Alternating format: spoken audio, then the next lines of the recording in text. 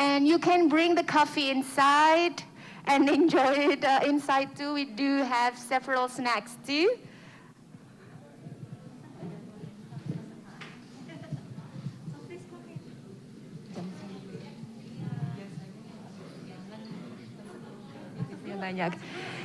Please kindly come and join us inside so that we can begin our session shortly.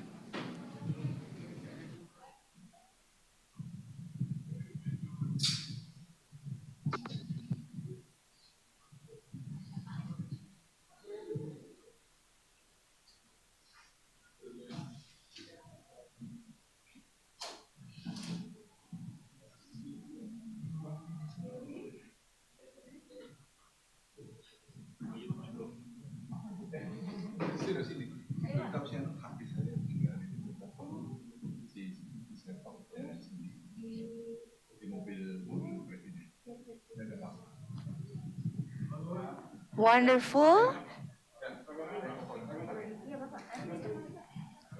So once again, for those of you, ladies and gentlemen, who are still outside, please kindly come inside and then take your seat so that we can start our session soon.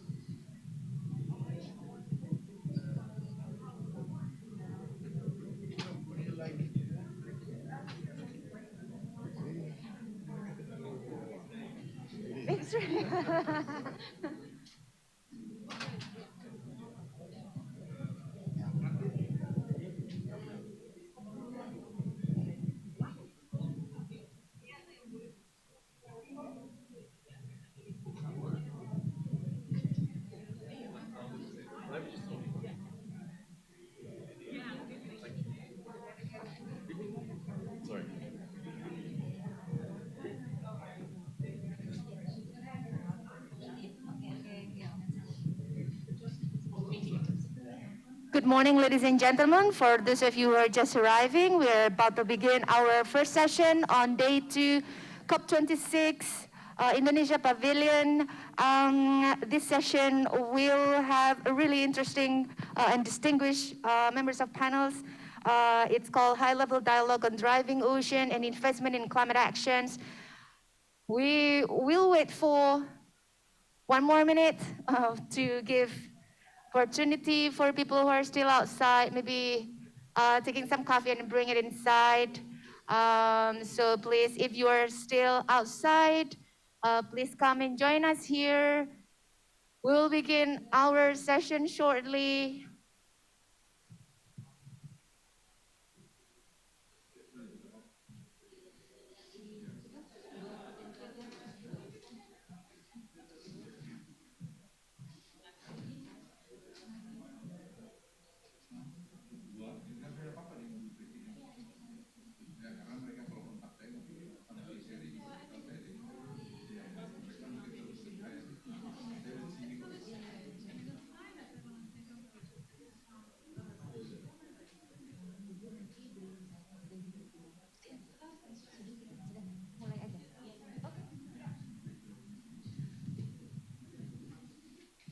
check.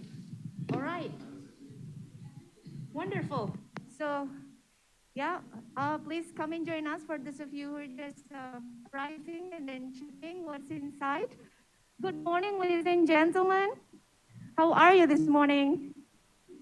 I hope you're having a really a good time. This is our second day in Indonesia Pavilion, COP26. So we have been doing this for several years, and we've tried to do a lot of outreach to the parties here. And then this is our second session, and then we do have a very important session for this morning on the first session of day 2, which is called a panel dialogue, high-level dialogue on driving ocean and investment in climate actions. This event is initiated by the Coordinating Ministry of Maritime Affairs, Republic of Indonesia, and they will be having a lot of events for today, so please stay tuned. And for those of you who are online from Jakarta or everywhere in the world, I heard that a lot of people already joining. Hi everyone, thank you so much for joining us. So even though here we have limited seats, but we have a lot of audiences online as well. So this is great. So without further ado, my name is Lia Zaki. I will be the MC for the whole day. So I would like to introduce our distinguished moderator, which is Ibu Nani Hendiarti, the Deputy Minister of Environment, Management and Forestry, the Coordinating Ministry of Maritime Affairs and Investment, Republic of Indonesia. And Ibu Nani, please, ladies and gentlemen, join me to welcome and give big warm up applause for Ibu Nani Hendiarti. Ibu.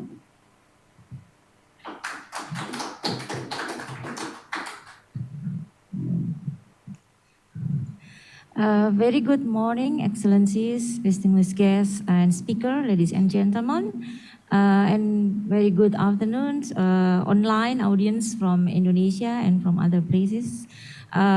So first, I would like to extend a very warm welcome to our distinguished speaker, Your Excellency Bapak Luhut Binsar Panjaitan, Coordinating Minister for Maritime Affairs and Investment of Republic Indonesia.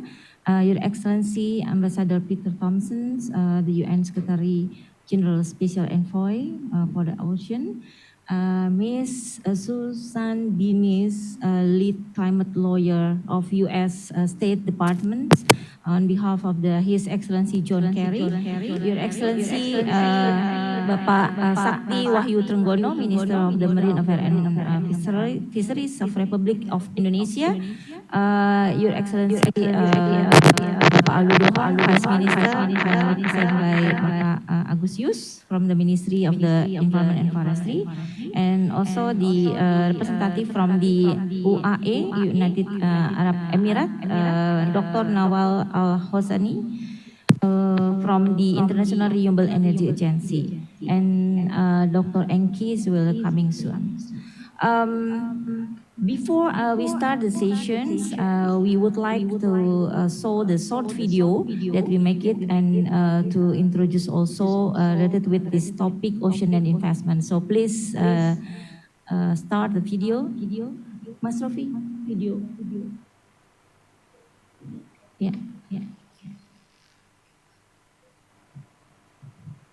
Yeah. Siapa?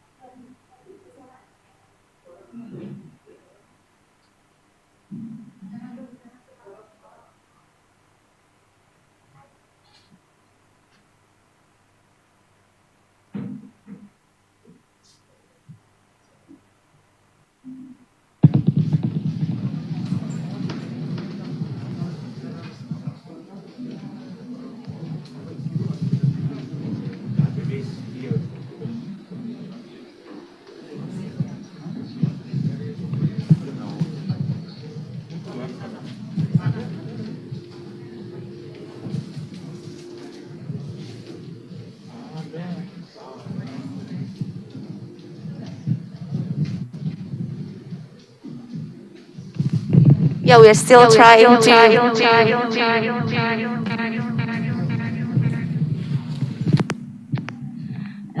Very sorry, apologize for this. The sound is not coming because maybe it's too early in the morning. So it's not wake up. Yeah, but I think we will also again after this session. So I would like first, without further ado, we will go straight to the first keynote speaker. May I invite Coordinating Minister for Maritime Affairs and Investment of the Republic of Indonesia to deliver the keynote speech. Thanks.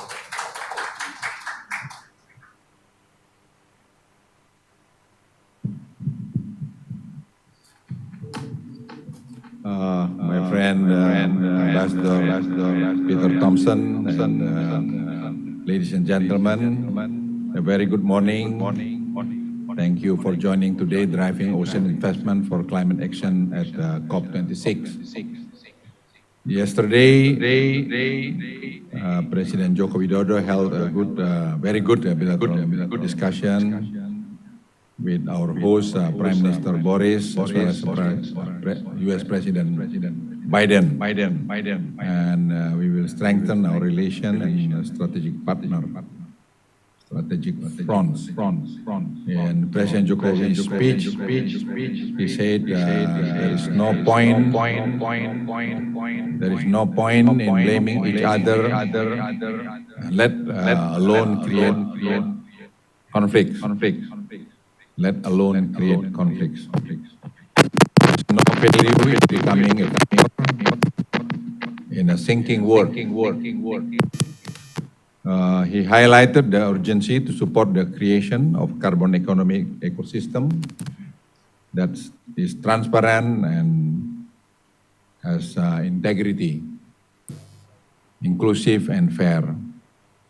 To the end, some may not realize that Indonesia is the world's fourth largest country of 280 million population and the largest archipelagic country. It also boasts the highest carbon store. It's a natural capital in irrecoverable tropical rainforests, deep peatlands, mangroves, seagrass, oceans. And carbon needs to be priced and valued, just as oil in the past for transition to accelerate. Market will move businesses to save our planet. It needs to be like new oil. Just a couple days ago, President Joko Widodo signed a bill on carbon pricing, mainly as a tool to achieve Indonesian NDC. However, we also realize that there are great opportunity in international carbon market. The Paris Agreement recognized the importance of ocean within the preamble and in Article 5 as part of sinks and reservoir of the greenhouse gases. This is undoubtable consistent efforts and tireless from Excellency Ambassador Peter Thompson, since I think the first time I met him like 3 years ago in Bali, to keep healthy and sustainable ocean in biodiversity. Hence, under the Paris Agreement, as the other parties, we are eagerly waiting for finalization of the negotiation of the Article 6 of the Paris Agreement. On the other hand, we are also exploring potential having voluntary carbon market. We envisage a national capital carbon commodities permit and offset market that can align the region and small island states around shared climate ambition. This developments will contribute to more international green and low carbon investment in Indonesia. Our Environment and Forestry Minister City has taken the initiative to invite Amazon and maybe Congo on Tropical Forest Power Alliance. Indonesia is pleased to join the Glasgow Declaration on Forest and Land Use. It's not just about carbon. That's why we added wording of natural capital and community as the forest, ocean, biodiversity.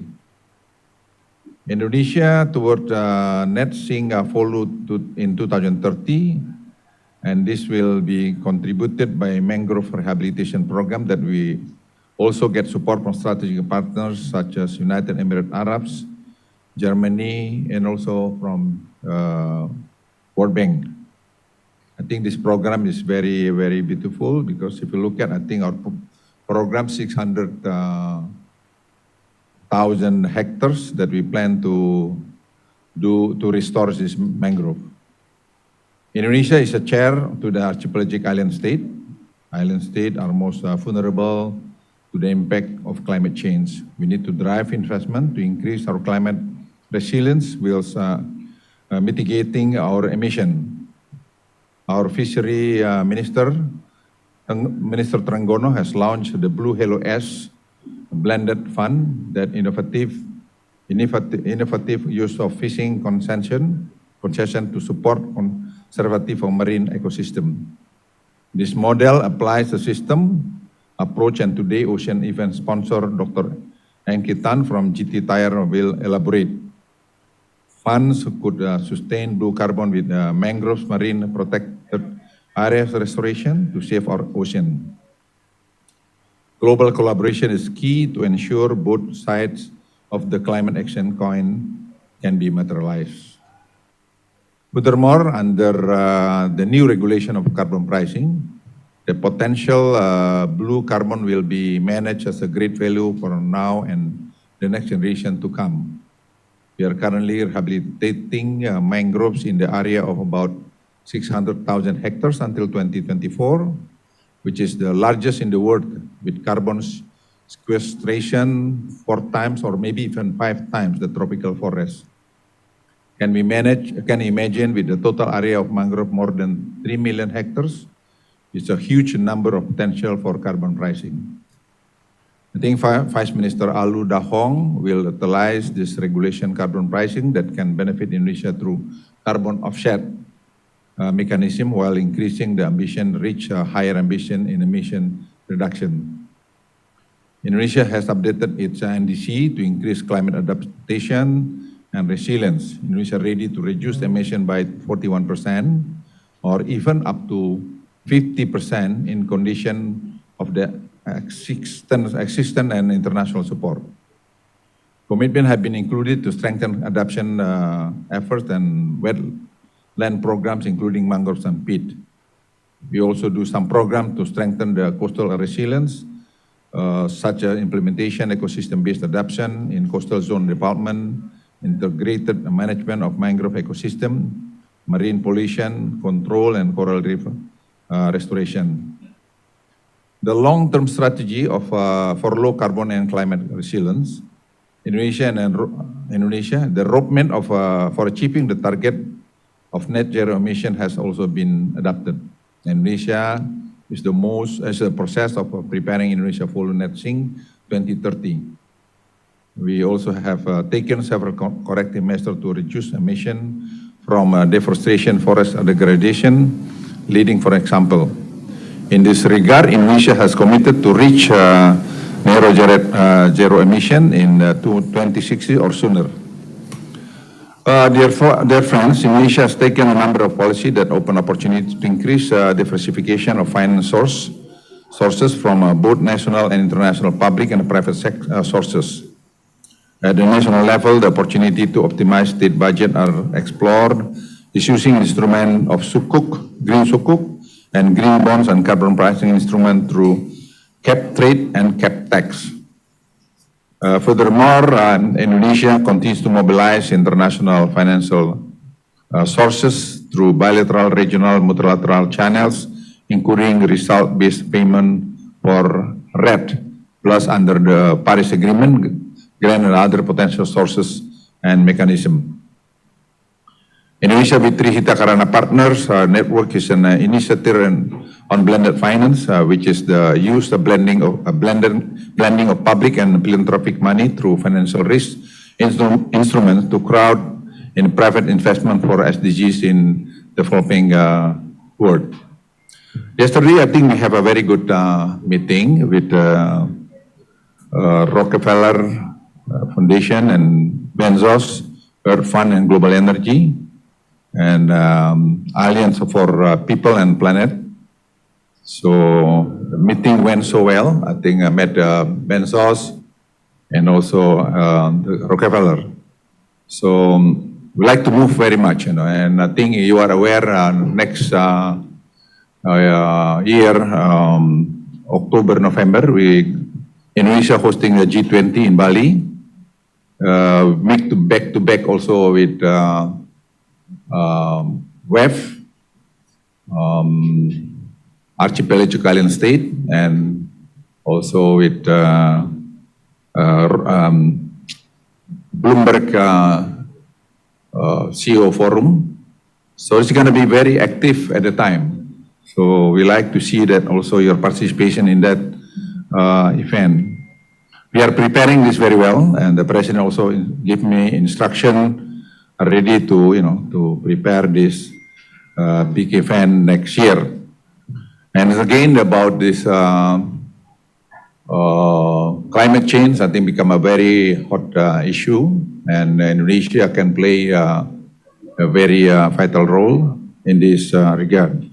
And I think the participation of the private sector is very important here, like a Blue Hello S, one of the government program, and we're going to prepare like 3 areas for the Blue Hello S. I'm hoping that this can be announced or implemented before the G20 in Bali next year. So we're going to have a very intensive meeting on this preparation. Like I mentioned again about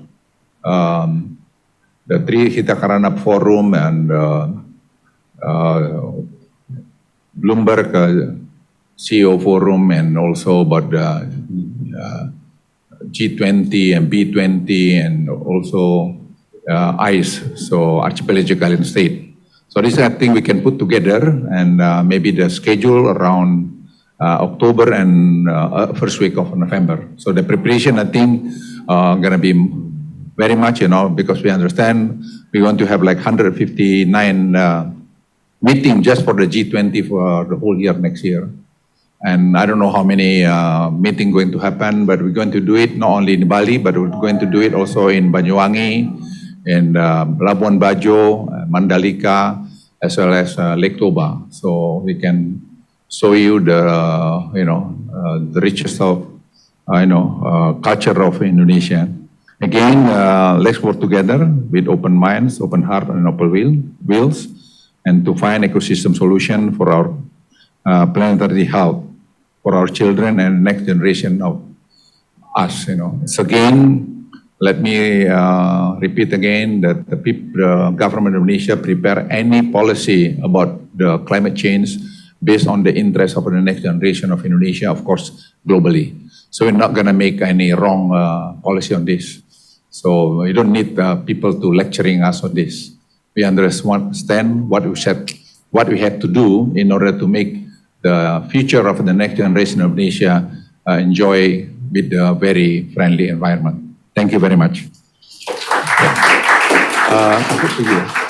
I should leave because I have to catch up with the president, so otherwise I cannot get out from this, Thank you so much, okay? Thank you.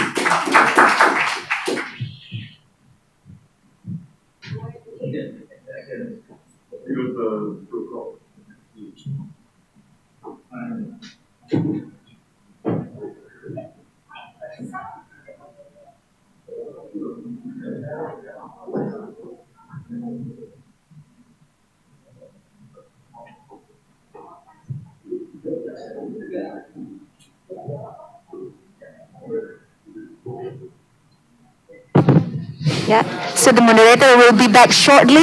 She still has some very important things to do. Oh, okay. Actually, unfortunately, all right. Mr. Luhut has to leave because he has to join another agenda with the presidents. But on behalf of Ibu Nani as a moderator, I think we will go to the next speaker. For that, I would like to invite Ms. Susan Binias to delivering speech, and time's yours, please.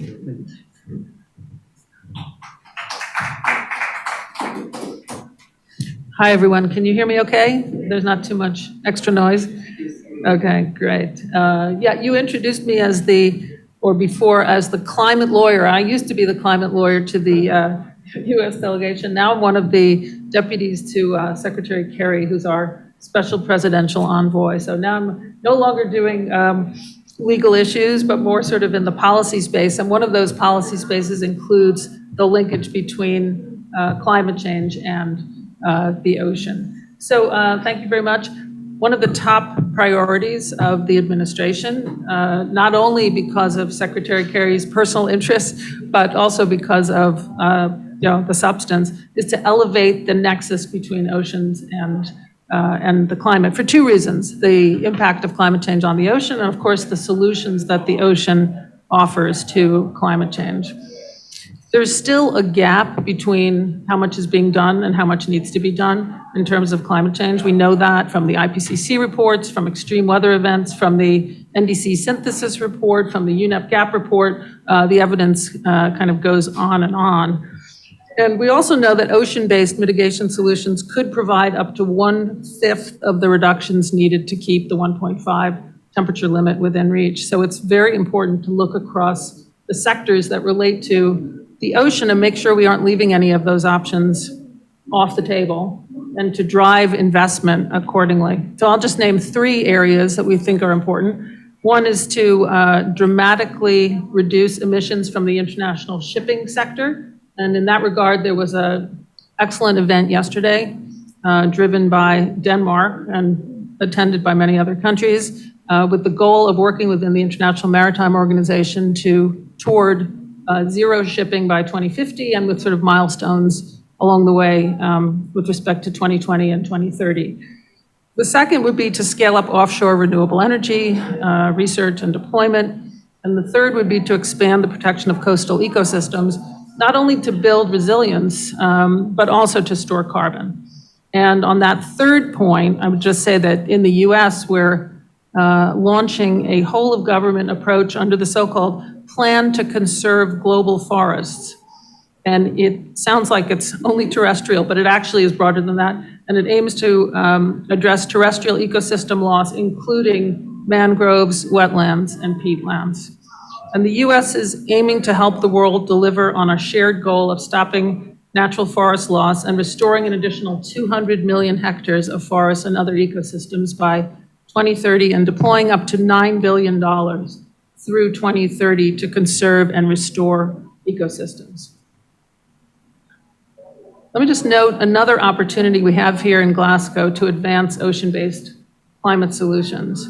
Over the past several years, there's been a growing movement to break down the silos in the international system between oceans and climate, and to better incorporate ocean issues into this process here.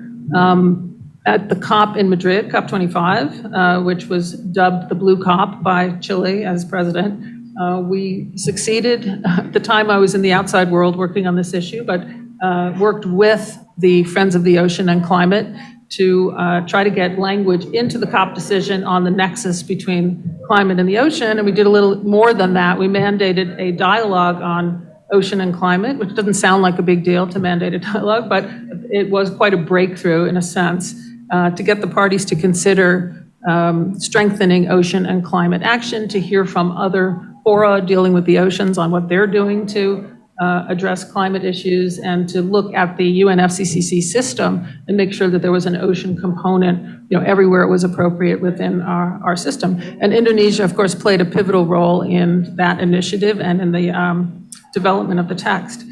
That dialogue actually included a discussion among parties and non-state actors about aligning global finance to support climate ocean action. And it also included a discussion on the need to invest in solutions that have multiple benefits, not just for climate, but also for biodiversity and food security. And it also included discussion on how multilateral climate funds can support ocean-related climate projects. So that dialogue was important not only in terms of substance, but also in terms of catalyzing investment, both public and private. So one thing the US would like to do is make sure that that dialogue was not just a one-time thing, that we get a decision coming out of this COP that reinforces the climate-ocean nexus and that provides for some kind of ongoing forum, whether you call that a dialogue or a forum, whether you do it every year, every 2 years. We think it's really important to build the ocean into the decision and into this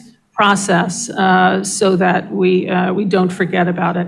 So we hope any of you who are in a position to do so can support the inclusion of that kind of text in the COP26 outcome. One last point, a little bit of an advertisement. Tomorrow we're going to be doing an event with Palau to kind of advertise the Our Ocean Conference, which we're partnering with Palau. It's going to be held in February in Palau. So that's probably an advertisement in and of itself. And we expect that ocean-based climate solutions will be one of the pillars of that conference, and hope that investments can be spurred by the solutions that are discussed at that conference. So we encourage countries to prepare announcements and engage in partnerships along all of these lines. Thank you very much.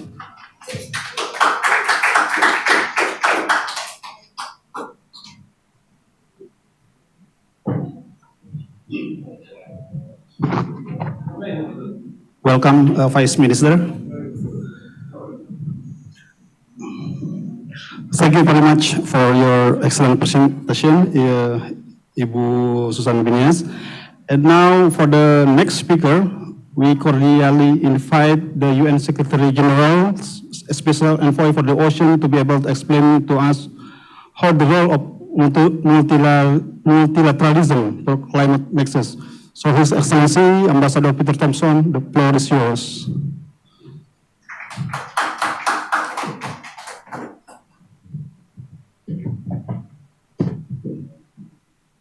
My brand. So thanks very much for the invitation to speak today. Always a pleasure addressing the Indonesian public. Where's the camera? Hi, everybody back in Indonesia. You might be interested in what I'm wearing here. My grandchildren insisted that this be a different conference that their grandfather went to. So we put this together, and it basically says, grandfather to Grace, Mirabelle, Poppy, and Rose, kids' rights now. On the other side, they had a seal with chasing a fish. Never give up. Okay, now, why am I wearing this? Basically, I tried to get UNFCCC to get everybody to wear one of these, a badge saying, you know, I'm the father of, the mother of, or whatever. Because we can have all our victories, and we need all these little victories here and there, but to build up the momentum that we need to, you know, overcome this greatest challenge of all of climate change. Closer to the mic? There we go. So we can have all those victories, but in the end, what are we here for? We're here for our kids. Let's not forget that. You know, we don't actually matter. We've had wonderful lifestyles. It's our kids, it's our grandchildren. They're the ones at the moment that we're condemning to a world on fire by the end of this century, 3 degrees. And that's obviously a future we have to refuse. And that's actually what we're here for those kids and their future. So on the ocean climate nexus, yeah, I mean, Special Envoy Kerry has put it so well. You can't have a climate meeting without it being an ocean meeting, and vice versa, of course. You know, why is that? You know, climate is basically the interaction of the atmosphere and the ocean. That's what produces climate. So if you're not talking ocean at a climate change meeting, you're missing out on 50% of it. I say the same thing to the biodiversity meetings. You know, you talk about biodiversity loss as though it's something that's happening on land, but, you know, 90% of life on this planet is hosted in the ocean. It's because we're terrestrial beings that we tend to think that way. So, you know, it's the little creatures of the ocean that really matter, the prochlorococcus, you know, which produces 20% of the atmosphere on the planet, things like that. That's what we've got to be protecting. Those are our friends, our allies in life on this planet. So ocean climate nexus, absolutely important. We've got to make sure that we're not polluting the ocean, that we're giving marine protected areas the place they need, etc., so that the ocean stays healthy. And the ocean is currently measurably, its health is measurably in decline. And I won't go into the measurements, but they're all there. and its health is declining. I want to mention coral, because as you know, I come from Fiji, and all our islands are ringed by coral, like Indonesia. You know, the IPCC has said that 10, with very high confidence. I hate being close to this mic, by the way, whoever's in charge of this. Do I really need to come this close?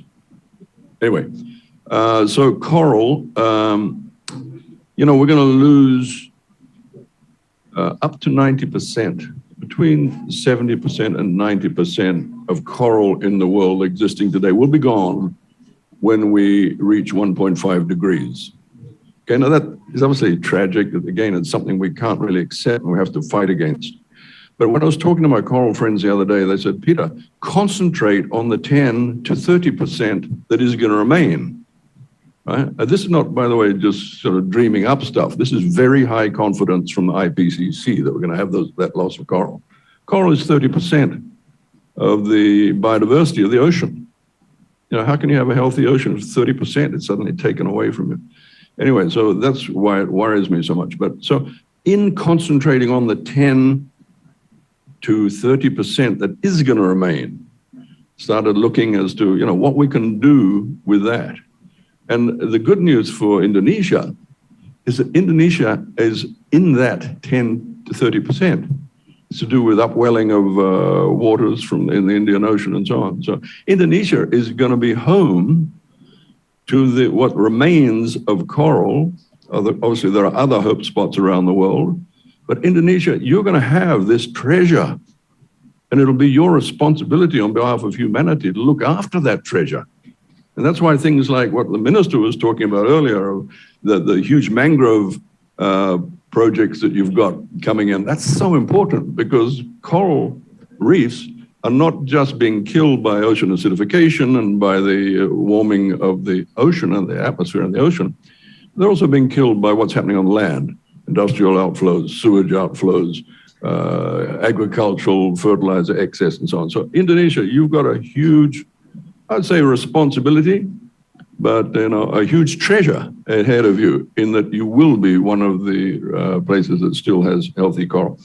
Multilateralism is what I'm supposed to be talking about. You know, as you know, I was a president of the United Nations General Assembly, and I've seen multilateralism at work close up. A lot of people are losing faith in it. Don't lose faith. It works. There's only one planet. It's, you know, obviously we have our disagreements, but multilateralism works. And I'll give you a recent example.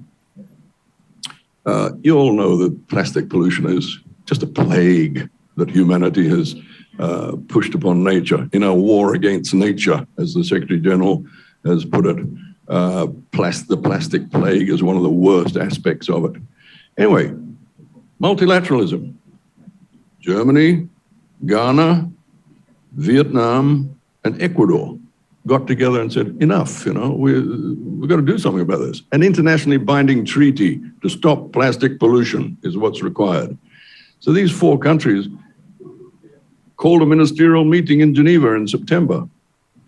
You know, these are not superpowers, these are mid-level countries. And they said, come on, everybody, let's do this. And a lot of ministers turned up in spite of the COVID, and they got text agreed to for a resolution to go to the UN Environment Assembly in February in Nairobi, hopefully to be adopted, because there's about 100 countries are supporting this now. Once you get that kind of momentum in multilateralism, where you start getting the numbers of the countries, you're going to get that through. And basically what that resolution will be is to start an international conference, such as the BB&J conference. And normally these things take, you know, many, many years to finalize a treaty. But, you know, with the kind of planetary emergency that we've now got, I'm very hopeful that that job can be done in 2 years, and we'll end that plastic plague. So I just want to say a couple of other things about Indonesia's role in multilateralism. You know, I've been an enthusiastic participant in the Archipelagic and Island States Forum, which Indonesia has driven and provided the Secretariat for over the years. Great example of Indonesia putting multilateralism into work, because many, many island states turn up at that meeting each year. And then, you know, you've got the G20 coming up. G20 is where the real big answers lie for the future in terms of getting our GHG emissions under control. It's the G20. So, Indonesia, your chairmanship is a very, very valuable thing for the rest of us. Likewise, your chairmanship of ASEAN, which will follow on from that. All this talk about the ocean climate nexus, I put it to you that Indonesia, as a champion of that, has fantastic opportunities through the G20 and ASEAN. And my final point is about the high-level panel for a sustainable ocean economy. In my time of 4 years of being the special envoy for the ocean, I think this is one of the really outstanding things I've seen in terms of support for the implementation of SDG 14. This is 14 serving heads of state and government in their individual capacity, and your president is one of those 14. And the reports that they have commissioned and produced, just amazing what has been done. And in fact, this afternoon, we have a meeting of those heads of state and heads of government to deliver a statement to the Secretary General of the United Nations, which I'll receive on his behalf, basically summarizing all that has been achieved over the last 3 years, especially that the high-level panel has been there, and hopefully, as a result of this afternoon's meeting, continuing its great work.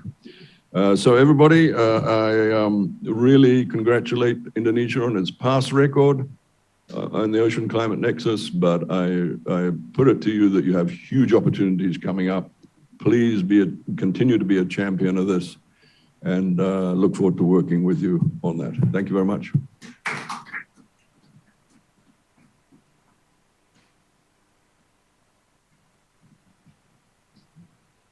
Sorry, I have to depart like the minister. There's another meeting.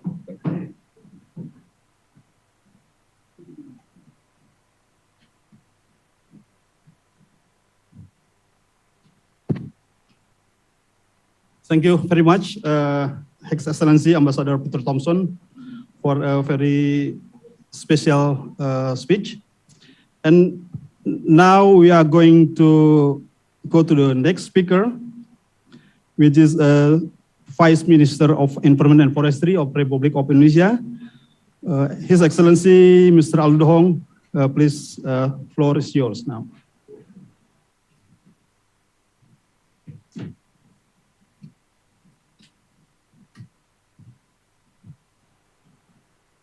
First of all, allow me to open my mic, yeah? Otherwise, sometimes my voice is not really clear if I'm using this. Distinguished participants, ladies and gentlemen, Indonesia actually recognized the importance of ocean in combating climate change.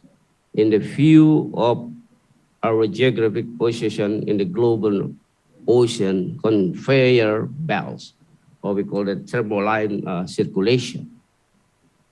As the largest archipelagic country with total area of 7.81 million square kilometers, where marine actually constituted about 74.3% of the country area. Coastal and marine resources actually provide broad benefits to the people living in this area. Fish and other marine resources are the main source of income, food, livelihood, and income from the export sector in all countries. The Coral Triangle covers 1.6% of the planet's ocean area.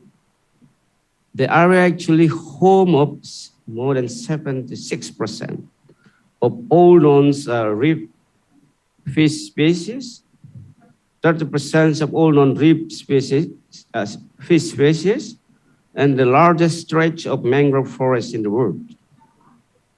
This area also important spawning areas for the high economy marine species such as tuna, endangered species such as whales, turtles, manta rays, sunfish, and others.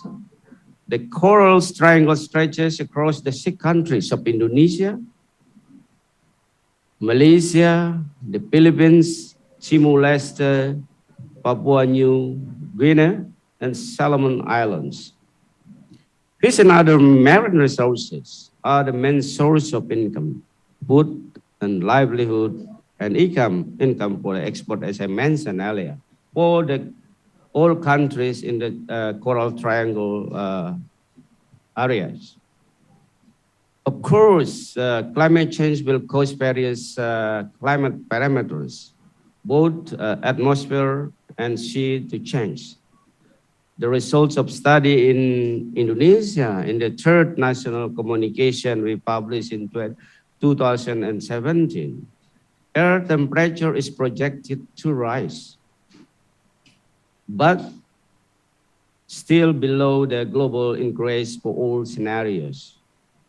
Based on the moderate scenario of RCP 4.5, sea surface temperature increased by 0.25 degrees Celsius per decade.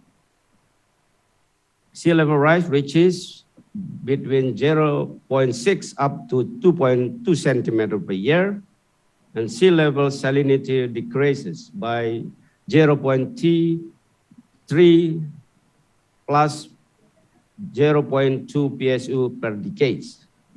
And the increase in the tidal waves, although the projected increase is still below 1 meter, but it's, in reality, it can reach above 1.5 meter until 2040. As we know, climate change is actually a global matter, but its impact are local. One sector that is directly threatened by this danger of sea level rise due to climate change is the coastal and marine sectors. Human and coastal and marine ecosystems face danger to the rise of this sea level and changes in other sea parameters caused by climate change, such as tidal storm waves, and so on coastal and plains low, and the loss of small islands, coastal erosion and reduction of coastal land, changes in tidal range in bays and river mouths, damage to coastal ecosystems such as mangrove, coral reef, seagrass, beds and estuaries, saltwater intrusion, and water quality degradation, flooding and sediment supply to coastal areas due to changes in rainfall and surface runoff, increased frequency of overchopping on coastal building, and changes in flow patterns both horizontally and vertically. Ladies and gentlemen, distinguished participants, climate change will indeed have an impact on various regions. However, there are some areas that are more vulnerable than others due to differences in adaptive capacity and vulnerability. This will further encourage the creation of special programs for determining intervention target areas in effort to adapt what we call the impacts of climate change. It is very important to identify the program and target areas for intervention. If the target has been set, then policies and interventions are carried out as a management effort, especially to the coastal and marine sectors. Distinguished participants, Ministry of Environment and Forestry has submitted updated NDC to UNFCCC in 2021. Not only commitment to reducing GHG emission, and NDC also committed to increasing the adaptive capacity of communities and natural ecosystem so that they are more resilient to the impacts of climate change. This climate change is supported by three pillars, namely economic, social and livelihood, and ecosystem as well as landscape resilience. The three pillars of the resilience are then further elaborated on their achievement strategies through the series of key programs, strategies, and action. To translate the updated NDC, the Ministry of Environment and Forestry has also published the Indonesia's Adaptation and DC Roadmap as a guide for various stakeholders, both party stakeholders and non-party stakeholders, in coordination with the Ministry of Environment and Forestry in implementing adaptation programs and action. Comprehensive approach to achieve NDC target. This roadmap is also directed to be used as a guide in preparing national development plans for all sectors in detail, including coastal and marine sector. National policy on climate change adaptation is reflected in the 8 strategies contained in the NDC adaptation roadmap document. Comprises first, strengthen policy instrument for climate change adaptation and disaster risk. Second, integration into development, planning, and financial mechanism. Third, increasing climate literacy on vulnerable and risk. Fourth, landscape-based approach for comprehensive understanding. Fifth, strengthening local capacity on best practices.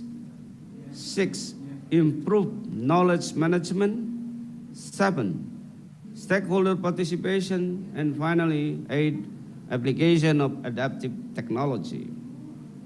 The 8 strategies are not separate from each other and support each other, of course. For example, improving climate literacy is closely related with ownership, which is important aspect in strategy. 1, supporting the integration process in planning strategy. 2, for example, related with strengthening local capacity on best practices in strategy. 5, and encouraging stakeholder participation in strategy. 7. Distinguished participant, Ministry of Environment and Forestry initiate an initiative to mainstream the climate change into mangrove management planning by conducting a study of the vulnerability of mangrove ecosystem to climate change. It's hoped that this will be a pilot in building the resilience of mangrove ecosystem to climate change. Mangrove were chosen because they're very important functions, both adaptation and mitigation of climate change. Aside from being carbon stored, for example, mangroves are a natural fortress for coastal areas against various disasters such as tidal waves, tsunamis, and so on. So keeping the mangrove ecosystem healthy also means maintaining the sustainability of its ecosystem services that provide many benefits to the surrounding communities. 27% of the global mangrove population actually in Indonesia. So we are actually the largest mangrove in the tropical in particular. However, almost 20% of the total national mangrove area is under critical condition. Yeah? Most of which located in the forest areas, 72%. Of the total 637,000 hectares of critical mangrove, the rehabilitation mandate is mostly carried out by peat and mangrove restoration agency. We call it BRGM, which is almost 76%. While 40% of the responsibility of Ministry of Environment and Forestry and 10% is under the authority of the Marine and Ocean Ministry. The level of vulnerability of mangrove ecosystem is influenced by 3 things. That's how the biophysical aspect, social economy aspect, and the climate change aspect. All these three are formed by data and reflects vulnerability, exposure, and sensitivity. Yeah? Meanwhile, danger is formed by biophysical and climatic aspect, both marine and atmospheric climates. So adaptation target in the NDC and LCCR 2050 are supported by economic resilience, social and livelihood security, as well as ecosystem and landscape resilience. Policies and strategies for implementing climate change adaptation use a top-down and bottom-up approach. The resilience of ecosystem and the landscape has an important role in maintaining sustainability of healthy ecosystem and ensuring the sustainability of their services. So the Ministry of Environment and Forestry initiated the vulnerability study of the mangrove ecosystem as the first step in mainstreaming API into the management of the national mangrove ecosystem. The preparation of this study can be models synergy from various institutions. For example, Ministry of Environment and Forestry, Ministry of Ocean and Marines, and BRGM. For Indonesia, the links between ocean and mitigation is currently being carried out by collecting activity data, developing methodologies, and measuring, reporting, and verification. That's all that I can give to all distinguished participants in this occasion. So thank you very much for your all kind attention.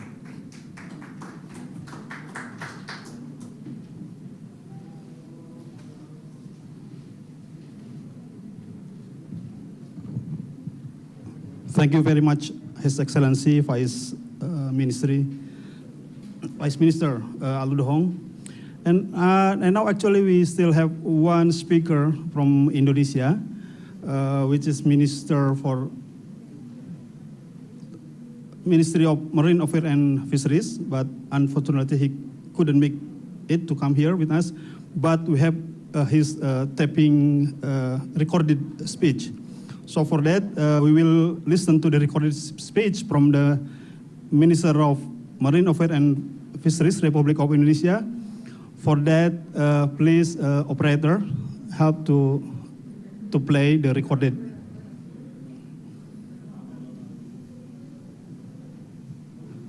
Very good morning. The sound, please.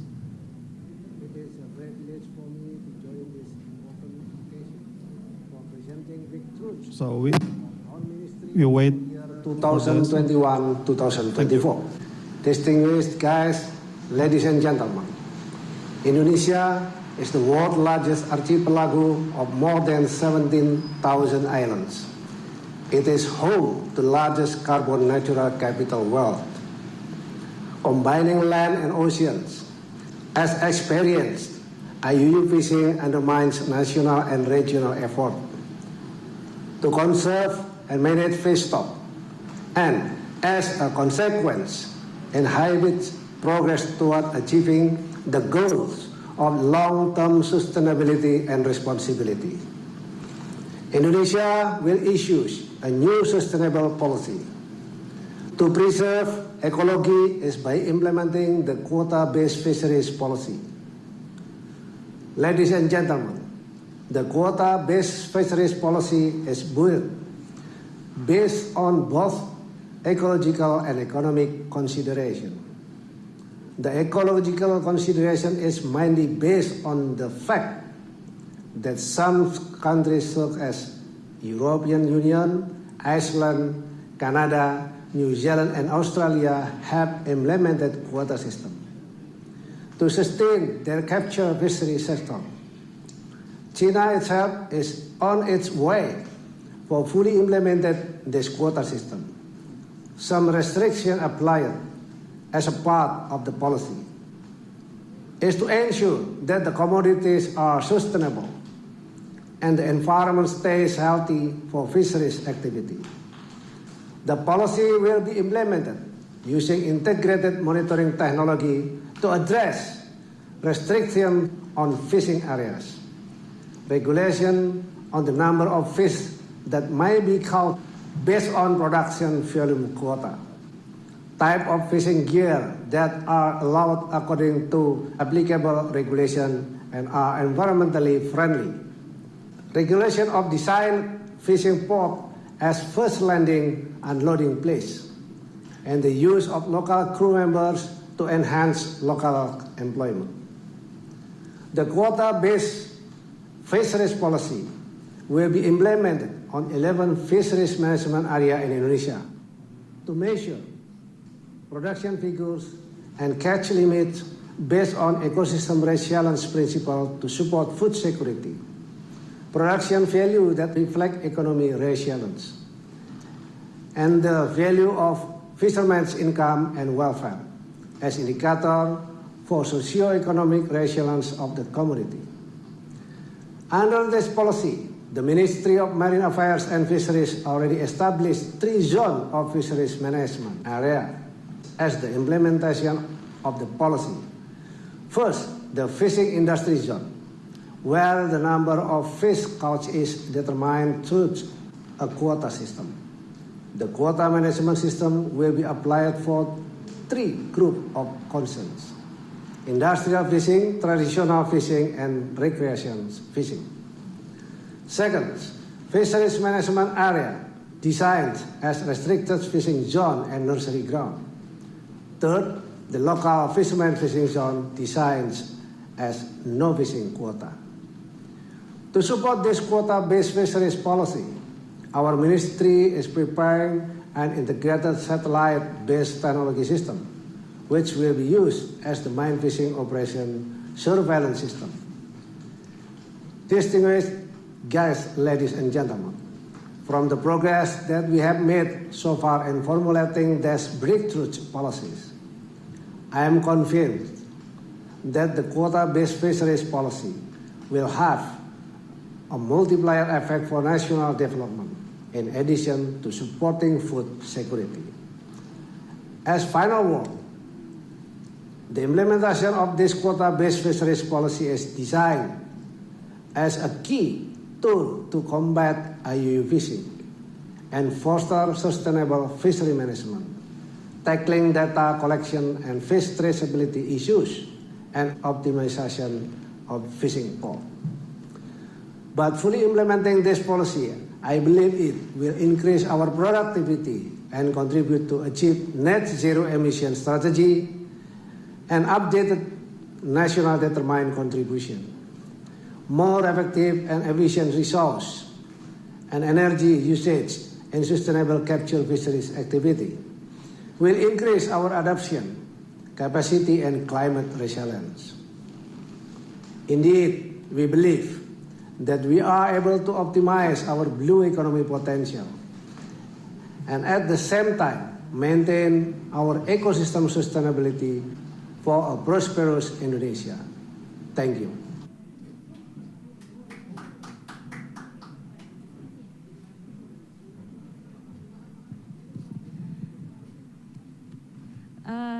So next we will go straight to the next speaker. May I invite the permanent representative of the United Arab Emirates to the International Renewable Energy Agency to deliver the transition from the fossil-based economy to renewable economy lesson learned from United Emirates Arab. So, Excellency Dr. Nawal Al-Hosani, the floor is yours, please.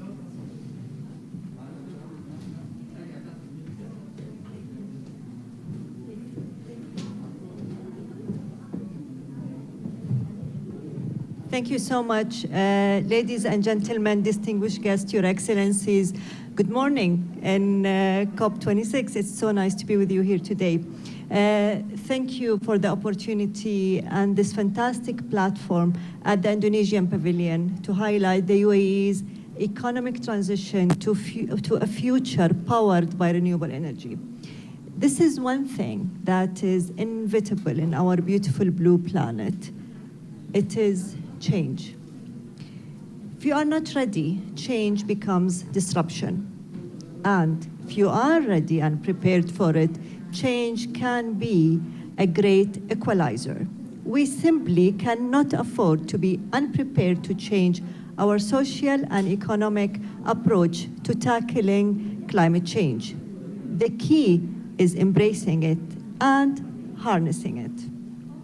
Knowing this is to be a fundamental truth, this outlook has guided the urgency and speed of the UAE's economic diversification and transition plans over the last 30 years. As an early adopter, modern pioneer, and regional trailblazer of renewable energy solution, we are meeting the challenge of change head on. We have always, and we will always, embrace and harness the power of change to help shift our world towards a greener circular economy. Though we are a young economy, we are ambitious, bold, and practical, guided by a visionary leadership. Sustainability is the very fabric of our national development plans. Climate action strategies have been integral to our socioeconomic development model since we signed the UN Framework Convention on Climate Change at the UN Conference on Environment Development in 1992. Since then, we have become a home to 3 of the largest and lowest cost solar plants in the world, and the International Renewable Energy Agency, IRENA, which I serve as Her Excellency mentioned, the permanent representative. We are the first country in the Middle East to operate zero carbon nuclear power. Earlier this year, we became the first country in the Middle East to build an industrial-scale carbon capture, utilization, and storage facility. And in October, at Expo 2020 Dubai, the UAE government announced its net zero by 2050 strategic initiative. So, ladies and gentlemen, the first state in a region historically predicated on hydrocarbon to do so. The UAE's net zero strategy is the result of a whole of a government approach. It combines the strategic thinking of key ministries together with the private sector to drive human and economic growth across each part of our economy. Since our net zero announcement, we have seen our neighbors and close friends from Saudi Arabia and Bahrain follow suit and announce their own net zero strategies. The tale of the tape is a familiar one, the first mover and a leader of our region. But never content to rest on our laurels, the UAE is determined to kick on from here at home and abroad. There was a phrase we heard a lot during this pandemic: no one is safe until everybody is safe. And for the UAE, the same principle applies to climate crisis. Ladies and gentlemen, no one is safe from climate change until everyone is safe from climate change. That's why in the UAE, we will not be satisfied until clean energy is accessible to all. And that's why the UAE is committed to investing in more clean and renewable energy projects around the world across developing countries. To date, the UAE has invested over $17 billion in clean energy projects in 6 continents around the world, including 27 climate vulnerable islands and island nations. That includes, of course, the first floating photovoltaic plant in Indonesia, the Serata floating solar photovoltaic plant in West Jaffa, set for completion in 2022, is the result of a partnership between the UAE's Renewable Energy Development Masdar and Indonesia PT Perusahaan Listrik Negara. I hope I have pronounced that correctly, and excuse me if I didn't. This is one of many examples of the power of cross-border partnership and collaborations that the UAE values very deeply. So, as we continue to plant millions more mangroves in the Emirates, developing cutting-edge carbon capture and storage technologies and sprawling solar parks, we will also continue investing in projects where global citizens need them the most, because no one is safe from climate change until everyone is safe from climate change. As we seek to create new knowledge, new industries, new skill set, and new jobs, we must leverage our past. As we seek to invest in the future, we must remain pragmatic about the present. Even in the swiftest energy transition scenarios, the world will still need the natural reserves that have brought us to the point for decades to come. This is why it's called transition. The key to embracing and harnessing what we have without degrading our natural world is that generations to come still have a natural world to marvel at, as we have done on so many stray nights before. Ladies and gentlemen, distinguished guests, thank you.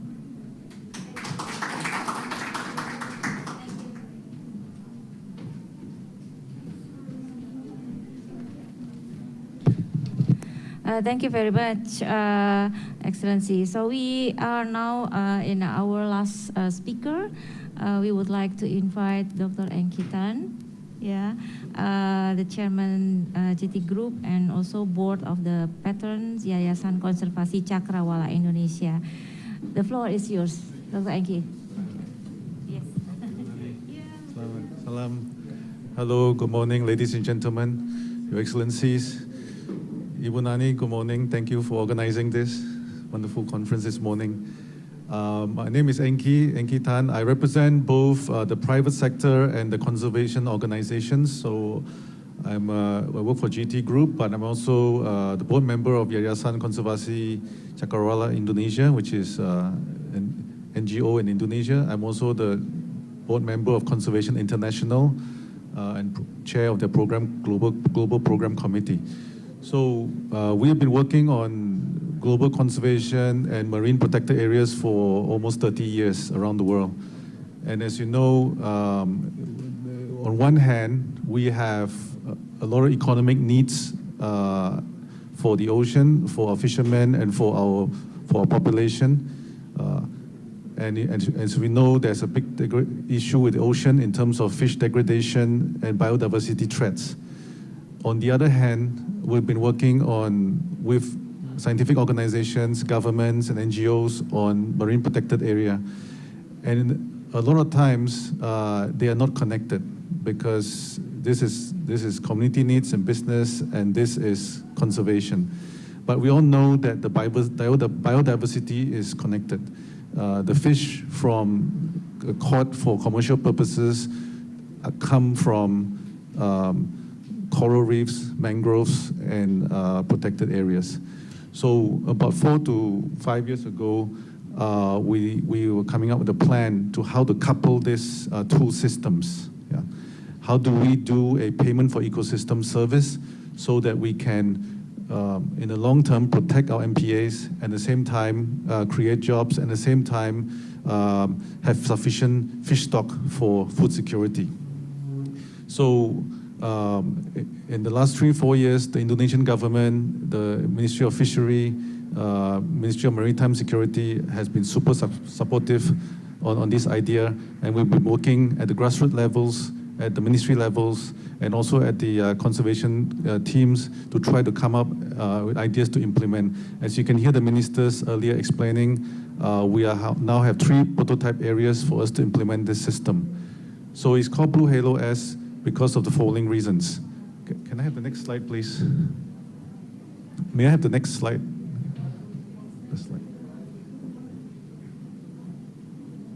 Yeah. So we know that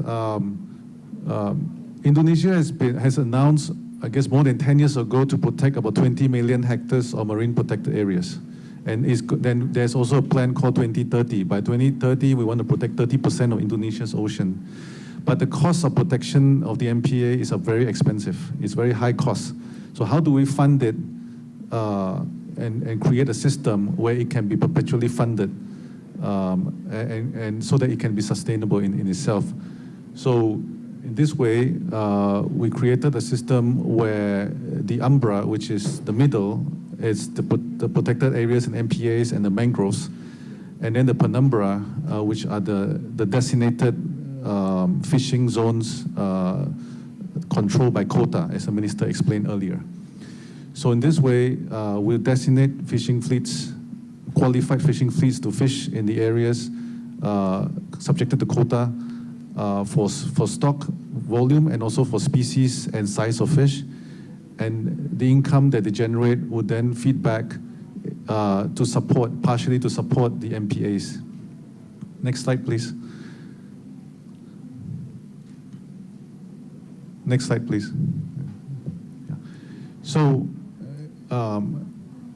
there are other benefits, the spin-off benefits that come from this because of the management of the commercial areas and proper MRV surveillance and tracking and traceability of the fish stock. We can ensure that the fish stock is actually increasing, not decreasing over the years, because you only catch the mature fish, not the smaller ones. So the fish stock in the fished area should be increasing. This can be done, and this has been proven to be done in many places where we've done a successful project. So you can see in the middle is the middle of the halo. The light blue area is where we have the coral, the seagrass, and the mangrove. So this area will spin off the spillover effect because it is the no-take zone where there's no commercial fishing in this area. You'll create a spawning effect for fish and fish stock, and the mature fish will spill over to the larger areas in the dark blue area. The dark blue area is the halo, is where the commercial fishing is happening, right? And that way, part of the income of the commercial fishing is going back to support the marine protected area. The other two benefits include, because the protected area include carbon sinks like mangroves, seagrass, and coral, we can also provide carbon credits to support our national NDCs and other types of income coming from carbon credits to further support the middle area. On top of that, we can create ecotourism for local community to boost the income of the local community and the villages. In addition, the income coming from the fishing areas will also support local community and hire people as rangers and so to help do the surveillance and to support the protection of the areas. So this will create local jobs, a very important part of the community development process. Okay. On top of that, the external areas, because the data will be collected using technology and blockchain and satellite in every part of the value chain, the data could be then monetized. The data could be then used for blended finance projects to bring in more investment into Indonesia to support the building of the infrastructure, like ports, better ports for the fishermen to manage their caught fish, like ice cold chains so that the fish stock could be exported at a higher price, thereby creating more taxable income for the government. So in this case, we want to create a virtuous cycle and to break away from the vicious cycle that we're in, where the nature is not connected to business. So we really appreciate the government support on this. We're working with many international NGOs, working with financial institutions, multilaterals to get this done. And you heard Pak Luhut just now, the coordinating minister of Maves, who explained that we want to push this towards the G20. And also we are also highlighting this on the AIS, Archipelago Island States meetings, when we want to share these ideas and these lessons that we learn with other archipelagic nations and also in the Pacific. So thank you very much for the opportunity, Ibu Nani, and the whole Indonesian team for allowing us to present this. Thank you so much.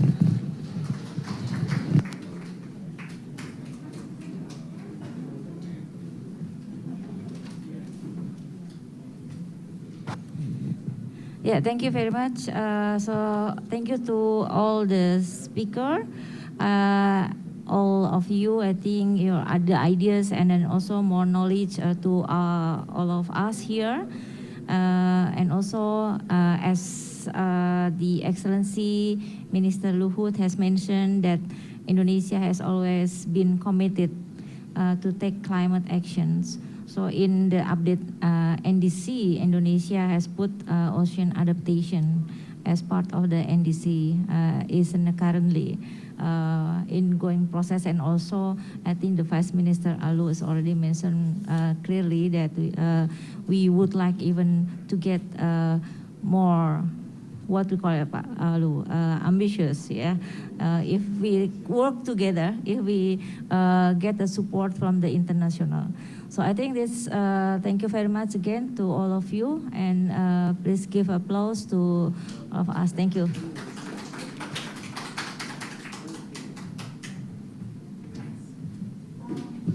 Thank you very much, Ibu Nani Hendiarti. So for all the speakers, please kindly to remain on the venue, and then please kindly go on top of the stage to receive a token of appreciation from the Coordinating Ministry of Maritime Affairs and Investment. So I invite all the speakers to come forward to the stage. And then I would like to kindly ask Ibu Nani Hendiarti to give the token of appreciations to the speakers that are still remaining here.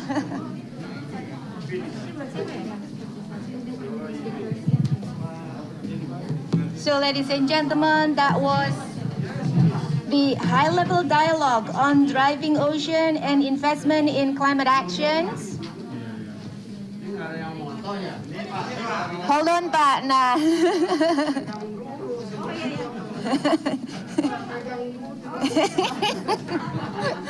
Yeah, all the photographers, siap? Yeah. 1, 2, 3 for Pak Alu. Wonderful. Yeah, and then one more time.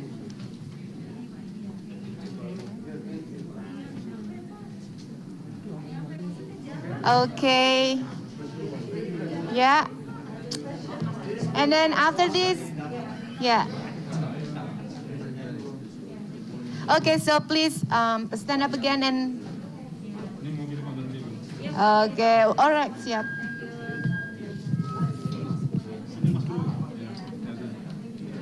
Yeah, and then now pose one more time for final picture with, yeah.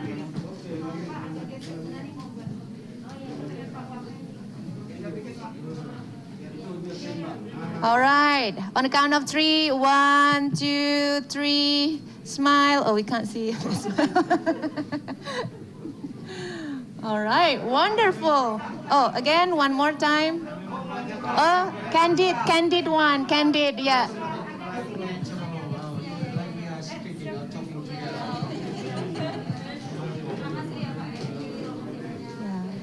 All right, wonderful.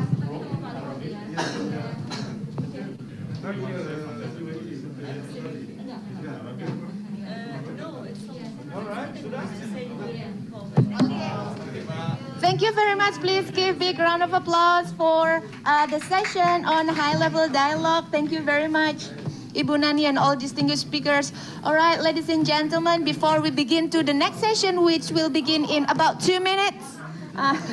So you have 2 minutes to probably want to do some refreshment, get some a cup of coffee outside, and then come back here again. We will begin our session on panel dialogue, scaling up governance and collaboration actions in combating marine plastic litter. Hold on. Hi. Towards climate action in Indonesia. So yeah, you can probably get a cup of coffee outside, and then also,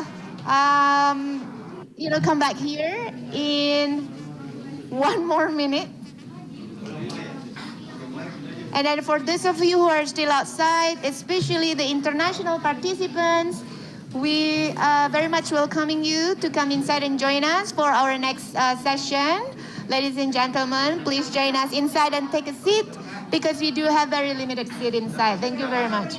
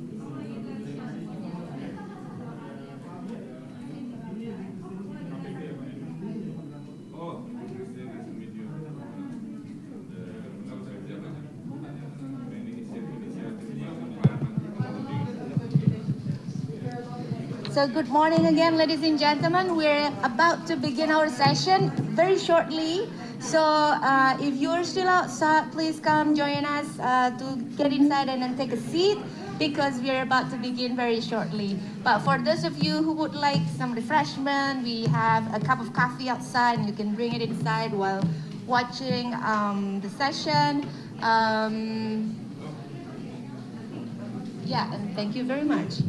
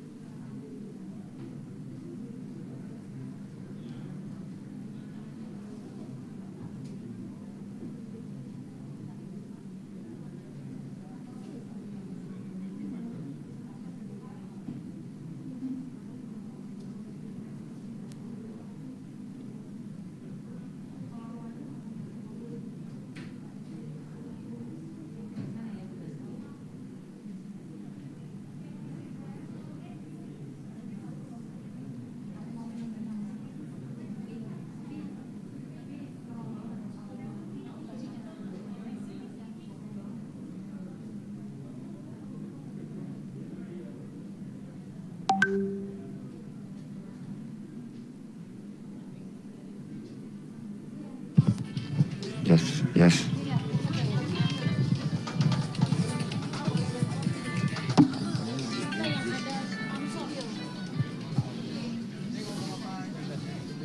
Sama dia. Udah ada kan?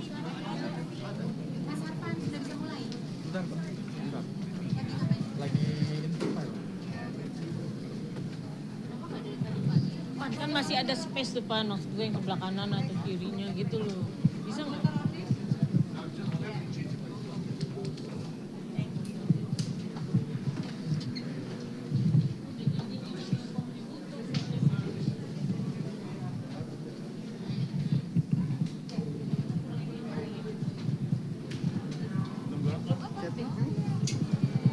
Ini backdrop seluruh.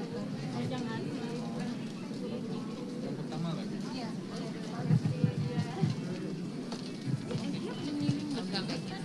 Takut perlu dicoba dulu Pak, takutnya nanti nggak ada suaranya katanya.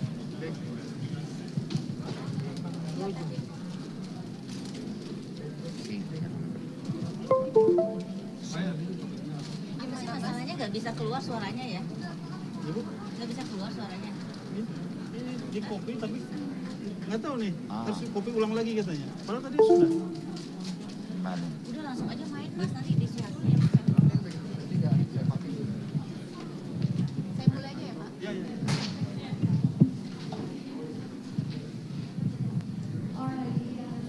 All right, good morning. Very sorry for the delay. I appreciate your patience in waiting. So finally, we can begin right now our second session in day 2 of Indonesia Pavilion in COP26, UNFCCC. So this session is very interesting because it's we'll be talking about like marine litter. So it's called the panel dialogue, scaling up governance and collaboration actions in combating marine plastic litter towards climate action in Indonesia.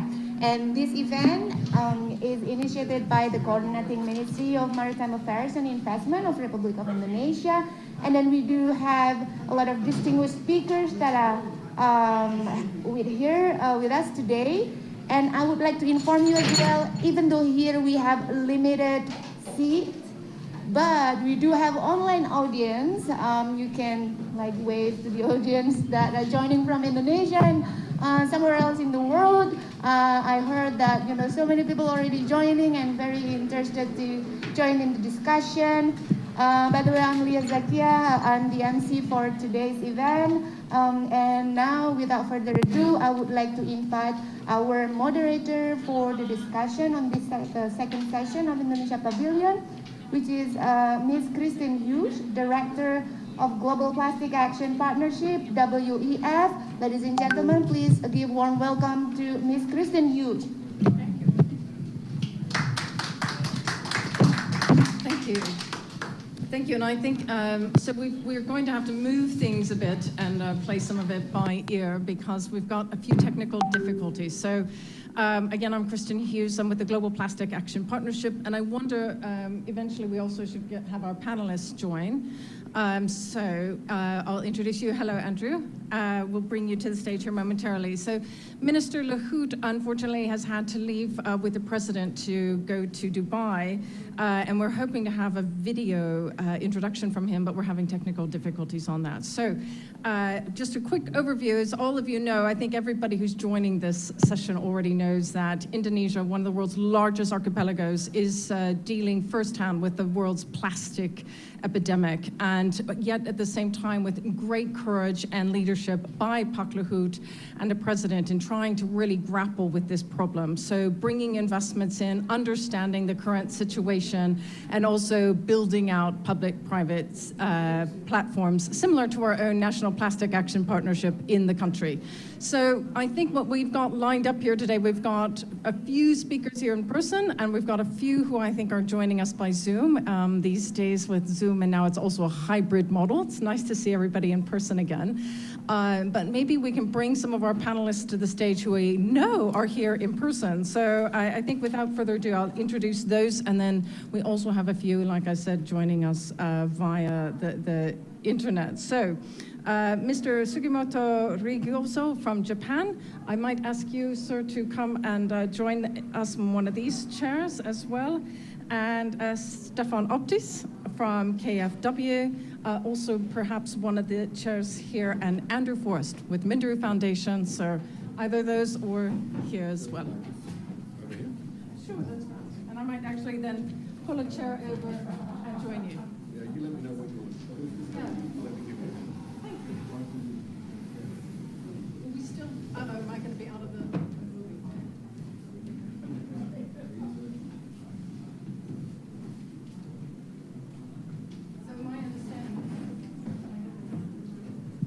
My understanding is we've got the Danish Minister of Environment joining us in about 5 minutes via the Zoom on the right here. So in the meantime, I thought we might kick it off here with these three in person, and then we'll go to the remote, back to a few in-person questions, and we'll play it by there. If we're able to get some conversations going as well, that would be fantastic.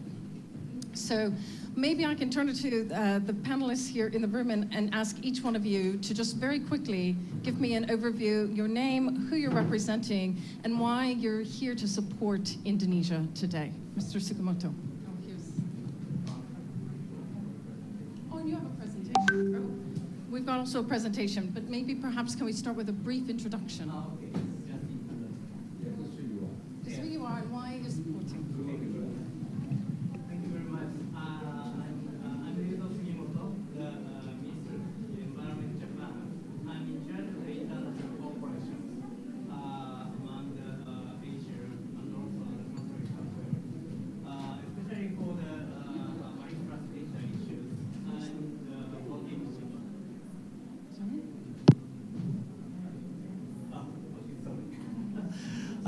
Yes, this is a kind of the first time the face-to-face meeting. Yes. Yeah. I'm Ryuzo Sugimoto from the Ministry of Environment, Japan. So I'm in charge of the international cooperation with Indonesia and the other Asian countries, and also the Australia as well. I'm in charge of the especially marine plastic litter issues and also the several climate change issues, including the green hydrogen as well. Thank you very much. Yeah, my name is Stefan Opitz, and I'm a member of the management committee of KfW Development Bank. That's the German development bank, acting on behalf of the German government.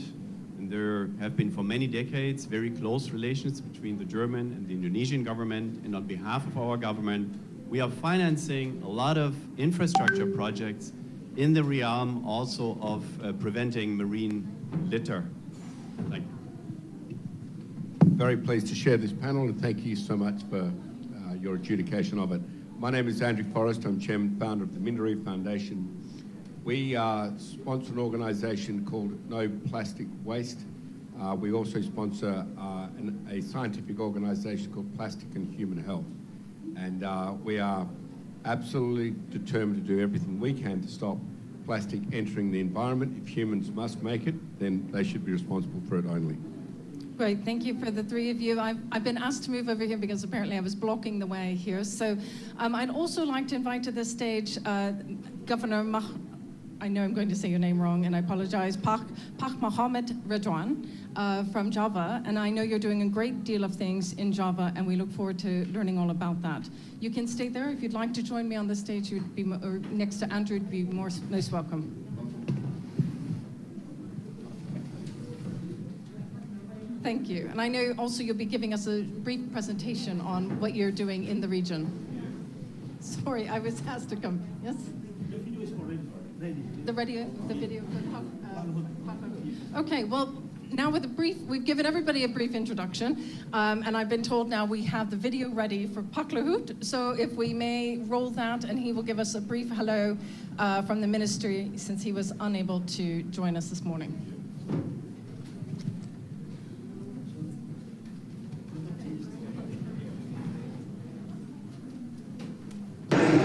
Yeah, first of all, let me thank to all distinguished speakers and participants who are joining this panel dialogue on scaling up governance and collaborative action in combating marine plastic litter towards climate action.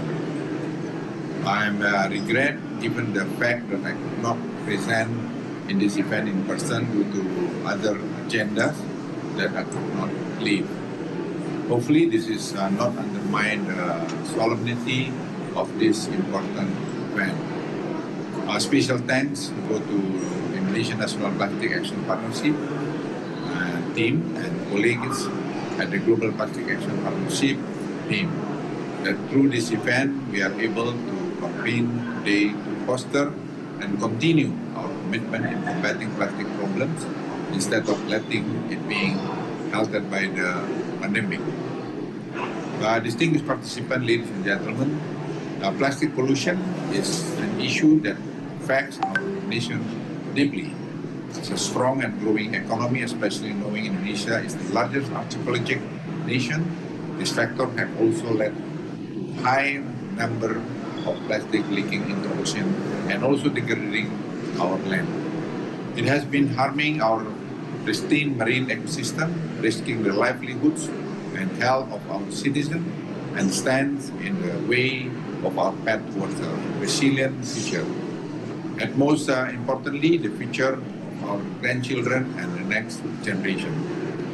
We will not allow this looming crisis to sustain. Instead, we are taking bold, decisive action at every level and across sector in Indonesia to undertake the transformation that are needed to achieve near zero plastic pollution in Indonesia. With more than 280 million people and as ASEAN's largest economy, I believe Indonesia is a key player regionally and globally on how progressive we are in combating the issue of marine plastic pollution. President Joko Widodo has set the course with a clear and loud message on how we would fight this problem. In 2018, the government of Indonesia has launched presidential regulation on marine plastic handling, came along with the plan of action in marine plastic debris handling 2018 and 2025. This have the fight against plastic pollution at the top of the national agenda, creating the enabling environment that we need as policymakers to deliver on this ambitious vision. We have started to integrate waste management from upstream to downstream and emphasizing on circular economy that put the role of the communities, small entrepreneurs and informal sector as a main factor.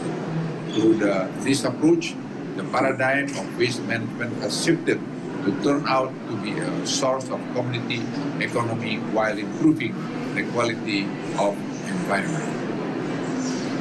Distinguished participants and ladies and gentlemen, we know the rivers are major source of waste in our oceans. To do something about this, we need to drastically reduce the pollution of our rivers. This requires comprehensive integrated infrastructure solution. To address this, Indonesia, together with Germany, has launched the Green Infrastructure Initiative as an innovative way to accelerate and prioritize such environment and climate relevant infrastructure projects. I also really appreciate the support of partner countries, various funding institutions and other institutions that have been working with us so far. One example that I would like to share here it is that collaboration with the Mindero Foundation under the leadership of Dr. Andrew Forrest. We are establishing an enabling ecosystem to increase the plastic recycling rate in Indonesia. Distinguished participants, ladies and gentlemen, technology intervention are needed to ensure the circularity of the economy. Indonesia now in the phase of implementing recent technology to recover such as possible benefit from waste into new resources. With regard to waste to energy, we proudly pronounce that first waste to electricity plant has been launched in Surabaya this year with the capacity to cover 1,000 tons a day domestic waste for up to 10 megawatt electricity. A pilot RDF plant has also been in operation since 2020 in Cilacap Regency.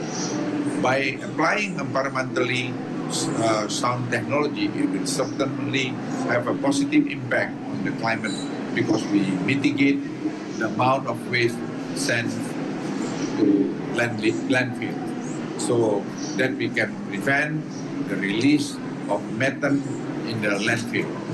On the other hand, the use of RDF pellet, fluff, or briquette can also substitute the use of coal and surely reduce the amount of greenhouse gases released from coal burning.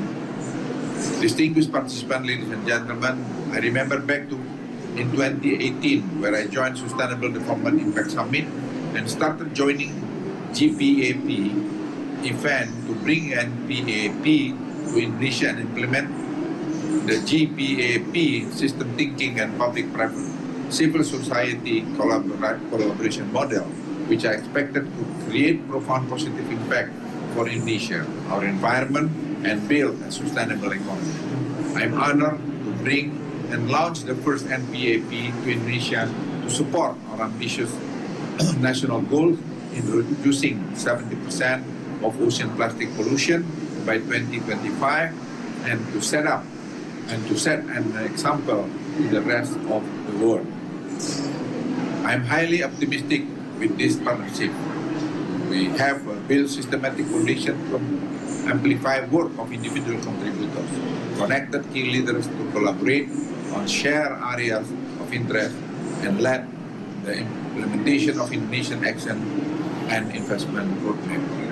Distinguished participants, ladies and gentlemen, let me conclude my session by delivering an important message to all of you. We cannot wait by only party such a I repeat, we can't wait for only one party such as government to produce to solve it. Hand in hand, we have to deal with it by changing our paradigm about waste from nothing to something. I believe we can work on it together. We can have better environment as well as other valuable and economically quantifiable benefits. Thank you very much. Thank you for that, Pak Luhut. And again, apologies. Yeah, first of all, let me thank to all distinguished speakers and participants who are. Thank you. I understand we also have one other speaker who's also joining us remotely. So we also wanted to give the floor very quickly, briefly, to the Minister of Environment from Denmark, Minister Le Vermeulen, who will be describing to us why Denmark sees Indonesia as a key partner. So no, you can stay here, I think. So thank you, Andrew. But Minister Vermeulen is joining us, I believe, also via the video. Yes, thank you.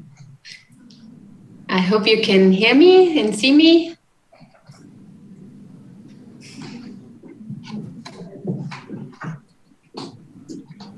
Okay. Hello, Mrs. Minister, my apologies. We were just saying thank you for joining us via the Zoom. I'm not even 100% sure which way I should look. I want to look at her. I'll look this way, and so thank you again for joining us. We just heard a few brief remarks from Minister Luhut on the importance of public-private investments in supporting Indonesia's efforts to drive the circular economy for plastics. And we know that Denmark is a key partner also for Indonesia, and I wonder if you could describe for us why Denmark is such a key part of this transition for Indonesia and your plans for this public-private engagement moving forward. Thank you, Minister. Thank you, Honorable Minister Luhut, Governor Camille, Your Excellencies, ladies and gentlemen. Thank you very much for giving me this opportunity to speak. Madam Minister, we're having some we can't hear you. I'm not sure if the muting is on. Recording in progress. Is it better now?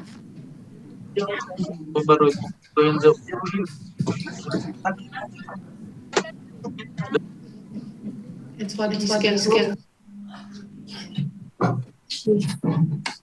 Really. I can hear you, Madam Minister. Thank you. Is there sound on yet? Yes. Okay. I'll start again. So, Honorable Minister Luhut, Governor Camille, Your Excellencies, ladies and gentlemen, great pleasure that I have this opportunity to speak at your important event focusing on marine plastic and our cooperation on waste handling. In February last year, I visited your beautiful country, and at that time I also participated in discussions regarding waste management and circular economy. Being Minister for Environment of Denmark, the issue of combating marine plastic and waste management is a top priority for me. The solutions are manifold, but sustainable waste handling and transition to a circular economy are key tools.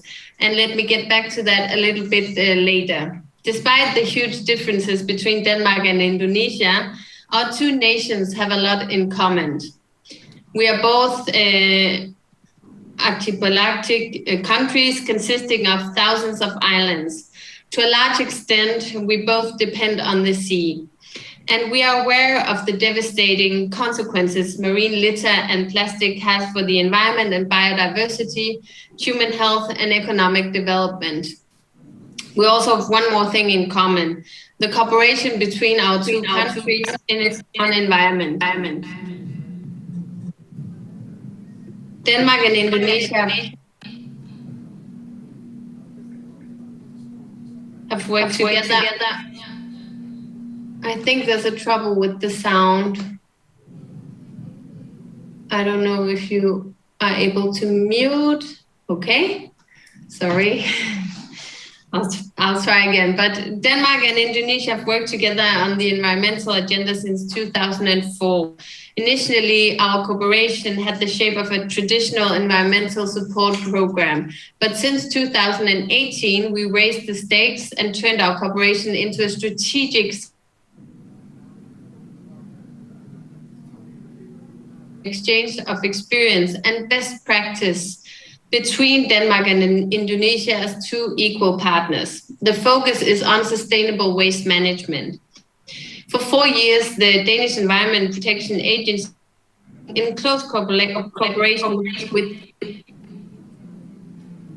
KLHK, the Ministry of Environment and Forestry. The aim is to assist Indonesia in improving the national waste management system and support the efforts to reach the ambitious national target of 70% waste handling and 30% waste reduction by 2025. Focus of the sector cooperation is the overall waste policy development at national level, the management of organic and plastic waste, and waste management and planning at city level. Hopefully, the sector cooperation can inspire the government of Indonesia to cope with the huge challenge in sustainable waste handling. In Denmark, we have 50 years of experience in the field of waste management to share with you. And we've moved from a situation where all waste went to landfills to today, where we hardly have any landfills in Denmark. Almost all waste is either being reused or recycled or incinerated in waste-to-energy power plants. The lessons learned in Denmark are many. I'm sorry, I think there's an echo on the sound. Okay, I'll try again. In general, we have used a combination of regulation at national and local level, combined with various economic incentives and tax instruments. So let me just give you one example. In the 90s, we introduced a tax on landfilling of construction waste. That spurred a significant increase in recycling of construction and demolition waste. By today, 88% of all construction and demolition waste in Denmark are recycled, and only 5% is landfilled. So now back to the overall challenge of ocean plastic debris and waste handling. I believe that a major key to deal with the waste issue lies in the transition to a circular economy.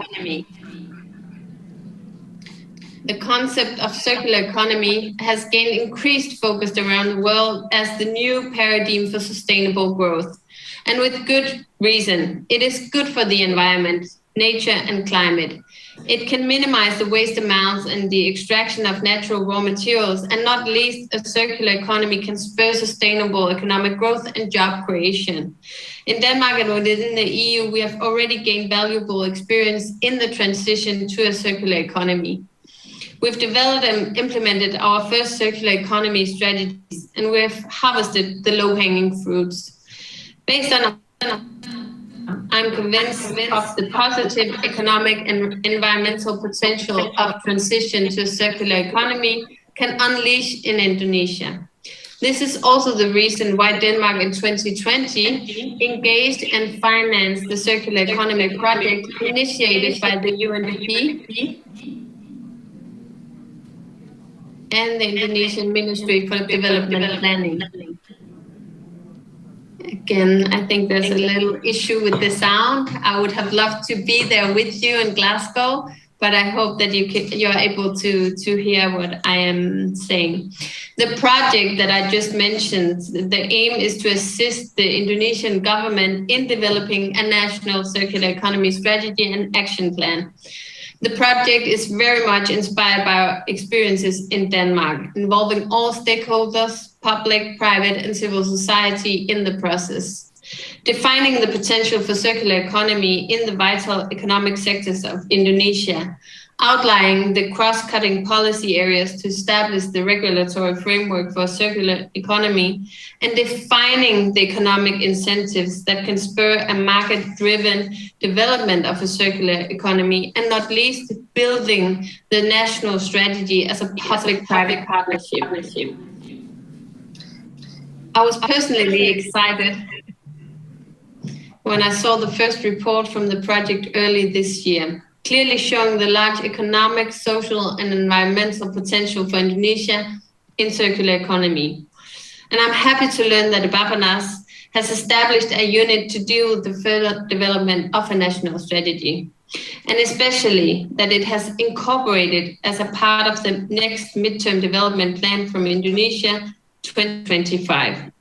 I can only keep up the work developing a circular economy action plan that can definitely serve as a major tool in Indonesia's struggle for waste reduction and proper waste handling, including plastic and marine litter.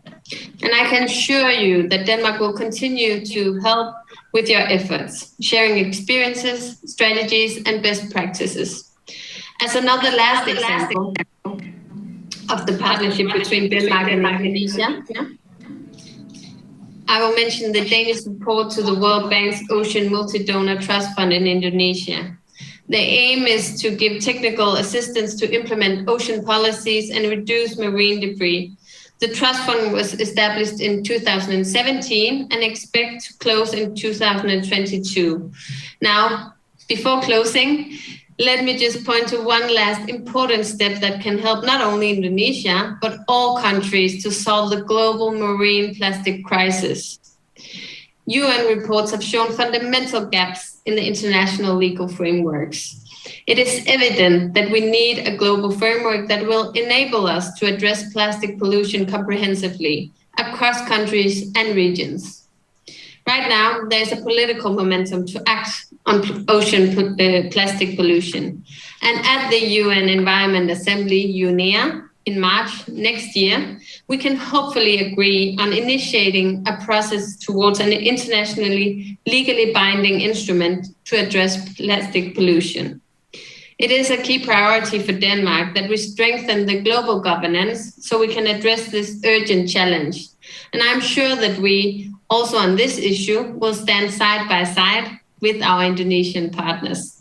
Let me just finish by expressing my great appreciation of the cooperation between Indonesia and Denmark on waste issues, marine plastic, circular economy, and environment policies.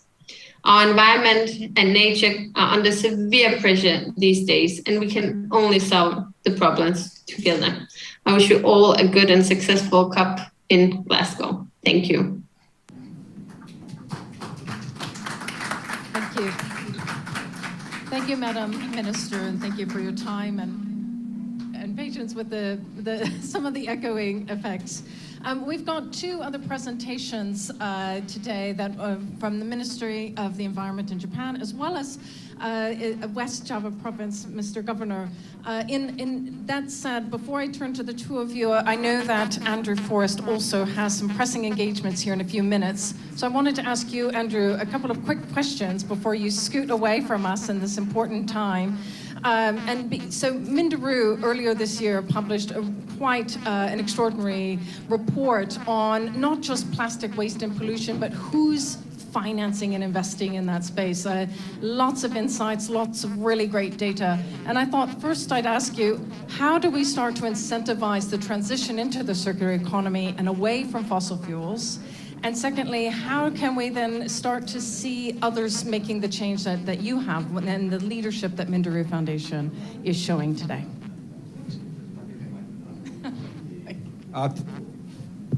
Thank you. I think, first of all, we want to reduce it to how it impacts humans. I have to admit that I have had meetings with chief executives, global chief executives, who didn't really care much about plastic and the environment, but they became very animated when I mentioned the health impact of plastic.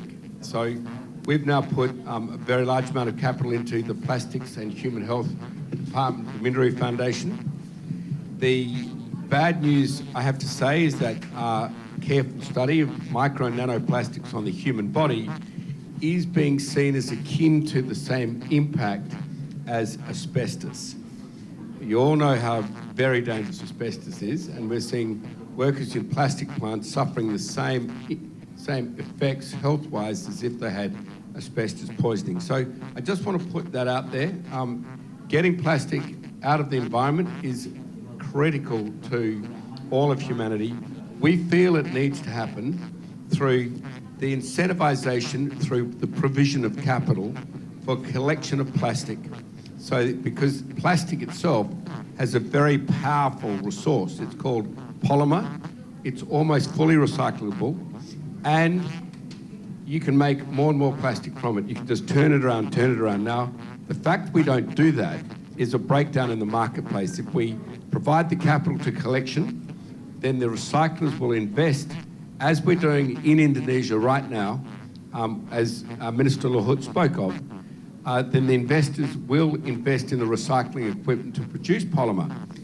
We need really to cut off the hideous incentive the world suffers that the making of polymer is cheapest from oil, gas and coal. If we let that run, 10% of all global warming will become from plastic by 2050. So clearly we can't let that happen. Right now it's smaller, but it's rising aggressively. The fossil fuel sector sees plastic as it's out of, free card out of jail. And that's a real problem because plastic is at least as bad for the environment if you're an animal in the sea or you ingest it on land as global warming. So these two impacts, global warming and plastic, should be treated together. We feel that incentivizing polymer producers to put a small premium on the value of the polymer they sell to the farmers, they sell to the consumers, Pepsi, Coca-Cola, building product companies, that small premium of say 20% by the time it reaches a Coke bottle is only 0.5 to 0.2 of a cent more for that Coke bottle. Consumers won't notice it, but it does raise $80 billion if the polymer producers and the consumers agreed that they'd pass on this small voluntary contribution. I think we need the capital markets to get into this now. We need to incentivize the capital markets, and we need to stop what will become a huge scourge to the human race, and maybe the next tobacco if we don't get on top of it now. Thank you. Thanks, Andrew. If I could just follow up on that with another question, because we are here at COP26 where we're talking about climate change. You mentioned that there is a connection. How do we start to make that more widely known? Because there really is this discretion between the climate change and circular economy. They seem to be in two separate buckets, and yet they probably should be part of the same conversation. Look, I think a great deal of it resides in what you're doing and these great leaders on stage are amplifying the problem, the facts of the problem. You know, people will not do anything about a problem if they don't know about it. It's like a slow cancer in your body. If you know it's there, you'll treat it. You don't want it to get away till it ends your life. So plastic is a bit like that cancer in your body you're not sure about, you don't really know about yet. It really takes the media to get out the fact that this lovely, clean product, plastic, if you heat it up at all, it changes its form, it changes its atomic structure. It releases poisonous gases into the food you're heating it up in.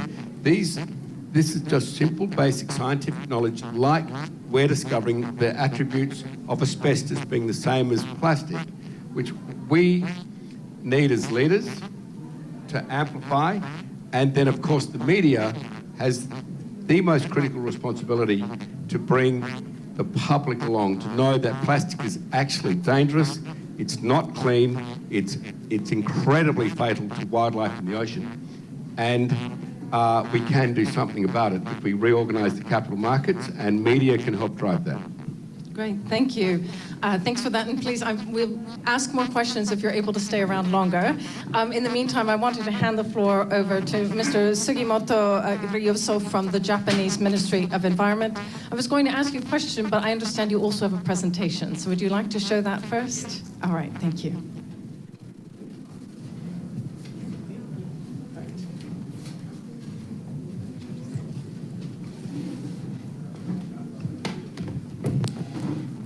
Okay, thank you very much. I'm Ryuzo Sugimoto, the Director of the International Corporations from Ministry of the Environment, Japan.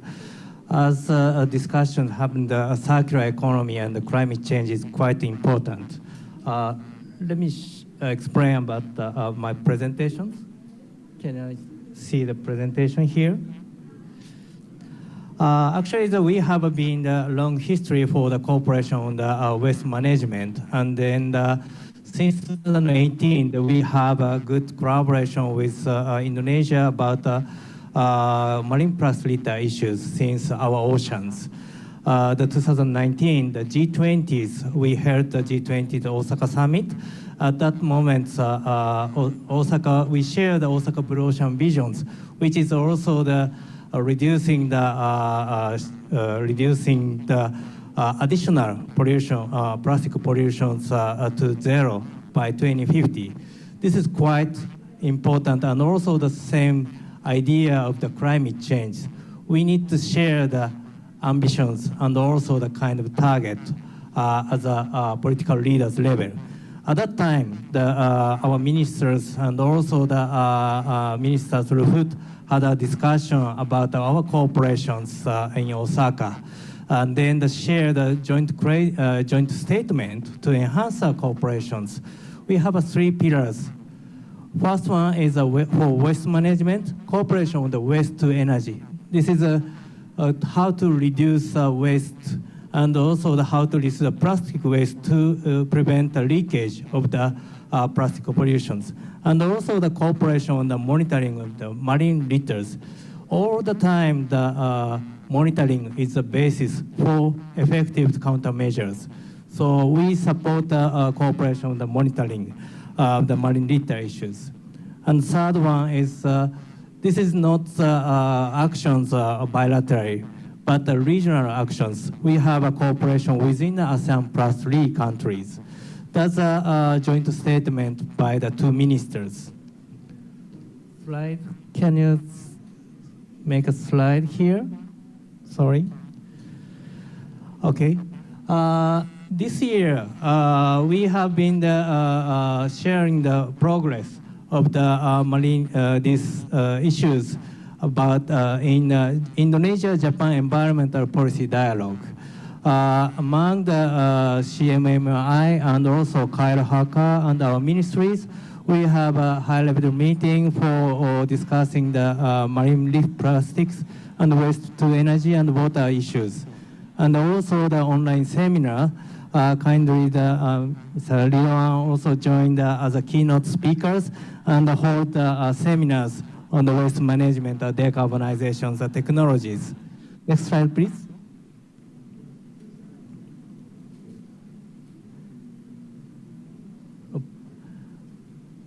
I think it's just scrolling to the next slide, I guess.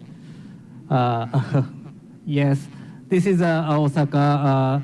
In Osaka, we have started cooperations between the two ministries. Yes, next slide, please. And yes, next, please. This is also the online. We held the online seminar and the business matching between the two countries' business sectors. Yes, this is the side. And yes, sorry, only the half of the face we can see. I'm so sorry. Next slide, please. Yes, yes, that's happy. Yeah, that's fine. Next slide, please. And also we have this progress of the Japan-Indonesia joint monitoring project. In the joint pilot project, we see a lot of the finding from the monitoring, how we see the debris in around the sea of the Indonesia.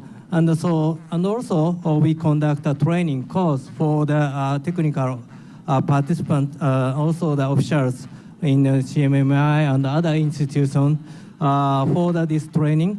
And we developed the manual on the monitoring to share and also to implement by their own. Next slide, please. For the waste to energy and waste management, we have two projects in with Java.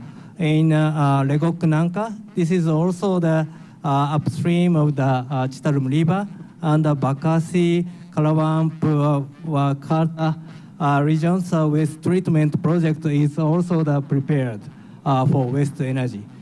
This project is not reducing the final waste amount of the final disposal site, and also reducing the methane from the disposal site, but also preventing the leakage of the plastic waste. Next slide, please.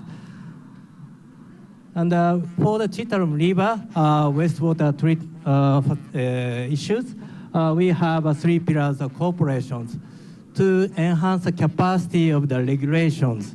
And the next one, to enhance the technical knowledge, we conduct a pilot study of the waste treatment technologies in the local textile industries.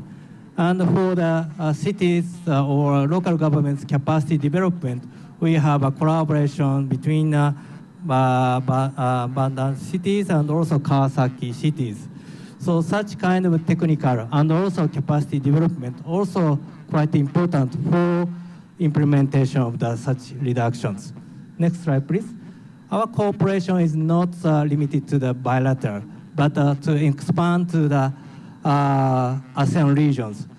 We are starting the national regional cooperations with ASEAN. Next slide, please. And also the CMMI, and we held a co-organized event, online event, to share the best practices from private sectors and also the national and local governments' experience. The result and also the shared input is stocked in the Regional Knowledge Center. Next slide, please. In the Regional Knowledge Center, which is also organized by the Area Economic Research Institutes in Jakarta, they are also working with RC3S for capacity development. This is also the stock and share the best practices to expand the knowledge or experience to other regions to accelerate their actions. Next slide. Finally, I think the waste to energy or waste management is not only one single solutions. We need to get the practice, or we need to pilot more. This is one case of the pilot project in Japan, plastic recycle and decarbonizations. With the support of the chemical industries, they are also transforming the plastic waste to the hydrogens. And also this hydrogen is used in hotel as a hydrogen fuel cell. Such kind of the synergy between the circular economy and also the decarbonization is also very important, and also we need to work together with Indonesia and not only the public side and also private sector as well. Thank you very much. Great. Before you go, thank you for that. I know we're also going to hear a little bit more about West Java and the great partnership you have. But I wonder, you talked about ASEAN early on, and this is a great partnership you have with Indonesia, Indonesia clearly being a leader in the region. What can Japan and Indonesia do together to help ASEAN region to follow in this way and begin that transition to a circular economy? Thank you. Actually, Indonesia is one of the leading country for combating the marine plus litter issues. I think that with Indonesia, we need to share the progress of the marine plus litter issues with us, other ASEANs, because other ASEAN countries doesn't have, some other ASEAN countries doesn't have even the national action plan yet. And also they don't have a specific implementation capacity of the waste management from the collection, treatment, and the proper disposal. So we are working together to enhance their capacity and also make a progress to make a more ambition. Yes, thank you. Great, well, thank you for that. And as we've already seen a preview of our next speaker, Mr. Governor, Pak Mohammed, I know you wanted also, I think, had some slides you wanted to present, because we're going to learn a little bit more about this partnership, I think, from Japan and the learnings of the Sittram River and all the investment that's being made in the region. So without further ado, over to you, Pak. Yeah, thank you. Hello, everybody. My name is Ridwan Kamil. I'm the governor of the most populous province in Indonesia. I have to manage 50 million people, including their waste.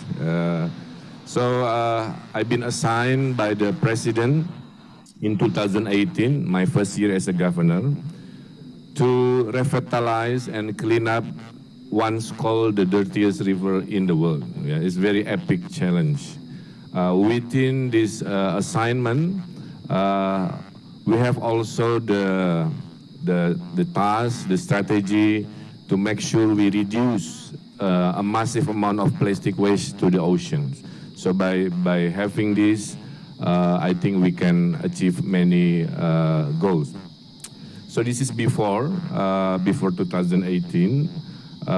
So many issues coming to the river because domestic waste, industrial waste, landslide because the change of what we call it, the land use in the area, lack of leadership during that time created a massive environmental issue. So, but as a leader, the most expensive thing coming from a leader is political will. So I up to the challenge. I organize the whole stakeholder in West Java. And after 3 years, now the river is having a much better water quality. Yeah, some old fish that used to disappear now becoming more and more seen on the river. This is, for example, we use so many stakeholders, including the army, because this is the way how we in Indonesia handle the issues, yeah, like handling COVID. So they have what we call non-war duties. So because there is no war, so we assign the army also to tackle country's problem, and we define this problem as a massive problem for everybody. Now, I think in 2018, the President Jokowi gave a very strong policy, assigned Pak Luhut. We have what we call presidential decree, asking Pak Luhut as a minister for maritime, and me as a regional leader to start the 7 years journey from the dirtiest to hopefully one of the cleanest river. Yeah. So I also, as a governor, issued 2 policies asking the whole stakeholder to participate, and this is my daily routine. And the river is 18 kilometers long, almost 300 kilometers long, affecting 18 million. So my people is 50 million. So affected people by this river is more or less around 18 million. So domestic waste, including the plastic in it. We also created a solid waste water treatment with the help of Japanese government also. We have a program industrial waste monitoring also. We have 60 cases brought to justice because for environmental crime violation also we to show the people that we are very serious, not only in educating but also using the law as a means to make sure the progress is really respected by everybody. We make lots of law enforcement for illegal occupation. We created a mangrove and also plans to plant almost 50 million trees. So hopefully by having these 50 million trees planted, then the river can become much cleaner. So this is what we call pentahelix, ABCGM, academic, business, community, government, and media. And the green means is all achieved, but the orange means still work on progress. So I think the result 2020, our quality index is what we call it low. In the first 2018, we call it as a heavily polluted quality of water, but now it's slightly polluted. And everybody happy, yeah. I have still 4 years to go, but I tell the president, Pak Jokowi, no need 7 years. I think by year 5, we could create a much better quality of water of Citarum. And now, after this, in 2 minutes, I will explain how our reducing plastic initiative in West Java. Yeah, as you can see, in West Java, plastic is considered just a regular waste. Yeah, so we started what we call the circular economy program in West Java. It's very important. Coba tampilkan PowerPoint-nya. Yeah. Next. In Indonesia, governor wearing a more like military uniform. That's our local custom. So sorry, I'm not a general. I'm just a governor. Very good.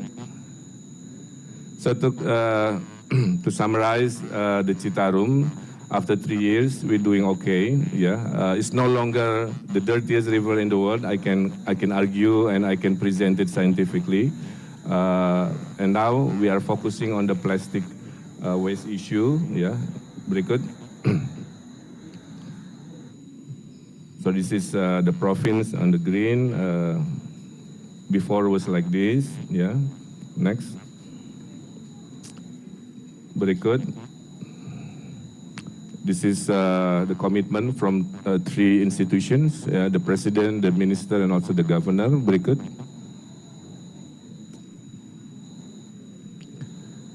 And this is what we call the pentahelix, very, very effective. We are now copying to the whole Indonesia, yes, because of this pentahelix. So the issue of environment is no longer one institution responsibility, it's everybody's responsibility. Your city, your responsibility. Our country, our responsibility. Our ocean is our responsibility. So that's the slogan. Next. We have 12 programs, including the waste. Yeah, berikut. Next. So this is also a lesson learned that when we do things together in a more comprehensive and strong political will, then good result comes as a final vision. Berikut. So now we are 2020, lightly polluted. The target was only medium polluted, but because of good work and hard work of everybody, today we already achieved what we call lightly polluted. Berikut. Next. This is before, this is after. Yeah. Next. totally different. So next. Before, after. Next.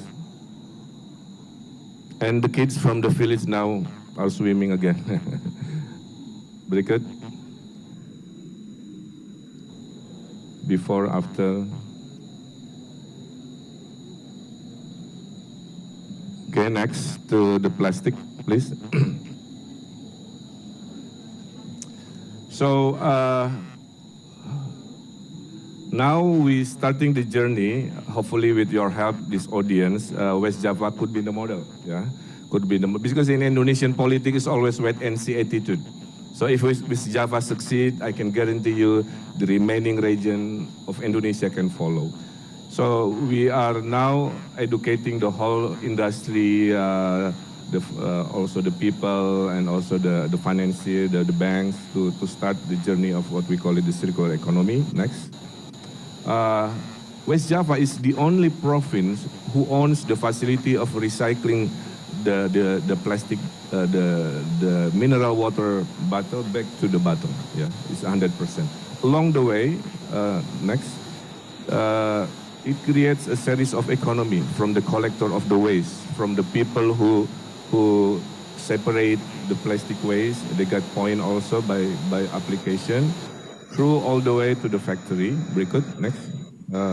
And created what we call the final product of recycled bottle from the PET. Yeah, and if you go to the corner store, you can buy option a fresh plastic bottle or a recycled plastic bottle. Yeah, so now we are educating that people do not afraid to buy from a mineral bottle label recycled. Berikut. Next. This is the application, one of the application called Octopus. So basically, the worker who part of this team used this application, got notification from household who want to be picked of the waste. Every time they pick 10 bottle, they get points. Yeah. At the end of the month, they get money, and the money is good compared to the minimum wage. This collector, I think, 1.5 times higher the income. So now, being the plastic collector, one of the new exciting jobs for locals in many cities in my country. Okay, berikut. Next. Because we import, this is the facilities, the only in the country in West Java. You see here, this is a bunch of plastic waste from Bali, not from West Java. Why from Bali? Bali has a capacity to collect the waste from ocean, but Bali doesn't have the facilities. So they transfer all the way from Bali to my province to be recycled back into the mineral water plastic. So my plea to the bankers, let's create more, not only one in West Java, but maybe one every province. We have 34 provinces in Indonesia, right? So I think it's a good challenge. It's a good business also helping. So 2 provinces from Sulawesi Selatan, so Sulawesi and Bali, they are transporting to my province. I said, look, you're creating carbon footprint because it's a long way from Bali. But I said, Mr. Governor, we don't have facility in Bali. Okay, no problem. Until you have your own, my province will have another province to put the circular economy in action. Next. So in the local level, berikut, in the local level, we created a waste bank, of course, yeah. So the household, collected the plastic waste, and you go to the waste bank and you value your plastic waste into points. Again, at the end of the month, you get money to or substitute with some foods, for example, from plastic to food. Some program from plastic to gold. Yeah, so you earn the points, and in certain point you change your waste into the form of wealth. We call it gold. Yeah. Berikut, dah. So I think to conclude, This is also Pak Luhut, part of the strong supporter of this initiative in West Java. 50 million people, the biggest province in Indonesia. Once we have what we call the dirtiest river in the world. After 3 years, no longer, and we are very progressive when it comes to green economy. We are committed to reduce plastic waste to the oceans, and we are committed to sustainability economy also. Thank you, and this is the committee. Thank you. Thank you for that, Pak. I might ask you a quick follow-up, because clearly you're setting the example for the rest of Indonesia. Really great work that you're doing there in West Java. What are some best case scenarios or maybe lessons that we could pass on to Bali? What have you taken on board that you'd say, here's what we can do to help others within Indonesia? Yes, I think what we have and what I have shown clearly a story that can be copied. Yeah, that's basically my message. And I said before, sometimes in Indonesian politics, when it comes to new innovation, they always wait. For example, I'm the only governor who used EV for my official vehicle. No other leaders do the same, but now they are buying electric vehicle and so on and so on. We are also building the wind turbine for electricity. We are building waste to energy with the Japanese government. We are building plastic to fuels with a UK company, for example. So I think all this initiative can be seen, and I'm promoting also this to other leaders. Last January, I was elected as chairman for renewable energy regional leaders. So within my leadership, I have 150 regions and cities ready to go for greener, cleaner energy in the next 20 to 30 years. So I think it's very optimistic time. So I'm hoping from the financial side also see this opportunity. As you can see, one facility handling many plastic waste from other provinces is not enough. We need to build 20, 30 more facilities. Great, thank you for that. And that's an excellent segue as well, I think, to Mr. Stefan. Thank you. Stefan, with KfW, there have been a lot of hints on the need for finance, funding, etc. From your perspective and KfW, what can we do to incentivize not just development banks, but actual investments into the circular economy, into the work of West Java, into Bali, into other provinces? Yeah, thank you. Is it? I think it's on. Yeah. So first of all, I really want to, I mean, it was so impressive. I want to congratulate you of what you have achieved in West Java. That was so impressive. And it shows, I mean, how important political leadership is, as well as to integrate all these different stakeholders, as you have shown in this penta-helix, right?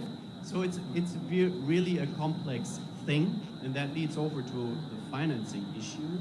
So I think one overarching theme here is that we have a lot of pilots, and KfW has financed one of the very first landfills also in Indonesia many years ago. So we started from a very low baseline, so to say. And for these first pilots, you need very concessional financing. That is not only a loan, but also grant money. And we kind of then, it's our task to get this financing package together. But now the task is really to get this to scale, to get from a pilot to a critical mass. And this critical mass will bring costs down. This critical mass will also incentivize local entrepreneurs to produce certain components or machinery that is necessary that's yet not available on the Indonesian market. And then, with this critical mass, you will have also investors then getting interested in it, because then you have the scale. And then it's our task as development banks to sort of design a financing envelope to really finance the huge demand that is there. So this means combining different financiers. I mean, we have, for instance, we are working together with the French Development Bank, AFD, but also with other donors that give grants, like the Swiss, right? Or the EU Commission, for instance, or with multilateral banks, like with ADB. And then you can create a large financing envelope. And only in 15 minutes from now, we'll present the German Infrastructure Initiative, which is again a financing envelope to bring things to scale. So that is our task. And a new instrument also for kind of coming to your question of how to incentivize investors is offered by the EU Commission, that is a guarantee instrument to take some of the risk off the private investor to then kind of participate in joint ventures or in PPP projects. And then let me add one last point. I mean, this is in the respect of coming to scale, right? What is also important, I think, is supporting the Indonesian government in setting the right framework conditions, the right regulations. And I think the action plan is the national action plan to prevent marine litter is really a very bold, a very ambitious approach. And what we're doing now is, as development banks, that's the French AFD and in Germany, is to support the government with a policy-based loan, plus grants from the EU Commission, to design the respective framework and to finance the implementation of these regulations through that policy-based lending. So you have pilot projects financing, with high concessionality. You have, say, a larger financing framework to get things to scale, that is financing not only one landfill, but maybe 40, 50 of them in the country. And you have financing, so to say, the policy framework that is being set up by the Indonesian government. Thank you. So it's not just multi-stakeholder, it's multi-dimensional. So you're getting that policy, regulatory, as well as the different elements of the partnerships. And again, I do want to recognize all the great work that you're doing, Governor, because you're clearly getting great investments from Japan, from development banks, Germany and France. And you did mention the poly, I already forgot what it's called, the hex. But basically what this design was, to me, is a multi-stakeholder platform, right? The pentahelixon. But it's bringing together all those stakeholders, which is what we're really setting out to do with the National Plastic Action Partnership, and you're already setting the stage. So I think there's a lot of examples that can be learned here. I know we also had an intervention or a question from somebody else in the room here. Andrew Bullen, did you want to say, I understand you had a question for the panel? Okay, we've got 4 minutes to wrap up fully today. So, but I'll give you a quick second because it's lovely to hear other questions. First and foremost, thank you very much for the invitation. Thank you for this excellent event. Thank you for all the speakers. Wonderfully interesting. I have got questions to you, but maybe I think we're doing a project at the moment which coincides a lot with what we've been talking about, which is creating a circular economy. But economy is also to do with people, of course. And I think in order to create that economy, we've got to get people participating. Whether it's a helix or whatever, the participation is the most important thing. Whether it's in Java or Bali, we're working a lot with Bali, but we'd like, to create that economic base. That's important. Create the manufacturing facility. Well, what you find out is that each country is slightly different. If we're dealing this kind of plastic problem in the Mediterranean, maybe it's different in Indonesia. And that means the incentives for getting people to work in that are different. And one way we've looked at this, we thought initially is, besides just the plastic, what do we know about Indonesia? We thought amazing textiles. How can we use that? Because that's a lot to do with the identity of Indonesia. So we thought, okay, we detect the plastic, and we can now use things like artificial intelligence to find that, the fishing nets.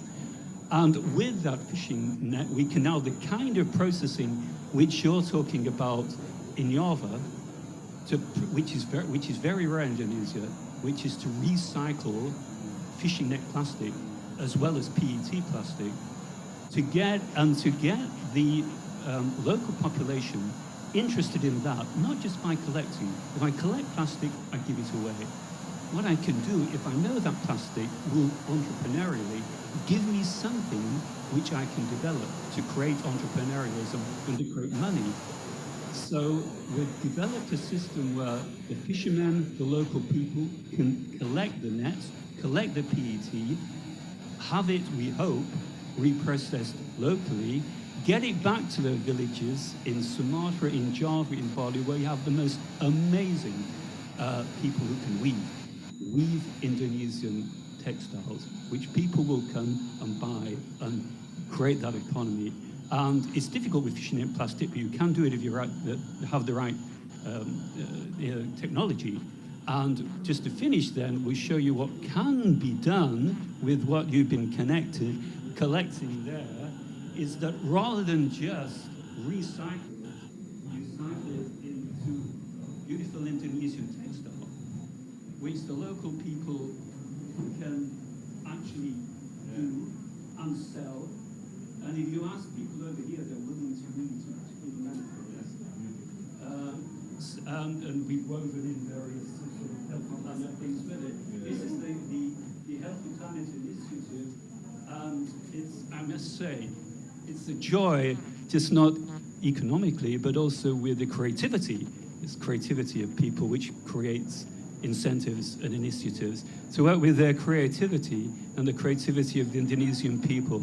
And so we're looking forward to hopefully working with you in developing this kind of initiative. Thank you very much. Thank you.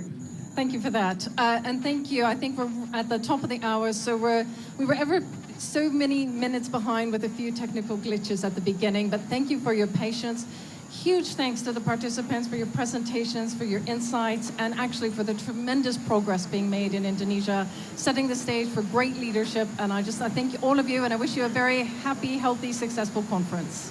Thank you. Thank you very much, Ms. Christine Hughes, for the great moderation. And please kindly stay on the stage for all the speakers and moderator too, because the Coordinating Ministry of Maritime Affairs and Investment would like to give you some token of appreciations. So if you please can gather in the center of the stage. And I would like to invite Ibu Nani Hendriarti. Ibu Nani Hendriarti, could you please can come up to the stage to hand over the token of appreciation.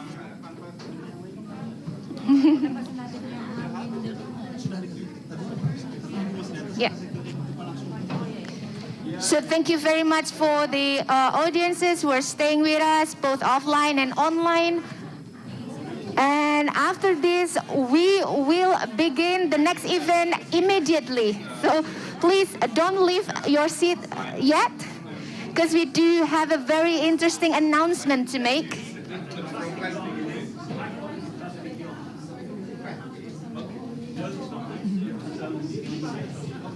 Yeah. All right. So all the camera are ready. Yeah. For the first one, with Pak Ridwan Kamil. All right. Okay. Thank you very much, Pak. And then the second one.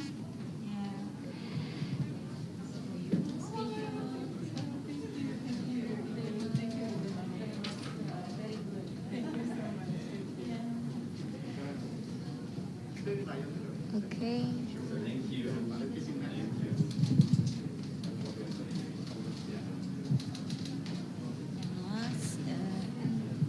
And after this, we would like all of you to stay for final picture together. And yeah. Yeah, yes, for sure, but yeah, ladies in the center.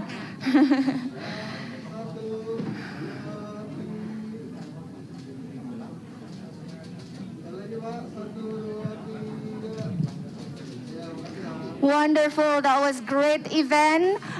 So please give big warm round of applause for our session today, and thank you very much. And next, don't go anywhere, because we still have like another short announcement to make before your lunch break. So please stay inside the pavilion.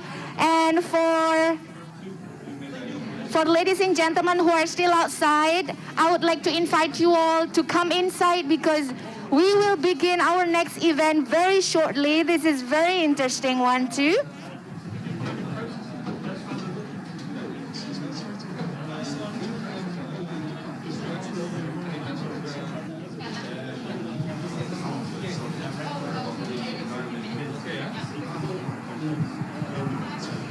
So our next event will be about announcement of Green Infrastructure Initiative, or GII.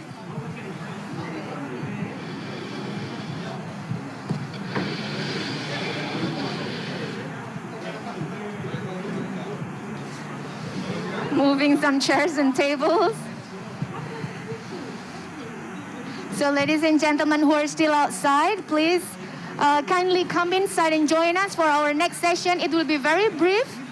Yes, sekarang Pak. This is a very interesting and important announcement event. So if you are still outside, please come inside and join us.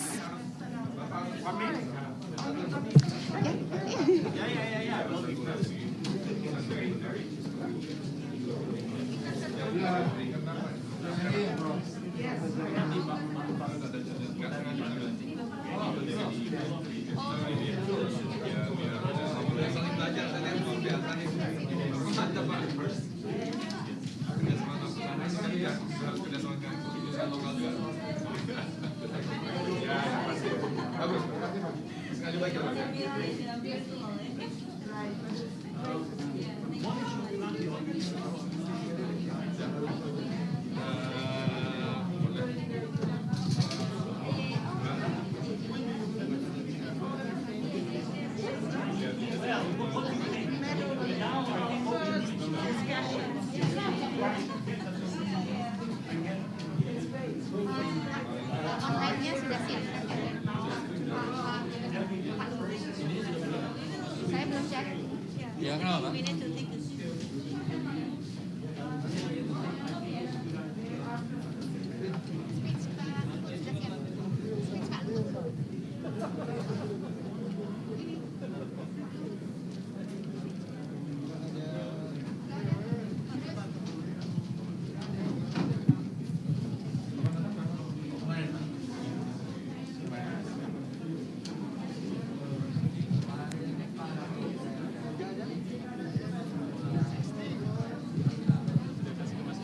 Mas Dino, ini Mas Dino. Ya.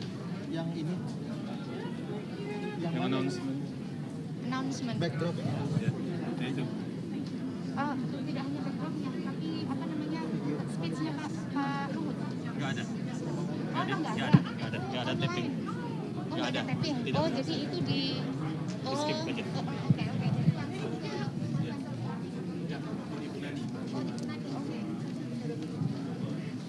Padahal tadi Pak Luhut datang.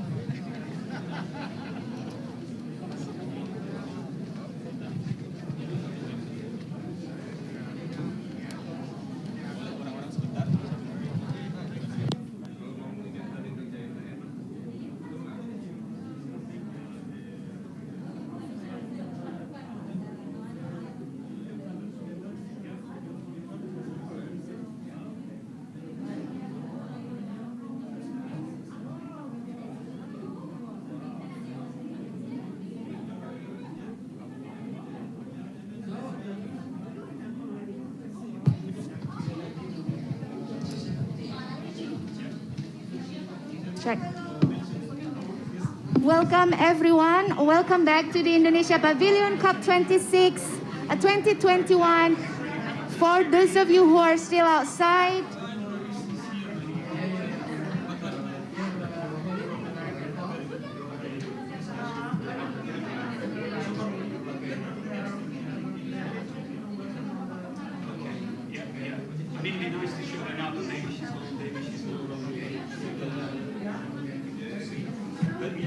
okay, for those of you who are still outside, please kindly come inside and join us for this very interesting event. So this will be about the announcement of Green Infrastructure Initiative, or GII. which is initiated by the Coordinating Ministry of Maritime Affairs and Investment in collaboration with the government of Germany.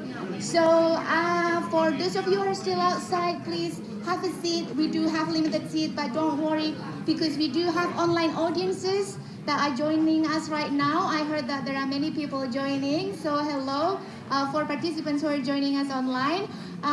Once again, this is a very important event, and then without further ado, I would like to invite Ibu Nani Hendriarti, the Deputy Minister of Environment and Forestry Management from the Coordinating Ministry of Maritime Affairs and Investment, to give an opening remarks. Please, ladies and gentlemen, please give a warm regards for Ibu Nani.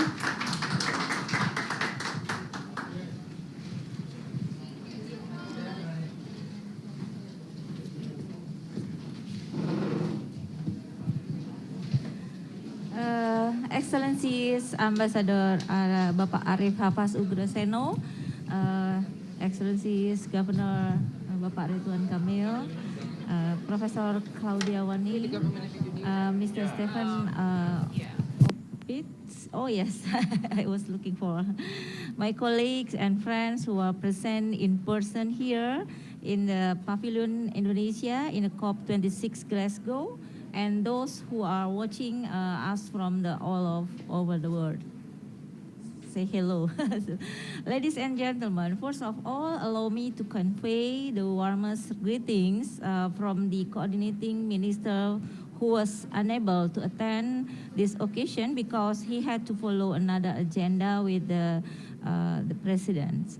So he has conveyed his message and an appreciation to the German government and all parties that have been working hard to materialize this cooperation under the Green Infrastructure Initiative. And for us, it is an honor also to see you all again. Yeah, okay, it's closer, yeah, okay. To see you all again today in person since our joint kick-off in March 2021. Excellencies, ladies and gentlemen, seeing our current situation in this time for urgent and deliberate actions to fight the climate change and environment pollution. So no more business as usual. Instead, we need innovative, strategic, and agile approaches to tackle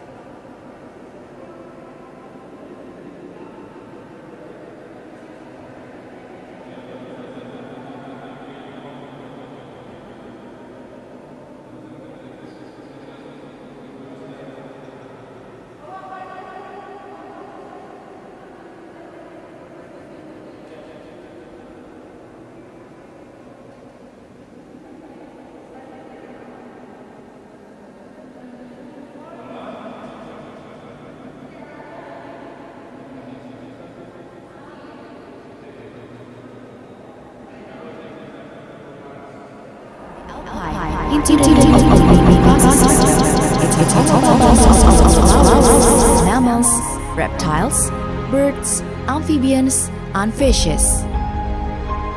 Indonesia has committed to conserve the biodiversity in all levels.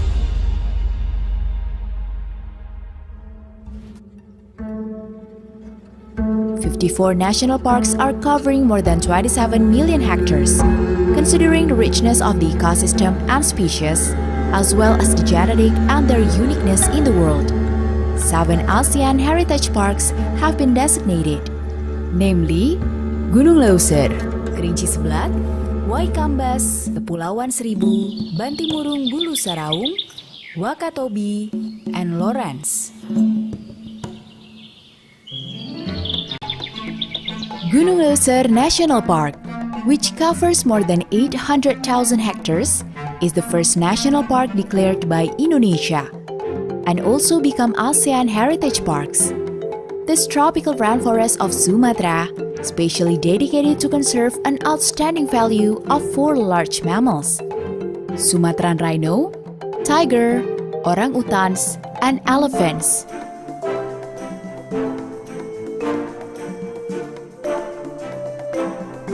Kerinci Sebelat National Park, with its richness of the biodiversity and the beauty of nature, with the total are more than 1.3 million hectares, is the famous habitat of the Sumatran tiger, Rafflesia arnoldi, Rafflesia hasselati, and Taxus sumatranus. Some of those species have been tested in the laboratory for its benefit for health, anti-cancer, and to halt the infectious diseases.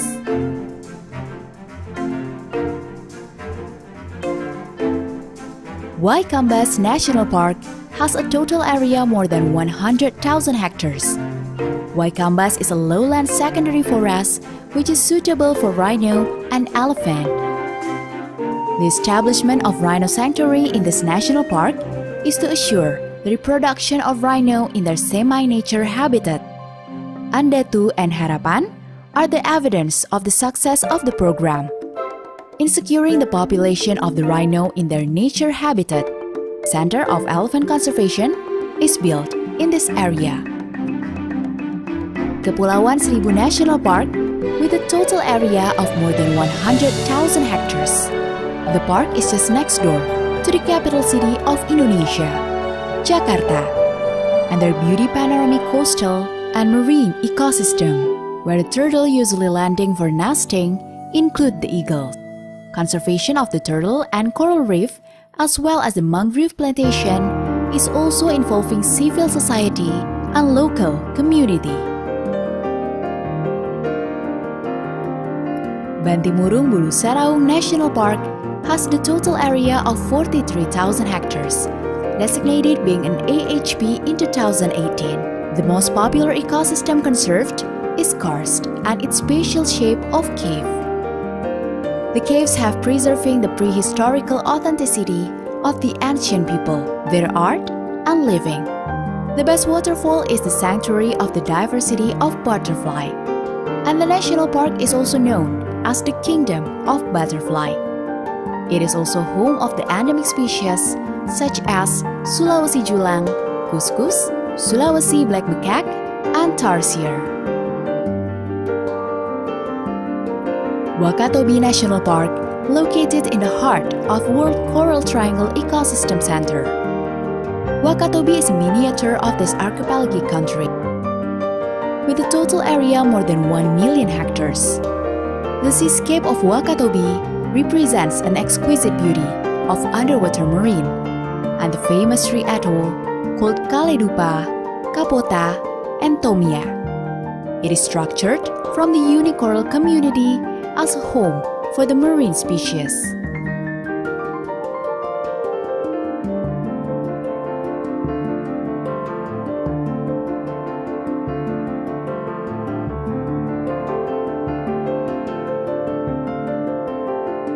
Lawrence National Park has more than 2.5 million hectares, which is the largest national park in Southeast Asia. In 1984, Lawrence was declared as ASEAN Heritage Parks. The park is an outstanding example of the biodiversity of New Guinea. Lawrence is one of the most ecologically diverse national parks in the world. At 4,884 meters, Puncak Jaya is one of the highest peaks of the 7 continents. The mammal species include the 4 species of kuskus, as well as wallabies, 3 kangaroos. In Sudirman Range is the dingo and fascinating birds called bird of paradise. And the way for us to preserve and promote the biodiversity and prosperity for ASEAN.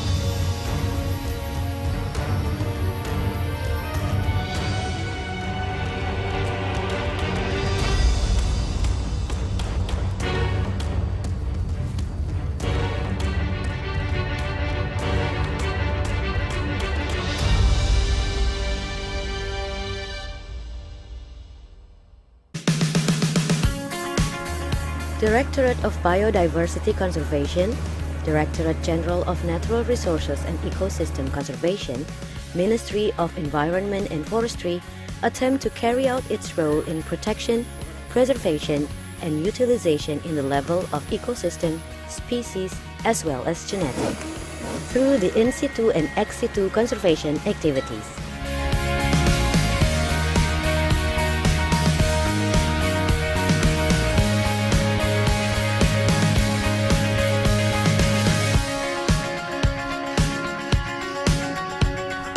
In situ activities are also equipped with animal conflict management facilities, while ex situ conservation activities are carried out through the management of conservation institutions.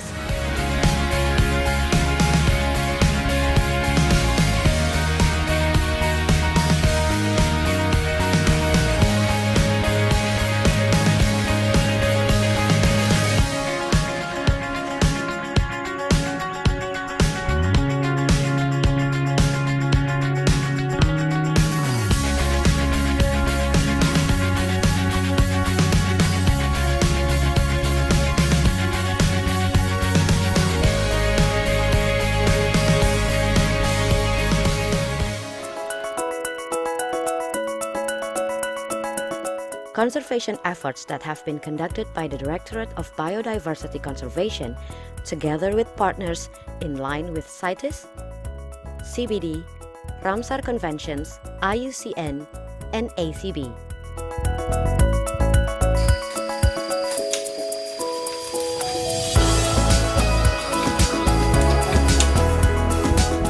Together, we protect and manage Indonesia's biodiversity as a legacy for the future generations.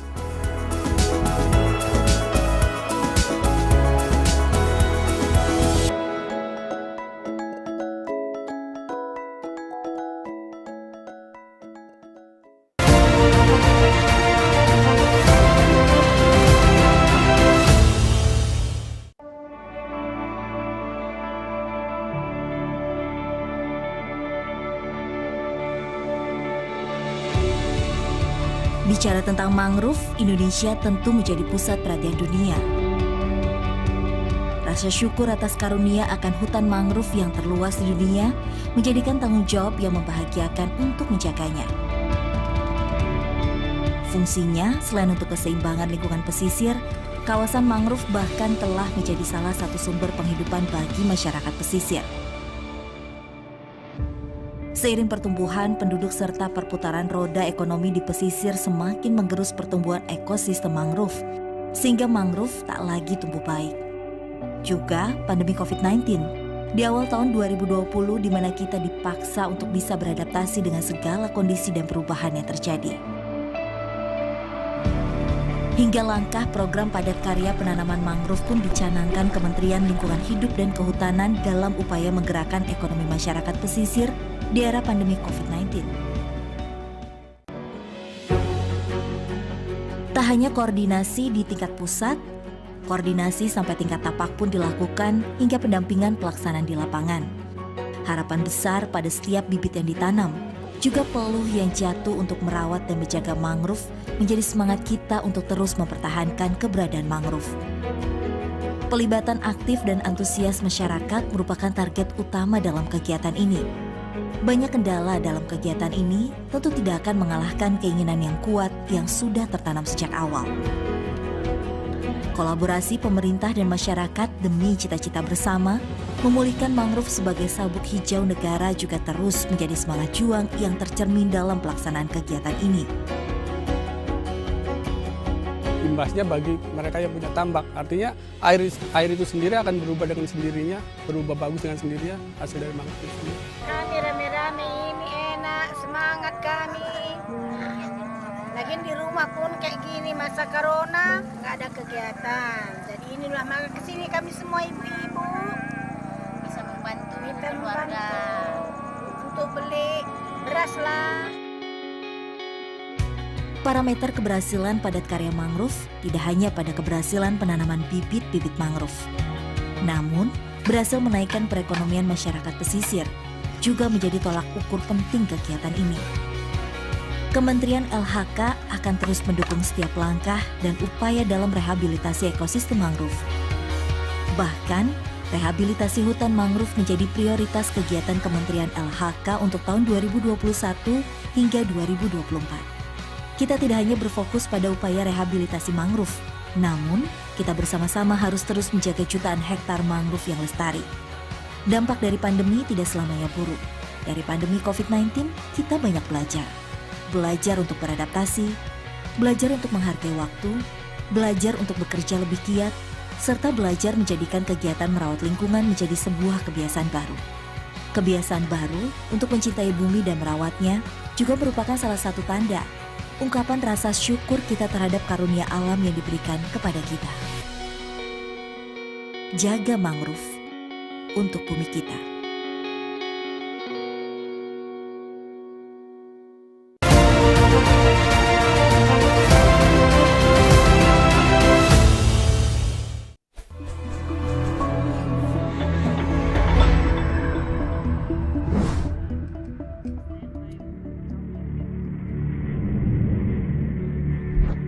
Indonesia is endowed with the most extensive, valuable, and biologically diverse tropical forests in the world. Therefore, Indonesia forests must benefit for the people welfare for today's and future generations. Ministry of Environment and Forestry of the Republic of Indonesia has continuously addressed the policy to implement advanced silviculture through environmentally harvesting or reduced impact logging practices for natural forest concession holder. Intensive silviculture technique is also to increase forest productivity and to ensure the balancing of higher forests as well as people's well-being. By applying reduced impact logging, logging waste has declined from 50 to around 25% with the adoption of better harvesting management system. Field experience has demonstrated that by adopting reduced impact logging, wood production is increased from 10% to 20%. In the business perspective, reduced impact logging can actually enhance profitability, non-tax state revenue from reforestation fund, as well as forest resource royalty. By improving timber harvesting practices, can greatly reduce negative impact to the forest and strengthening business performance. Thereby, concession holders can play important role to the local development and to the local well-being. The main objective of silane or intensive silviculture technique is to increase forest productivity. It is aware that current selective cutting and planting system in terms of Indonesia's silviculture can only contribute low productivity, around 30 cubic meters per hectare. Based on the ground experiences, silane has proved that natural forest yield can achieve more than 120 cubic meters per hectare. Adopting reduced impact logging and intensive silviculture are bringing the positive impact not only to reduce carbon emission but also to enhance profitability. Last but not least, these management practices will create a higher forest and people's well-being.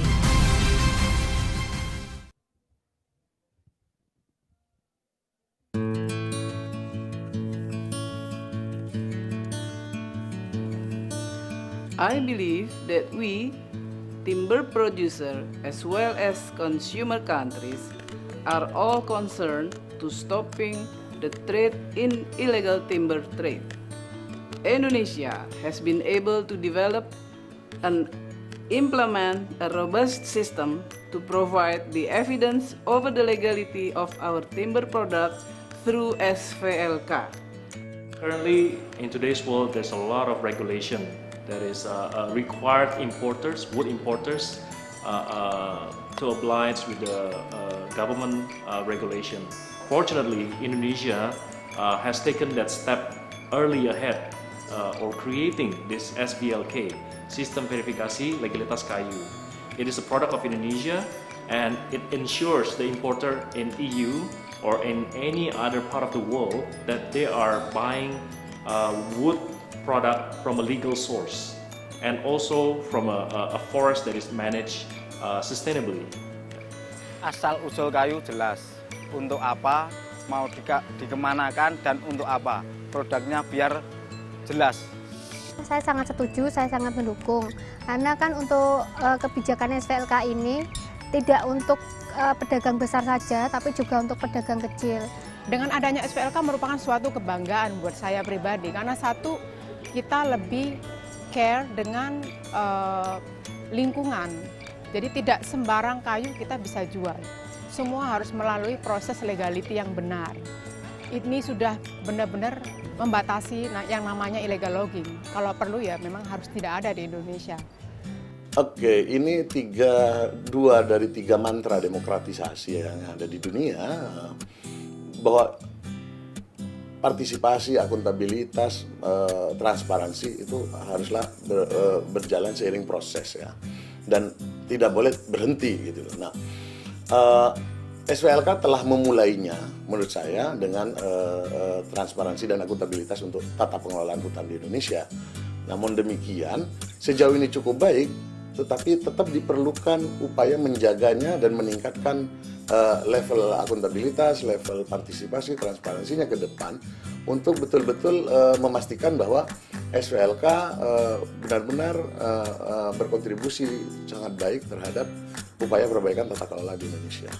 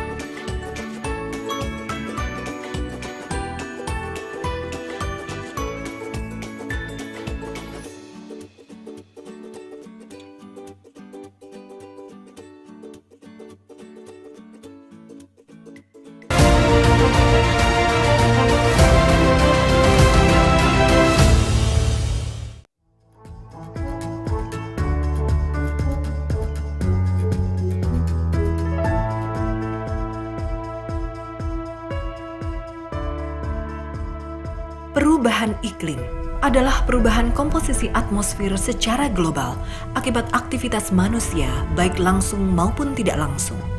Alih guna lahan dan penggunaan bahan bakar fosil pada aktivitas industri, transportasi, energi, dan lain-lain dapat meningkatkan konsentrasi gas rumah kaca, menyebabkan terperangkapnya energi atau panas di atmosfer.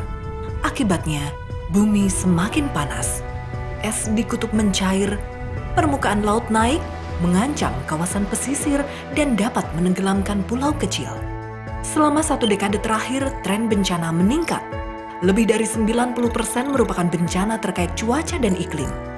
Perubahan iklim berdampak hampir di semua bidang kehidupan manusia. Sektor pertanian rentan terhadap perubahan iklim karena dipengaruhi pola tanam, waktu tanam, hama dan penyakit, sehingga dapat menurunkan produksi. Pada tahun 2030, diperkirakan produktivitas tanaman padi akan menurun 0,18 hingga 1,26%. Indonesia sebagai negara kepulauan memiliki sekitar 17.000 pulau besar dan kecil, sangat rentan terhadap abrasi pantai dan rob. Perubahan iklim berdampak pada ketidakpastian nelayan untuk melaut, berpengaruh pada sebaran ikan, dan hasil tangkapan ikan di laut. Perubahan iklim juga berdampak pada kesehatan. Variabilitas dan perubahan iklim berpotensi memperluas habitat vektor dan hewan pembawa penyakit. Kekeringan mengancam ketersediaan sumber daya paling berharga bagi kehidupan, air. Kita harus menyesuaikan diri, namun sumber daya kita terbatas. Adaptasi perubahan iklim dilakukan pada lokasi rentan dan beresiko dengan pilihan aksi yang tepat. Untuk menentukannya, diperlukan kajian kerentanan, risiko, dan dampak perubahan iklim. Tingkat kerentanan dipengaruhi oleh keterpaparan, sensitivitas, dan kapasitas adaptasi. Keterpaparan. Keluarga yang tinggal di bantaran sungai akan lebih mudah terpapar bahaya banjir bila dibandingkan dengan yang tinggal jauh dari sana. Wilayah pesisir lebih mudah terpapar kenaikan permukaan air laut. Sensitivitas. Wilayah yang sebagian besar penduduknya bertani lahan tada hujan akan lebih sensitif pada perubahan iklim dibandingkan wilayah berpenduduk dengan sumber mata pencaharian yang lebih beragam. Kelompok rentan, yaitu anak-anak, perempuan, lanjut usia, dan penyandang disabilitas lebih sensitif terhadap kejadian bencana. Kapasitas adaptasi. Kemampuan suatu individu atau sistem untuk menyesuaikan diri terhadap perubahan. Indikator yang digunakan umumnya terkait dengan akses terhadap berbagai fasilitas dan infrastruktur, seperti pendidikan, fasilitas kesehatan, dan infrastruktur untuk mengantisipasi bencana. Apabila suatu sistem terpapar, sensitif, dan tidak punya kapasitas memadai untuk menyesuaikan diri, maka sistem tersebut dikatakan rentan. Bila suatu wilayah rentan dan peluang terjadinya bahaya perubahan iklim tinggi, maka wilayah tersebut memiliki risiko tinggi. SIDIK atau Sistem Informasi Data Indeks Kerentanan dikembangkan berdasarkan konsep kerentanan dan risiko perubahan iklim tersebut. Saat ini, SIDIK menggunakan variabel data sosial ekonomi, demografi, geografi, dan lingkungan infrastruktur dari PODES atau potensi desa yang dikeluarkan oleh BPS atau Badan Pusat Statistik. SIDIK merupakan sistem data dan informasi berbasis web atau online mengenai tingkat kerentanan suatu wilayah dengan unit analisis hingga level desa. Tingkat kerentanan diukur dengan 2 nilai indeks. Indeks keterpaparan dan sensitivitas, dan indeks kapasitas adaptasi. Wilayah dengan nilai IKS tinggi, sedangkan nilai IKA rendah akan mempunyai tingkat kerentanan sangat tinggi. Sebaliknya, bila nilai IKA tinggi dan IKS rendah, maka tingkat kerentanannya rendah. Faktor penyebab kerentanan disajikan dalam bentuk diagram jaring laba-laba. Untuk memudahkan membaca hasilnya, SIDIK menampilkannya dalam bentuk peta dengan pewarnaan yang berbeda untuk tiap kelas kerentanan. SIDIK dapat digunakan untuk menentukan prioritas lokasi dan adaptasi perubahan iklim agar menjadi lebih tepat sasaran dan terintegrasi. Juga untuk merancang dan menggunakan alokasi anggaran agar tepat aksi informasi dan tepat lokasi. Dengan kata lain, SIDIK membantu pemerintah dalam menyusun rencana aksi adaptasi perubahan iklim. SIDIK menggunakan 21 indikator nasional untuk mengukur tingkat kerentanan. Namun, pengguna dimungkinkan untuk menambah indikator dan data yang dimiliki untuk meningkatkan akurasi hasil sesuai karakteristik wilayah. Kedepan, SIDIK akan terus ditingkatkan agar mampu melakukan analisis secara spasial dan terintegrasi dengan sektor pembangunan.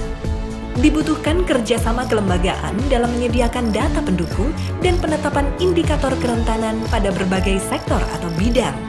Peningkatan kapasitas tim daerah juga sangat diperlukan agar SIDIK online dapat berjalan dengan efektif dan optimal untuk membantu perencanaan pembangunan sejalan dengan tujuan pembangunan berketahanan bencana dan perubahan iklim. SIDIK, data akurat, rencana tepat.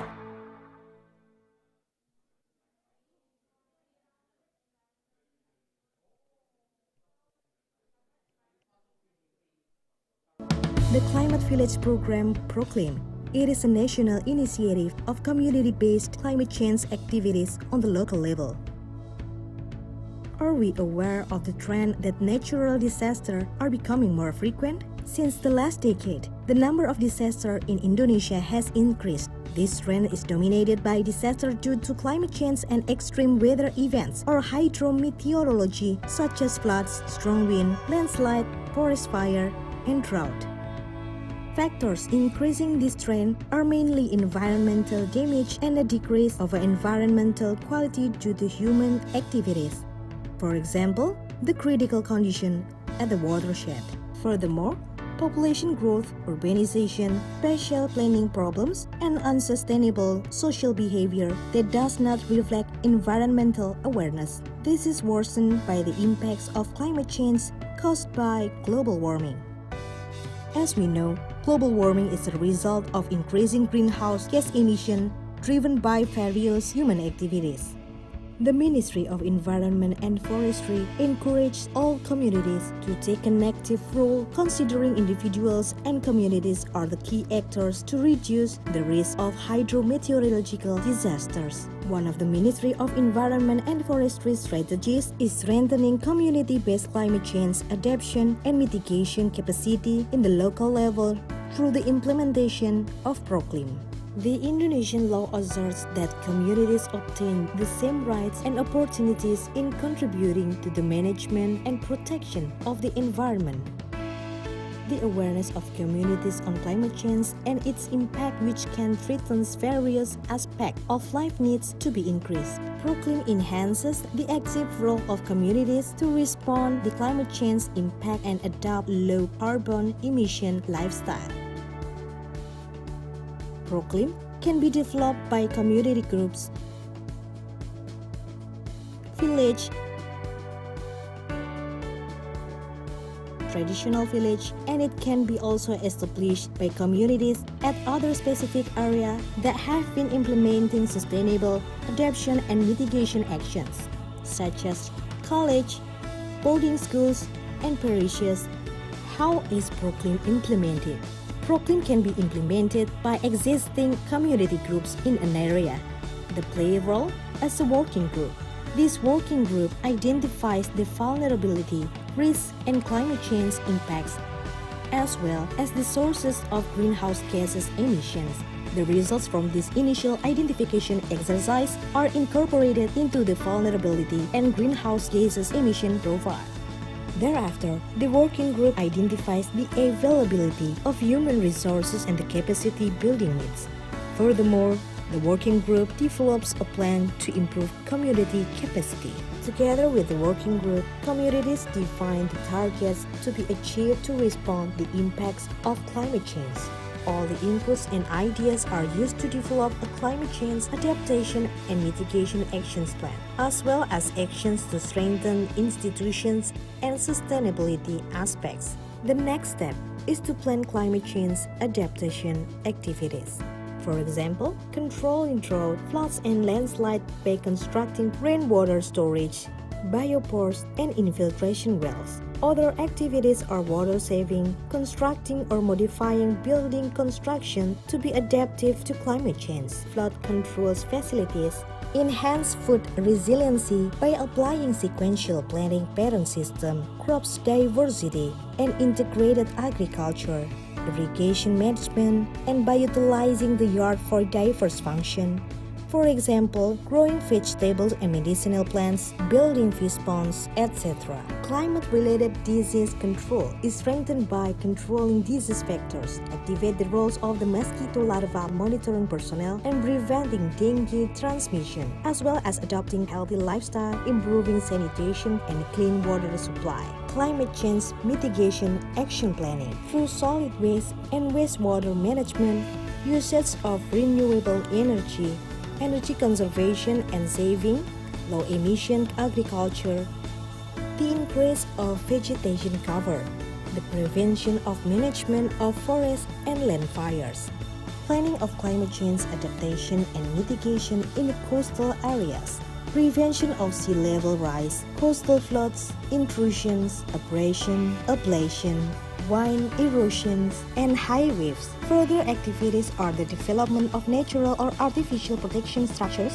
and alternative sustainable livelihoods. The next step is the implementation of the action plan.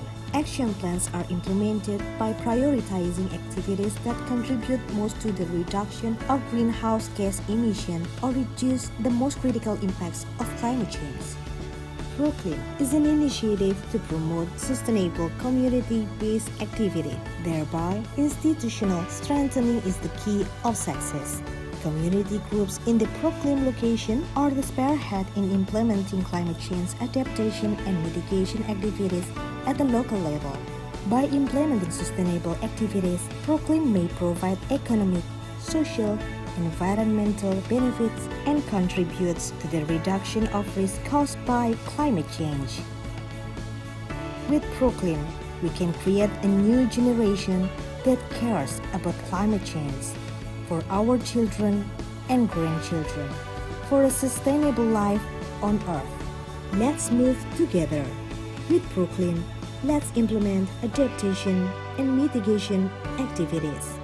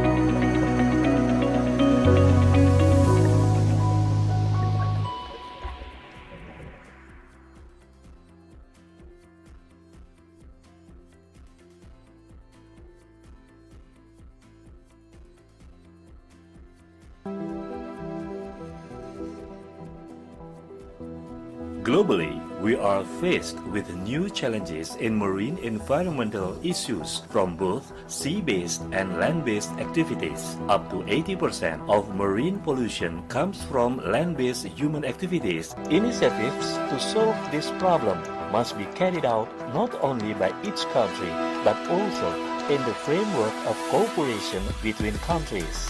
At the 4th Intergovernmental Review Meeting IGR4 in Bali from October 31st to November 1st, 2018, the meeting successfully agreed on Bali Declaration on the protection of the marine environment from land-based activities. Indonesia has implemented to bring international commitment to real action. Indonesia has taken the initiative and innovation in combating marine litter with various stakeholders, including government, businesses, and communities. The waste bank facilities is important to raise public awareness in applying the 3 R's principles.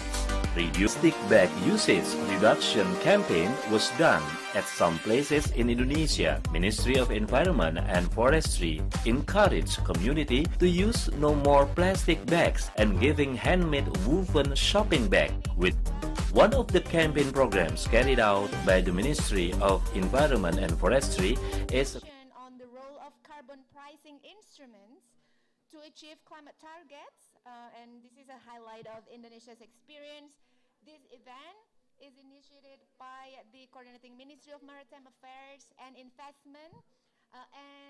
Without further ado, I would like to invite our moderator, Mr. Kus Prisetia Hadi from the Coordinating Ministry of Maritime Affairs and Investment. Please give a warm welcome to Pak Kus.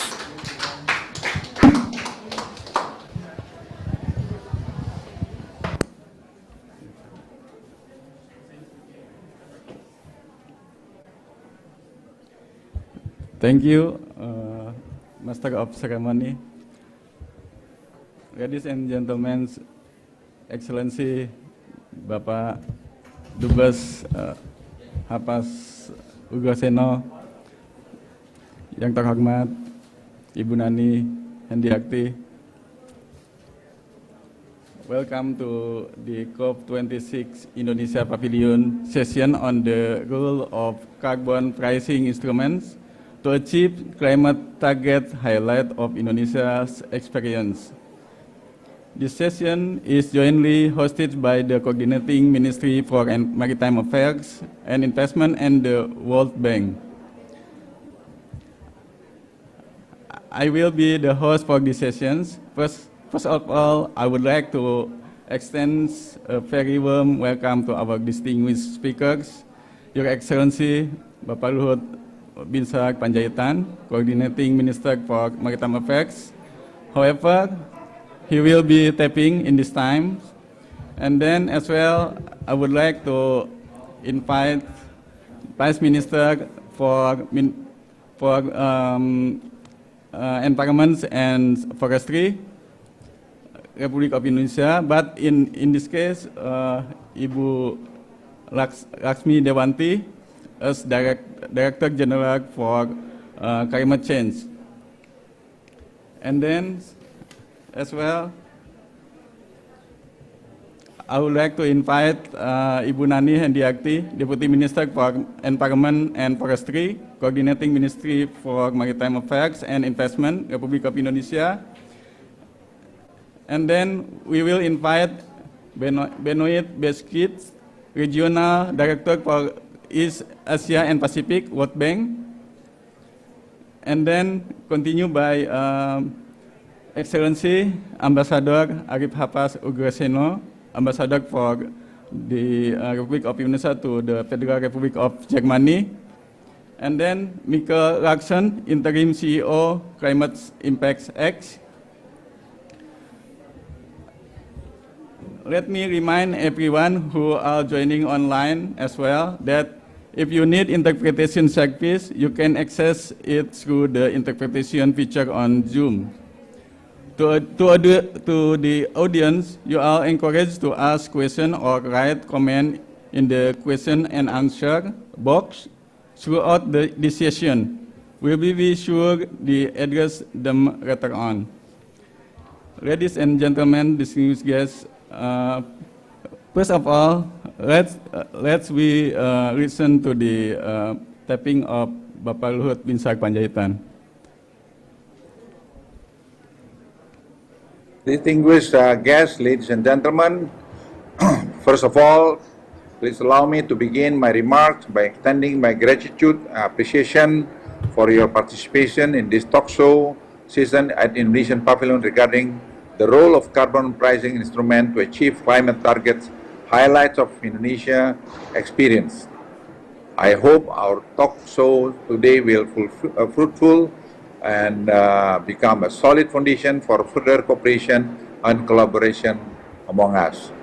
Ladies and gentlemen, if I may reiterate again Indonesian commitment to conditionally reduce its greenhouse gas emission by 41% up to 50% below businesses as a level in 2030. With international support in form of investment and technology. Indonesia is confident that we can increase our emission reduction toward reaching net zero emission by 2060 or sooner. Touching this topic, I have to remind us all again that support and fulfillment of climate finance commitment from developed countries are important enabler for Indonesia, as well as for other developing countries, to take this turn in the journey toward low carbon economy and net zero emission in the mid-century. It will take too much if I continue talking green investment opportunity that we have in Indonesia. I just want to underline that those initiatives, planned and so on, will not deliver anything but dreams if we fail to mobilize the necessary investment. However, the investment needs is not something in the magnitude that can be covered by state budget. So we need to mobilize the investment from private sector. Putting a price on carbon is something we see as very important to make green investment more profitable and deliver mitigation outcomes in a cost-effective way. Talking about financing for climate action, the role of domestic financing beyond a government budget is the key, including by implementing carbon pricing. Just a couple of days ago, President Joko Widodo signed the presidential regulation on carbon pricing, mainly as a tool to achieve Indonesian NDC. However, we also realize that there are a great opportunity in the international carbon market. For myself, under the Paris Agreement, as the parties, we are eagerly waiting for finalization of the negotiation of the Article 6 of the Paris Agreement. And on the other hand, we are also exploring potential for having voluntary carbon market. Both of them will contribute to make international green and low carbon investment in Indonesia. This regulation gives provisions on at least three main issues regarding carbon market: the framework and the guidelines on carbon trading, development, use of carbon offset, and carbon trading modalities. We also recently passed a regulation that will start the implementation of carbon tax in 2022 by using a combined cap trade and tax approach. In international level, we are among those who look forward to the operationalization of Article 6 mechanism.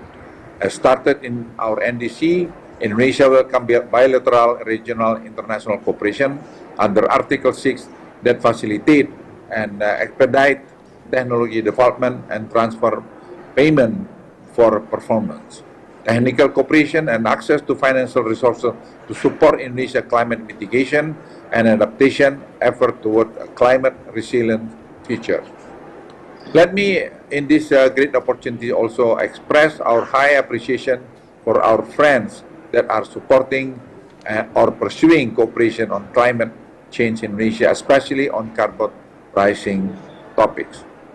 Ladies and gentlemen, as I mentioned earlier, Indonesia welcomes international carbon pricing cooperation under Paris Agreement, and I believe a well-designed carbon cooperation or mechanism will help global work toward achieving Paris Agreement goal without compromising global economic growth.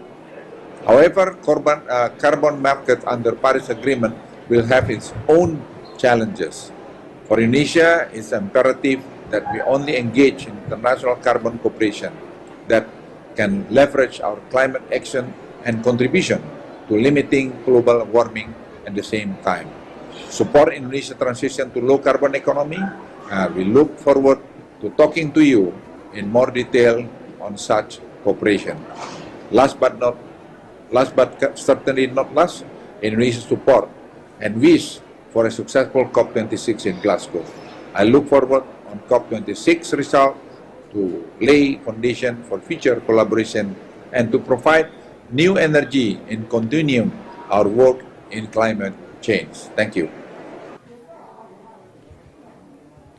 Thank you, Excellency Bapak Luhut, for the keynote speech. Excellencies, distinguished guests, ladies and gentlemen, first of And then I would like to invite all the presenters to become in the stage. First of all, I will invite Ibu Nani Hendiakti to come to the stage, as well Ibu DG, Ibu Lasmi Dewanti, as well the ambassador for Germany. Pardon? Okay, sorry, Bu. Ladies and gentlemen, Excellency, I would like to invite Ibu Lasmi Dewanti as DG for the climate change from the Ministry for Environment and Forestry. Time is yours, Ibu Ami.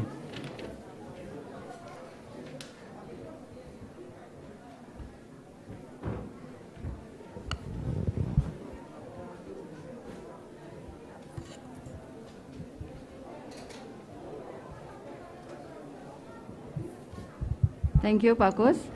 Assalamualaikum warahmatullahi wabarakatuh. May the merciful and bless Allah upon you. Distinguished speakers, participants, ladies and gentlemen. First of all, I would like to thank the organizer for having me here in these important sessions in the Indonesian pavilions. On behalf of the Vice Minister for Environment and Forestry and the Ministry of Environment and Forestry Republic Indonesia, allow me to brief you on Indonesia's carbon neutrality targets in the land use sector and the role of natural-based solution in achieve NDC with the carbon pricing instrument. Yesterday, the President of Republic Indonesia, Bapak Joko Widodo, at the World Leaders Summit, convey a strong message that with such great natural potential, Indonesia continues to contribute in tackling climate change. He also laid down some following facts. Deforestation rates have fallen significantly, the lowest in the last 20 years. Forest fires were down by 82% in 2020. Indonesia has begun the rehabilitation of mangrove forests, covering an area of 600,000 hectares by 2024, the largest in the world. Indonesia has also rehabilitated 3 million critical lands between 2010 to 2019. That's all make the sector, which initially contribute 80 or 60% of Indonesian emission, which is forest and land use, will reach the carbon net sink by 2030. In his statement, he also mentioned that carbon market and carbon pricing must be part of the effort to address climate change issues. Thus, a carbon economy ecosystem that is transparent and has integrity, inclusive and fair must be established or created. That is not only a narrative statement. In fact, Bapak Presiden Joko Widodo has just signed presidential regulations on implementations of economic value of carbon or carbon pricing to achieve nationally determined contribution and to control the national greenhouse gas emissions in the country.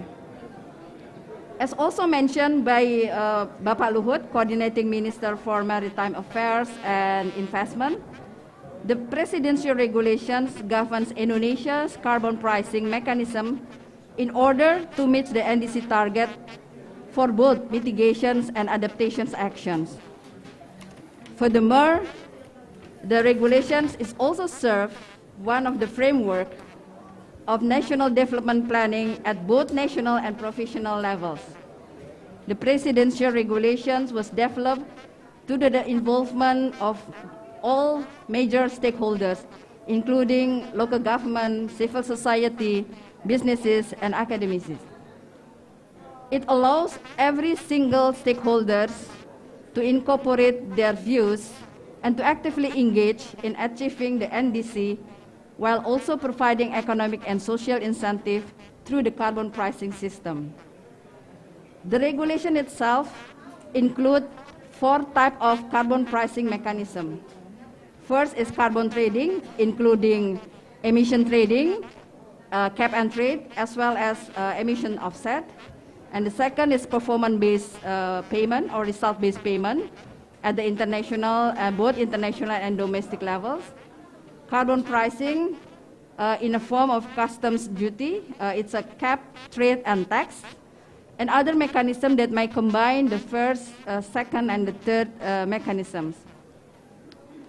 Speakers, participants, ladies and gentlemen, the 2 significant or main targets of the greenhouse gas emission reductions in our NDC are energy and forestry sector, accounting for 28.2% of the overall objective or target of 29 emission reduction. According to our NDC roadmap, the emission from energy sector is reduced by increasing renewable energy share, implementing clean energy technologies, and replacing kerosene with gas. Whereas the emission from FOLU, forest and land use sector, is reduced through stopping or halting forest deforestation, degradations, managing the forest fire, implementing the sustainable forest management, and other measures. Through the visions, let me inform you that last July this year, Indonesia has submitted its updated nationally determined contribution as a package with other important document, which is long-term strategy and low carbon climate resilience 2050. Through the vision presented in the LTS LCCR 2050 documents, Indonesia will increase its greenhouse gas emission ambition by achieving national peak greenhouse gas emission in 2030. And we also adopt the most ambitious scenario, which is low carbon compatible with Paris Agreement in our LTS LCCR 2050, where the forestry and other land use or FOLU sector has or will be achieved a net sink status in 2030. And we expect Indonesia to achieve faster progress toward net sink emission from all sectors by 2060 or sooner. Indonesia has decreased emission from REDD+ under the FOLU sector. The emission reduced comprise the reduction from deforestation and other activities. And from 2013 until 2017, Indonesia has reduced 270 million tons of CO2 equivalent and has received a result-based payment from Green Climate Fund for the amount of 20.25 million USD. In addition to 2.5 carbon gain from the biodiversity protections, carbon storage benefit, and other ecosystem services. Distinguished participants, ladies and gentlemen, I do hope through this event, Indonesia experience will be more elaborate and inspire many other countries And I also would like to highlight that the Indonesia experiences in reducing its greenhouse gas emission by follow sectors has been shown to provide financial incentive to forest management, not only for the government, but also for the private sector and the communities. So furthermore, reducing deforestation help to enhance important species indicator and enhance water utilization for hydropower in energy sector. So I just would like to underline that the mitigation actions, it's also serve as a solution not only to avoid any unnecessary biodiversity loss, but also improve the state of key indicator species and also give a job opportunity and social solution for the community. So to conclude, development of carbon pricing or carbon economic value mechanism in Indonesia and other places should be a solution for various stakeholders in achieving targets on emission reduction and strengthen climate resilience.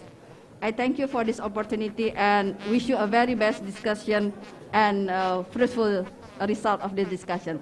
Thank you. Wassalamualaikum warahmatullahi wabarakatuh.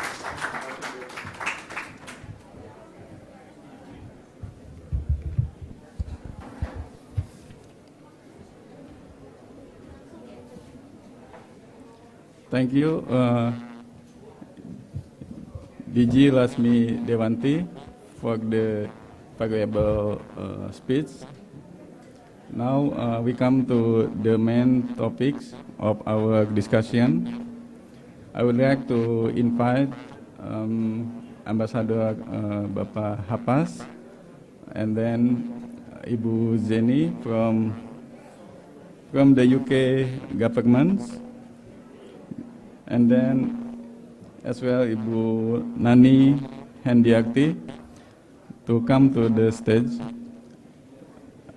Please, Mr. Ambassador, Pak Hapas, to come to stage. As well, Miss Jenny from UK government, please come to the stage.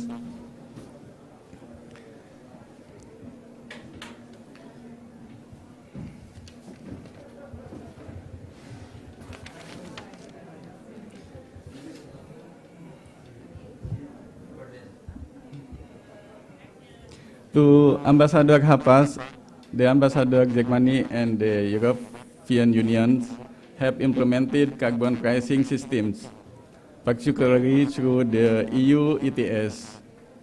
How would its implementation affect Indonesia and its ambition for the NDC? Are there lessons from the European Union's implementation of carbon pricing instruments that Indonesia can build on? Thank you, Mr. Ambassador. Let us now hear from the private sector as well. Could you explain us about what about the EU ETS emission and how Indonesia can learn from it? Time is yours. Could you? Oh yes. Mike.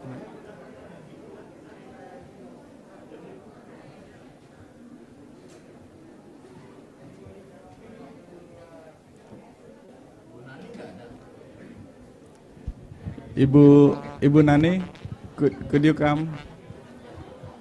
Cek. Silakan bergabung. Udah.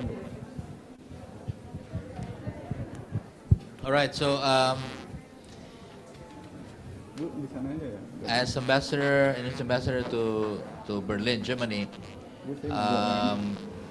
we are observing how the ETS, the emission trading systems in EU and in Germany is being implemented, and also most importantly how the German industries are looking at it, and they are actually looking at how Indonesia is developing our carbon market as well, because we have 250 German industries with factories in Indonesia.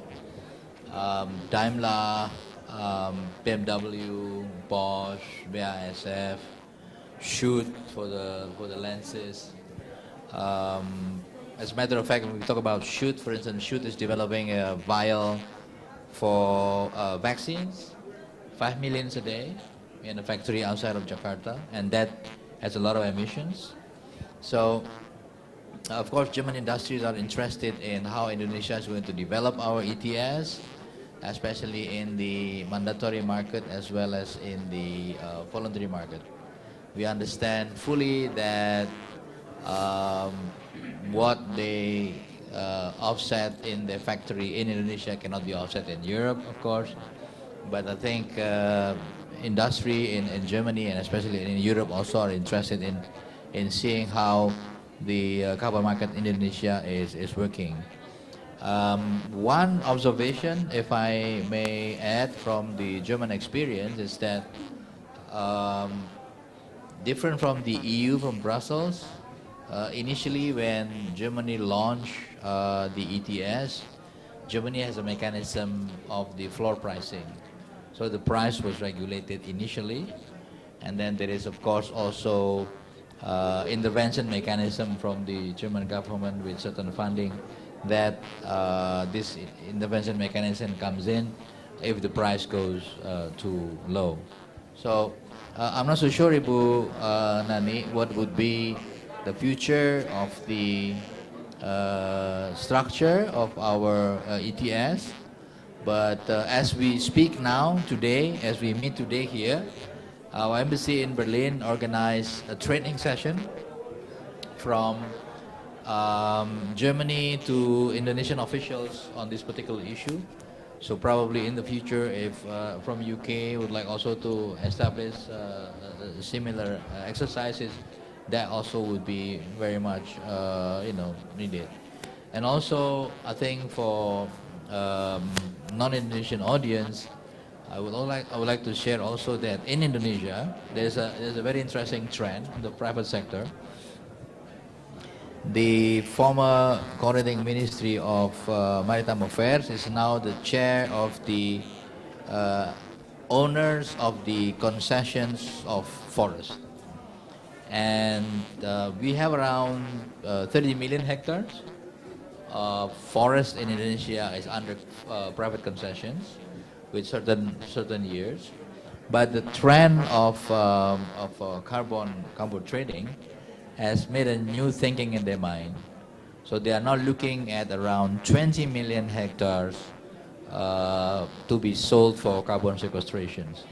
And that 20 million hectares is under private concessions, and that 20 million hectares can have the capacity to reduce 100 million tons of carbon.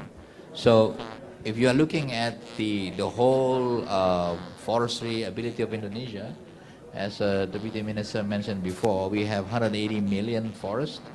30 million is under the private concessions, and they even are now looking at the possibility of new business model, where if they think it's much more profitable to let the forest as it is and not to cut them for paper and pulp, then probably they will do that, and that I think creates a new cycle of sustainability and environment. So I think that's what I can say now. The German industries and probably European as well are looking at this, and especially industries that has factories in Indonesia itself. So I think that would be a very important aspect in the future to have a look. Sekarang siapa?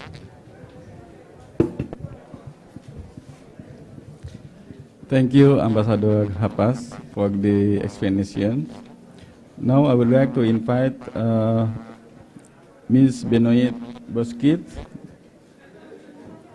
Oh no, Mr. Jenny McInnes, UK government. I would like to how we can learn from UK on the carbon pricing. So Indonesia could develop something very important. In the first step, we have already signed the presidential regulation on carbon pricing. So what do you think we can develop for Indonesia for the best? Thank you. Good afternoon, everyone, and thank you so much for hosting the event today at your pavilion and for inviting me to speak. My name's Jenny McInnes. I'm the Programme Director for a programme called UK Pact in the UK and Deputy Director for International Climate Finance. So I've previously headed up the forest team, now work on all of our bilateral technical assistance programming, which includes lots of work on carbon pricing support. So really just wanted to give you a bit of an overview of what we're doing in the UK, and clearly, you know, the UK has been working in emissions trading for 20 years now. We were involved in the setup of the EU emissions trading scheme in 2002, and we've set up our own emissions trading scheme on the 1st of January this year. So it's a whole new chapter for us. And, you know, there's still a huge amount to do to really make that one of the primary mechanisms for delivering our net zero strategy. And you may have seen that we published our net zero strategy last week. It's a very challenging trajectory that we've got in the UK, and so carbon pricing is a really critical element for that. But it's really interesting to think about it in the context of forests as well. So I can give you a bit of an overview of what we're doing in the UK.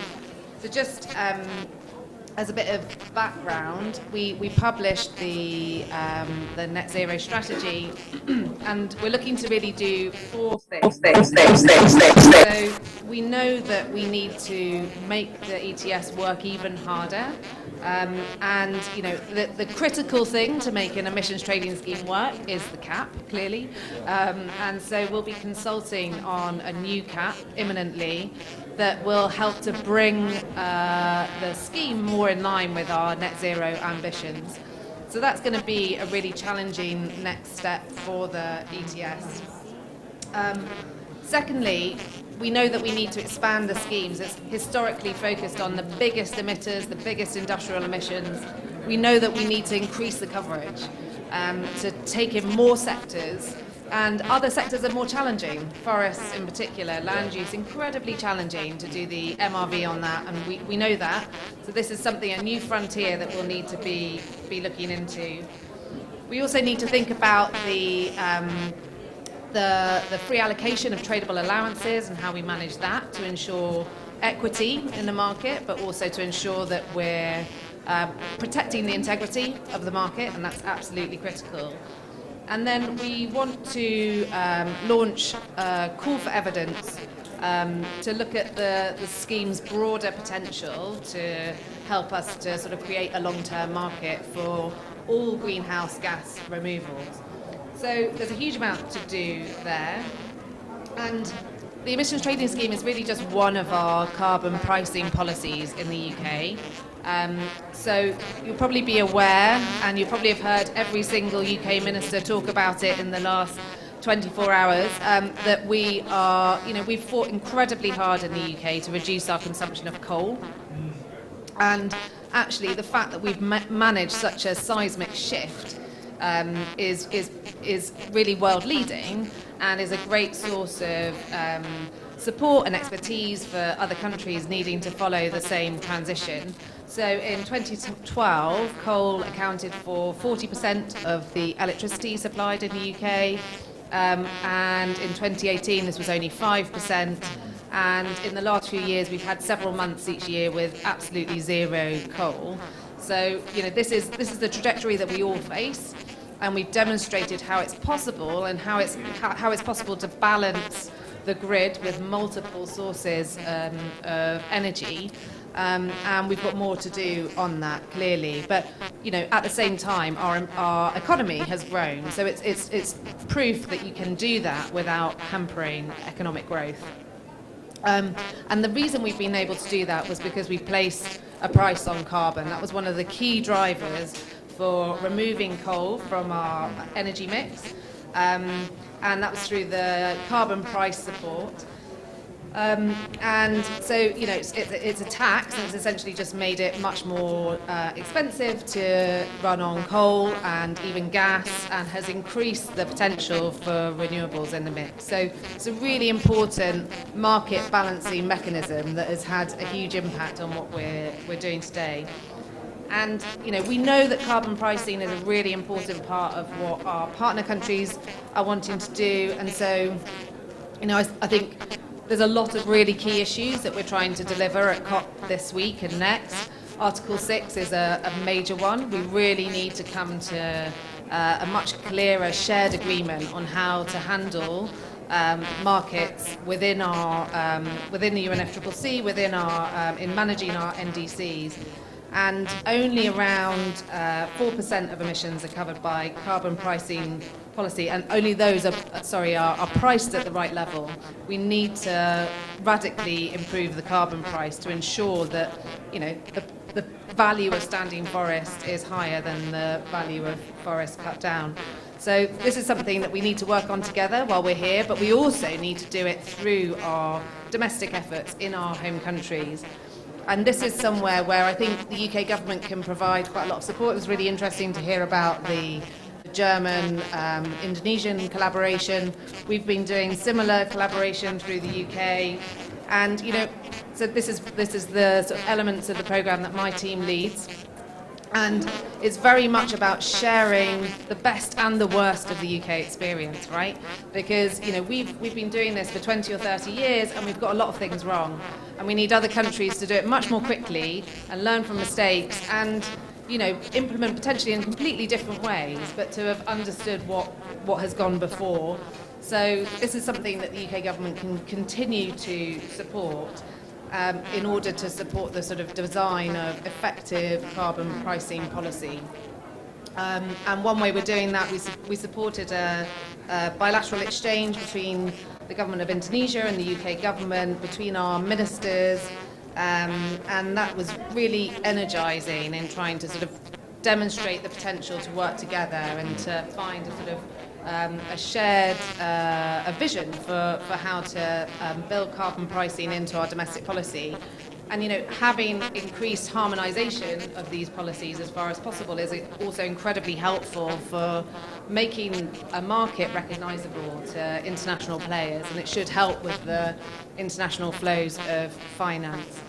So finally, I've mentioned UK Pact. UK Pact is a bilateral technical assistance programme that I set up 5 years ago, and I've come to every COP since then and thought, I can't wait to be able to talk about what we're doing, and now it's really exciting to be here and actually be able to celebrate many of the things that we're doing. And we launched our UK Pact programme in Indonesia just before coming to COP, and we're really, really excited about that collaboration. And I think carbon pricing could be a really core element of that collaboration. And there's programme finance available, but it's really about that partner-to-partner skill shares exchange, and in a really iterative way. So, you know, we hope to be able to partner with you for the long term, certainly for the next 3 years. But actually, what we will do over the next 3 years, we won't try and define that now, because it's really important that we move together and understand what's needed. So we stand ready to support this, you know, seismic shift that's needed in Indonesia, and the ambition that you're putting on the table. And we're really looking forward to partnering with you on that. Thank you.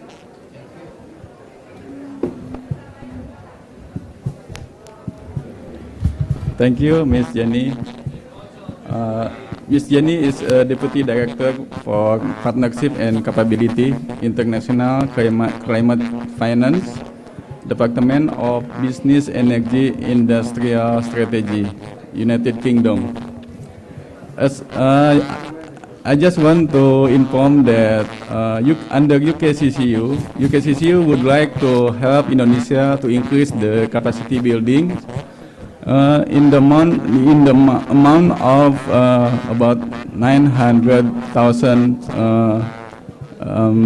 pounds. So it is almost a very huge number for Indonesia. Now I would like to ask Mr. Benoit from World Bank Are you there, Mr. Benoit? Yes, I'm here, Kus. Your voice? Can you hear me? Benoit? Can you hear me? Panitia, bisa dibantu? Organizer? I am here. Can you hear me? Mr. Benoit? Benoit. Oh, sorry. Benoit, yes. Oh, Benoit. That's why. I'm here, but can you hear me? He do online. Okay. Mr. Benoit, could you hear me? Some. Yes.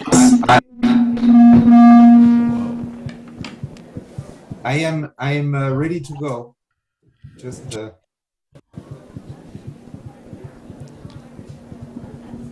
Panitia bisa dibantu atau tidak?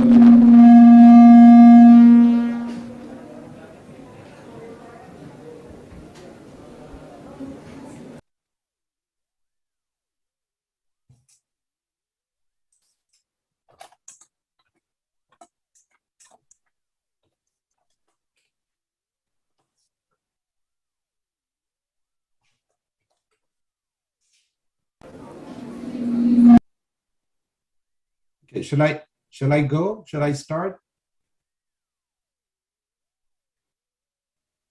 The sound from the room comes in and out.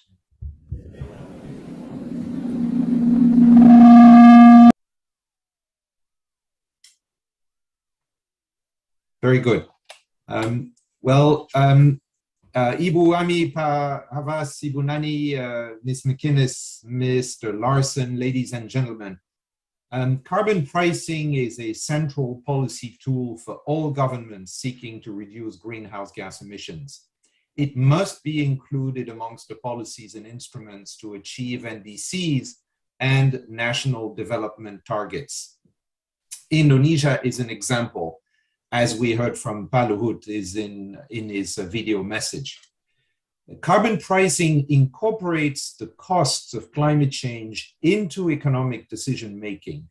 It puts a price on carbon and thus incentivizes shifting production and consumption to less carbon-intensive alternatives, namely more renewable energy, higher energy efficiency, lower carbon agriculture, more efficient cities, and so on. By incentivizing innovation, carbon pricing can create new jobs and improve energy security. So it can be a win-win for industry, the environment, and development. Furthermore, a well-designed carbon pricing instrument can help raise revenues in a more efficient and less distortionary way than other taxes. And it can broaden the tax base in countries that find it difficult to raise public revenues. Let me share with you a few facts and figures on where we stand today. According to the State and Trends of Carbon Pricing report, carbon pricing instrument raised over $53 billion in 2020. These revenues can be utilized for climate-friendly investments or to reduce taxes on labor. We should tax what is bad for us, like pollution and depletion, and not what we want, employment. There are now 64 different carbon taxes and emissions trading schemes in operation globally. This includes Indonesia's pilot ETS in the energy sector, which was launched this year. These mechanisms can support a green COVID recovery and the achievement of net zero emissions. Businesses are also increasingly in favor.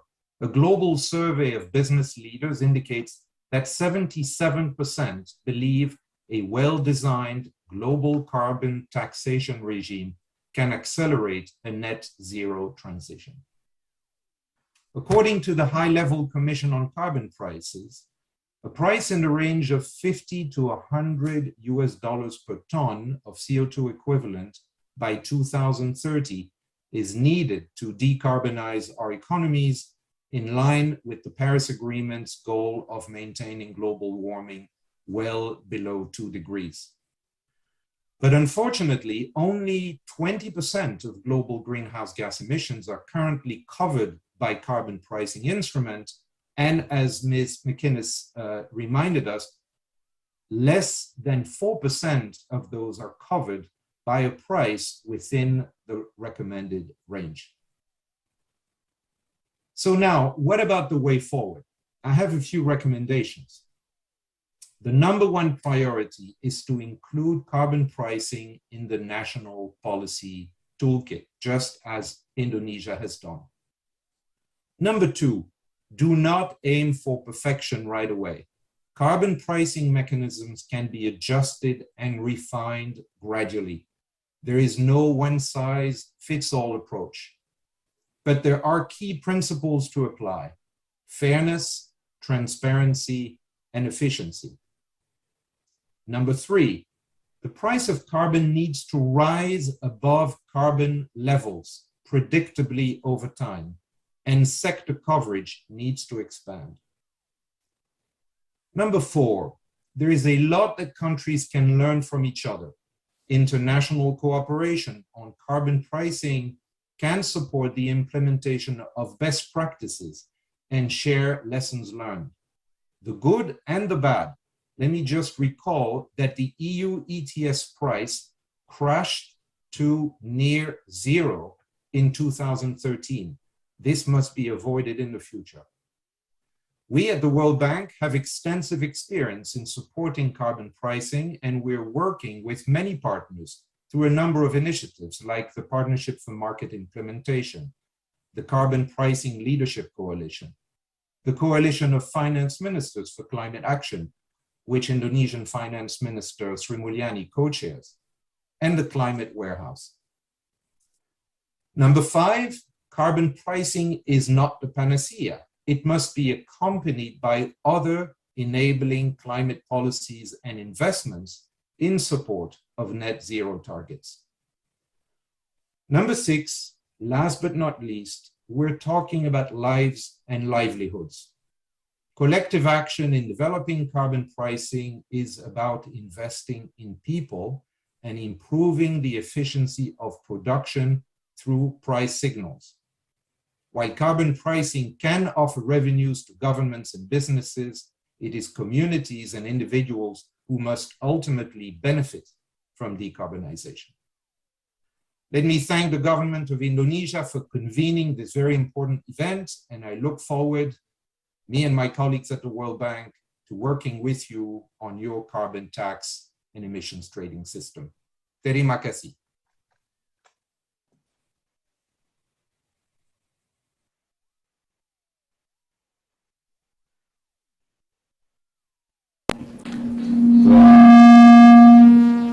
Thank you very much.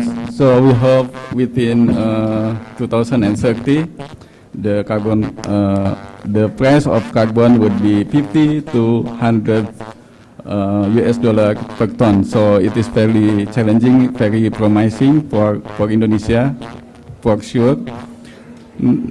Next, come to Michael Laxons from the Climate Impacts X.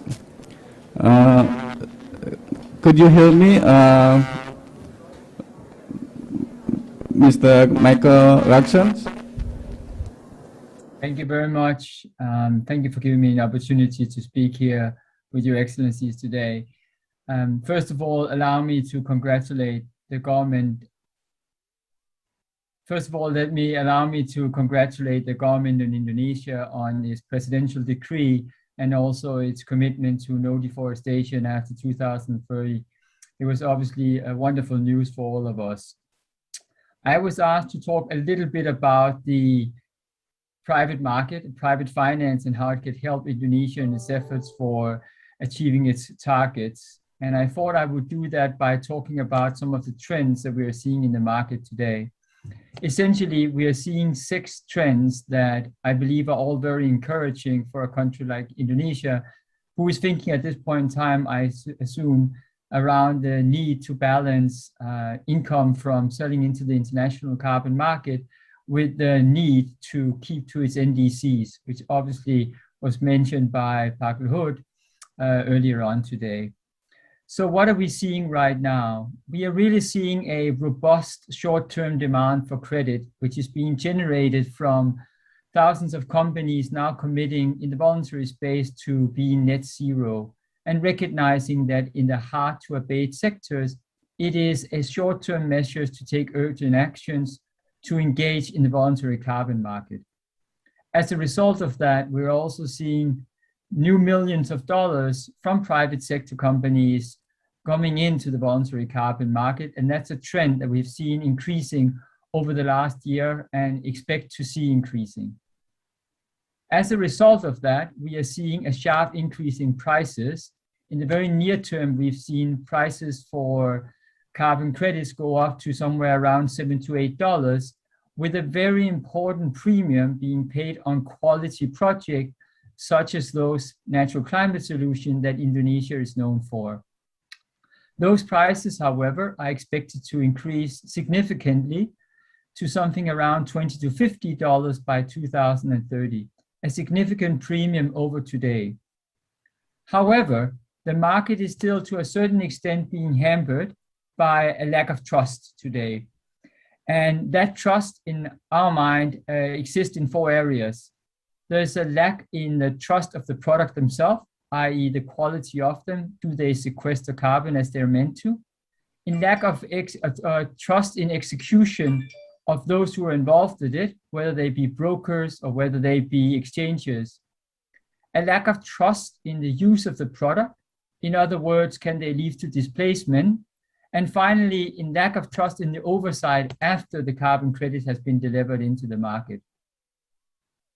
What we are also seeing, therefore, is that there is a supply crunch happening in the near term as corporates really are focusing on high quality carbon credits. And there have been renewed effort by many parts of the world, including by efforts from the Task Force for Scaling the Voluntary Carbon Market, to make sure that some of these areas of trust are being installed again. We're also seeing a market, number 5, that moves more to digital platforms. In other words, we are seeing a market that moves from brokerage transaction and into ones like for so many other commodities are dominated by the transparency that you get from a marketplace or an exchange. And then finally, and perhaps far most importantly, we're seeing a convergence of the compliance market and the voluntary market. And of course, we will look forward to the outcome of COP26 to see what that will lead to. But we do believe that it will lead to a much higher degree of convergence and the need for what's called corresponding adjustment in some shape or form. With that, therefore, it is our belief that the best outcome for the world and perhaps for countries which have the ability to offer high quality carbon credit is one where there is an integration between the voluntary market and the compliance market. And the way we foresee this happening is we appreciate the need for local countries to have flexibility, transparency over prices, and a level of control. So we believe in a future where a local carbon market, like the one that we understand is being developed by the decree in Jakarta, can and should be connected to the international voluntary carbon market so that at any point in time, a country has the flexibility to understand when it is opportune to sell into the international market and when it is opportunistic to keep it as its foremost priority to meet its NDCs. As a sense of the importance of the voluntary carbon market, we recently conducted an auction for a basket of high quality nature-based solutions. We had 8 projects up for offer with a total of 170,000 tons. We're very pleased with the final price, which was at around $8. And what it really tells us that there is a premium being paid for high quality carbon credits and especially for nature-based solutions. And so if I were to give some recommendations, if I may, humbly, I would suggest that a local carbon market, a carbon tax, and the engagement of international voluntary carbon market can and should coexist. And as I mentioned, the critical importance must be for a country like Indonesia to retain a certain level of flexibility, control, and above all, the transparency in the prices that it gets. I wish Indonesia the very best of luck as it takes these next important steps, and I hope that we at Climate Impact X can be of some service. Thank you.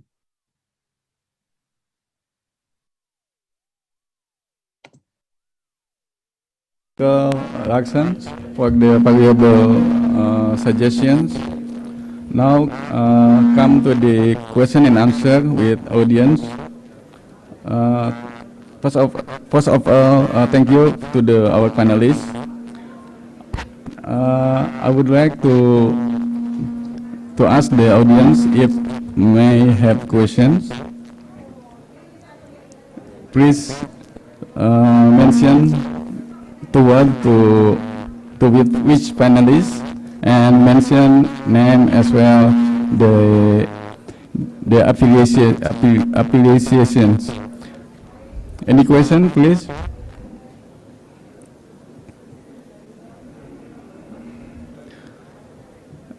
How about question from the picture? Any questions? If any questions by writing, I will mention here.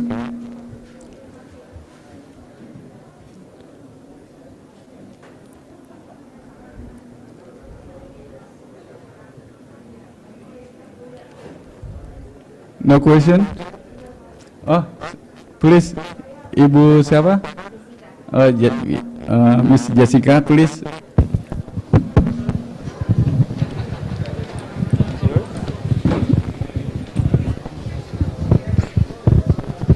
Thank you. My name is Jessica Hanafi from Life Cycle Assessment and Sustainability Professionals in Indonesia. My question would be for Mr. Ambassador.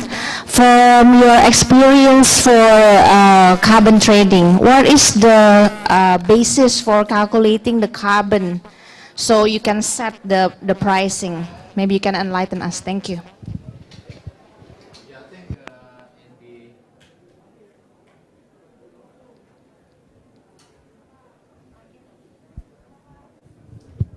So the German experience, I think, is based on the EU. And I would say that in the German one, it's much more expansive than the EU because EU does not cover transport and Germany covers transport. And now the other interesting part, I would say, in terms of the German one is that there is a mechanism where the Germans would control the price so that it will not drop unnecessarily. Now, we are just beginning. Indonesia is just beginning, and a lot of questions, I think, from NGO as well as from industry, how Indonesia will develop its own market in the future. And I think we can have a look at the much more mature market like the UK, European Union in general, and also some industrial country in EU like Germany or France, for instance, and maybe in the US in California, some part of China probably, and other type of market in the world. We plan to be comprehensive. We will include forestry, we include agriculture, which EU does not even include forestry and agriculture. And I think with this, each sectors, the way they count, as I understand it, is that each government of the EU will discuss with the industry, and they will come up with a certain amount, and this amount is given to the EU, and then they will decide on this is the cap, and then they will decide on which industry that has to be responsible, for instance.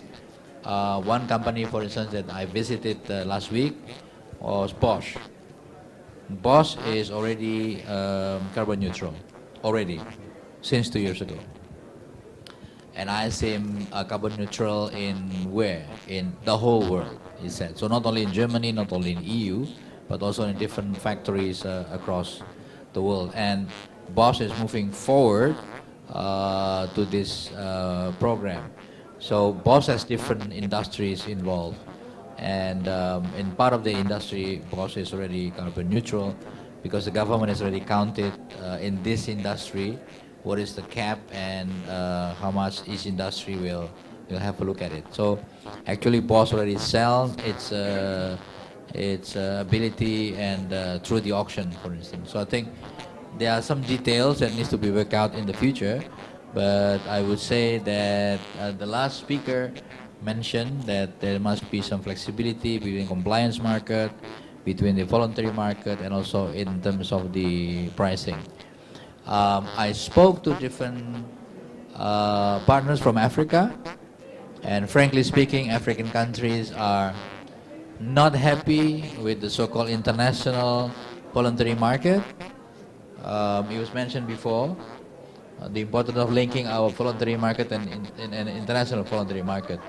A colleague from Africa, a minister from Africa, told me when we had a meeting in Berlin that when someone from a developed country, from the industry of developed country comes to DRC, to Congo, they will say, okay, we are going to buy from you, but $2. So, you know, the pricing is, I don't know the right word, probably, I will be less diplomatic, colonialistic. Yes? I mean, $2, where it's 30 euros here in Europe, for instance. So that I think we also need, we must be flexible, but I think we should also look at, you know, the whole picture of financing, climate, and all these different aspects of it. So I think industry and developed countries should also be, you know, be much more realistic in trying to make an assessment to the pricing, because if you cannot actually bring this so-called $100 billion to health mitigations, then at least you should not, you know, discount the price of the carbon to the level of $2. Agree, I mean, Pak. that's my personal take. Agree, Pak. Reliable data and comparability also required then. Thank you. One question, okay. Let's please precise. Thank you.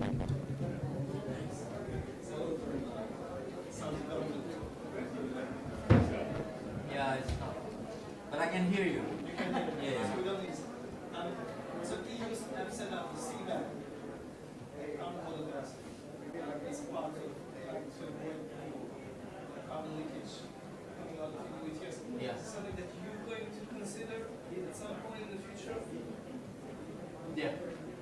So that's, we had a discussion actually yesterday online. The carbon leakage is a big issue that we want to have a look very, very carefully. Because also in Indonesia, there is a concern. We have our plan to reduce our emission by 28% and by 40%, right? And the mandatory market should also support our NDC, okay? But then the question if the fear, which I think is normal, is that when the industry from developed countries buy from Indonesia, they will offset it in the place where they are, which is not allowed, of course. This has been addressed, but also the issue of leakage is also going to be addressed as well in the discussions. The presidential decree is already signed. I was informed it was signed on the airplane with the president on the way to COP. So the detail will comes out, but we have a lot of homework in Indonesia where we need to also develop our own mechanism, and all different aspects as being taken into account. But we are looking at the experience of different markets, the most mature one, and I believe this issue is going to be addressed as well. I mean, if you have more idea or recommendation or discussion, you can also, of course, talk to Ibu Deputy here, so that we can also establish some contacts in the future on this. We are still new, and we want to, of course, we want to get it done right. Obviously, you would like to protect the competitiveness of your local manufacturers. So one question that comes up is, how do you avoid the double accounting when it comes to carbon taxations for the Indonesian imports into Europe, which will be covered by the CBAM anyway? So how do you avoid the impact for the local businesses? This is a dilemma that we are facing it. Yeah, we spoke with some of the supply chains, like Daimler, for instance, because we have factory of Daimler, Mercedes-Benz in Indonesia, for instance, and we export some of the parts of Mercedes from Indonesia, parts of BMW from Indonesia to Germany.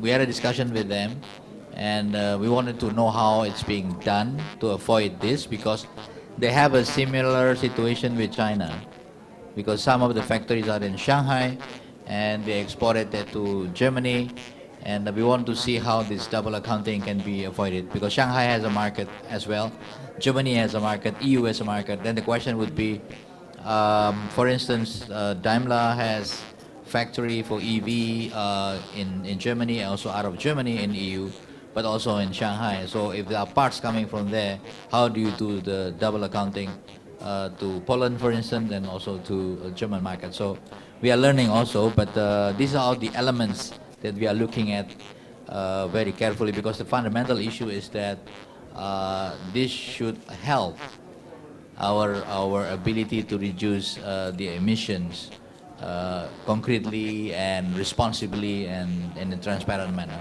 Yeah. Thanks. Thank you. I think because of time limit, so we could not continue the question and answer. So I'm so sorry as well for the questions through the box of Zoom box. So we could not answer because of time limit. So for closing, I would like to ask Deputy Minister Ibu Nani for closing. Time is yours.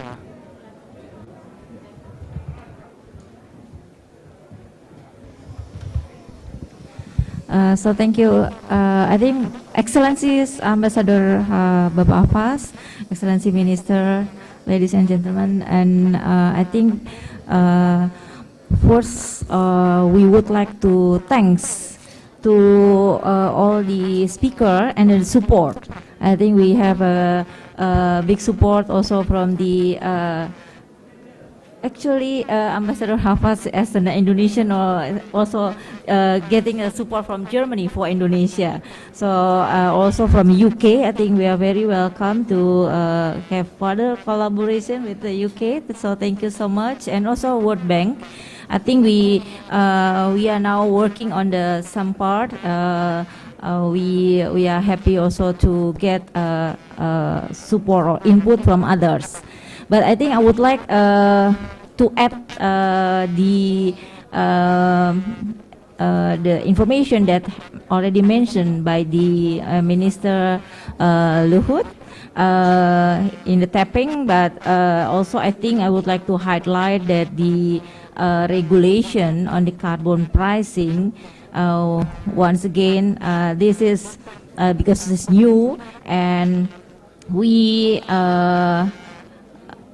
make this regulation mainly as a tool to achieve our Indonesian NDC, but also triggering the development emission of the ATS, such like Ambassador Hafaz mentions, and also carbon offset mechanism, carbon cap and trade and cap and tax instrument, and also result-based payment mechanism in Indonesia.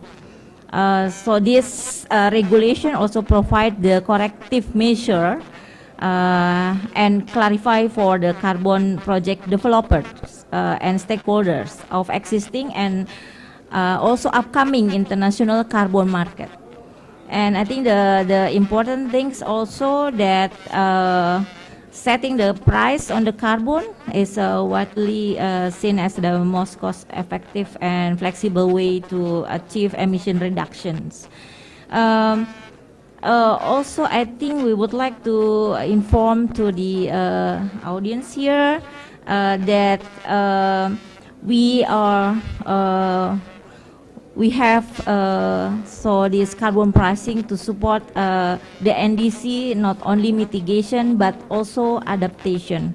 So we already have in our regulation the steps and the mechanism how to support and how to connect between the carbon pricing benefit for mitigation and adaptation actions.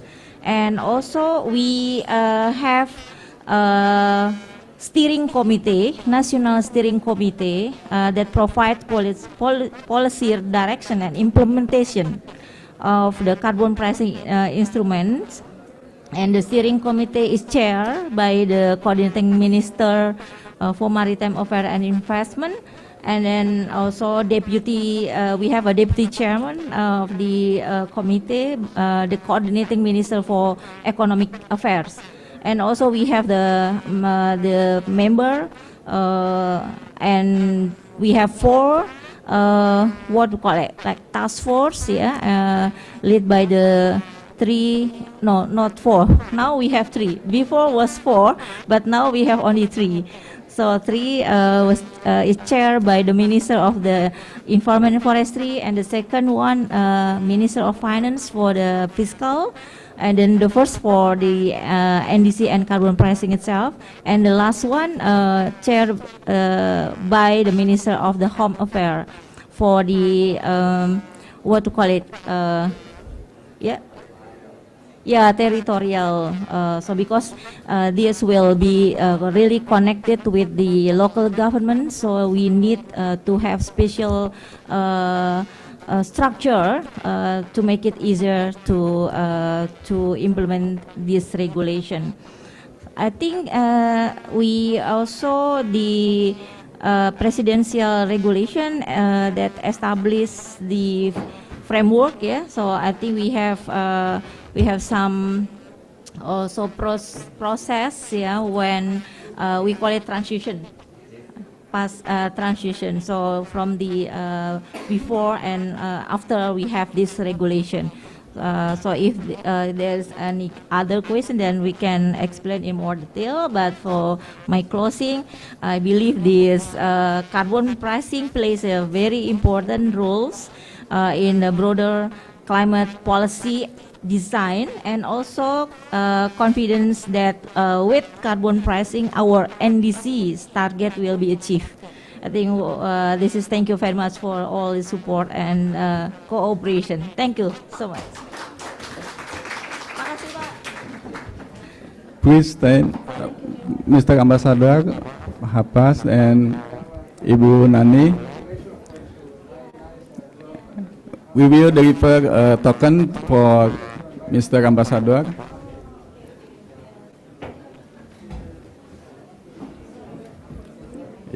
Ibu. Okay, thank you very much. Please, once more time, give a big round of applause for this session. Thank you very much, Pak Kus, and all the speakers. And please kindly, for the speakers, can come up to the stage again. We're going to have a picture, and then the Coordinating Minister of Maritime Affairs and Investment would like to give you a token of appreciation. So for all the speakers, and then also the moderator too. Yeah? Yeah, and speakers? Yeah. Yeah. For all the speakers and then the moderator, could you please come to the stage again? We're going to have a picture. Yeah. Yes. Yeah, so would appreciate it if Pak Hafaz and the other speakers will come up to the stage one more time. Ibu Nani Hendiati from the Coordinating Ministry of Maritime Affairs and Investment is giving the token of appreciation to the speakers that have given a valuable insight on the role of carbon pricing instruments to leverage nature-based solutions to achieve climate targets.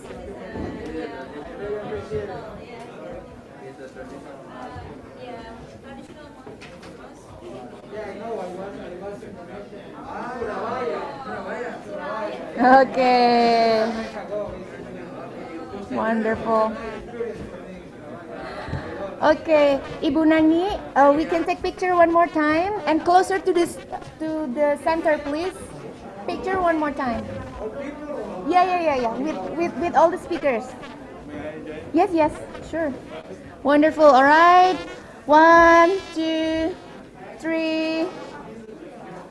Okay, wonderful. Thank you very much.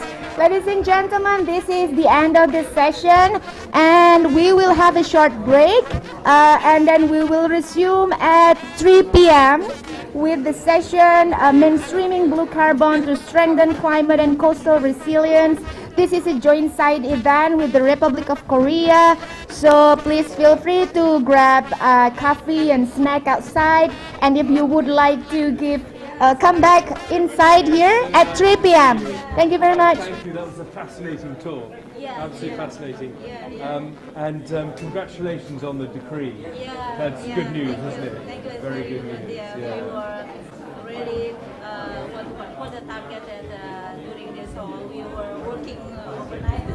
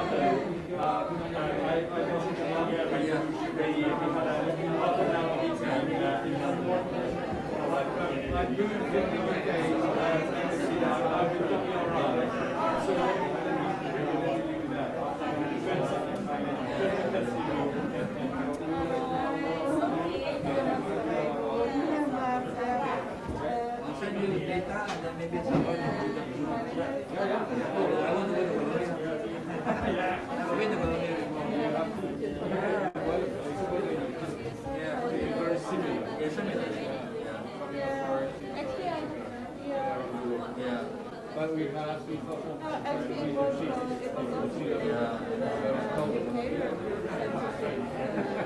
all right. Okay. Hey, apa kabar? Lama gak ketemu. Gimana sekarang? Yang mana? Kita mau se Indonesia. Oke. Bisa mau kenalin Bapak. Oke. Maybe I can he's coming here. Okay.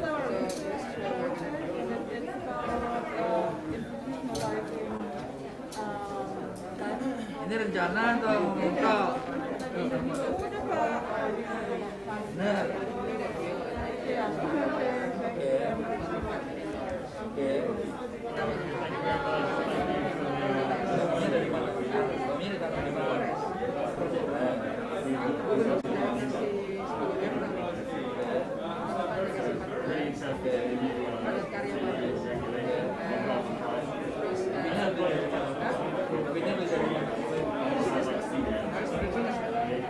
Enggak, maksudnya aku ada kenalan sorry masih di Bangkok, Jogja.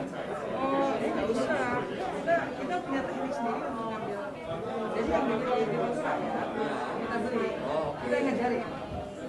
Jadi namanya di plantation. Kalau plantation apa? We don't use plantation. Kita pakai agroforestry. Jadi dalam satu lapangan enggak 400 hektarnya bambu. Biasanya harus tanaman lain karena bambu nggak bisa sendiri. Iya, tapi kan yang selama ini kan bambu. Nah itu kira-kira gitu. Oke. Tidak jauh dari pabrik. Oh, oke. Terus harus diharvest sustainable. Oke.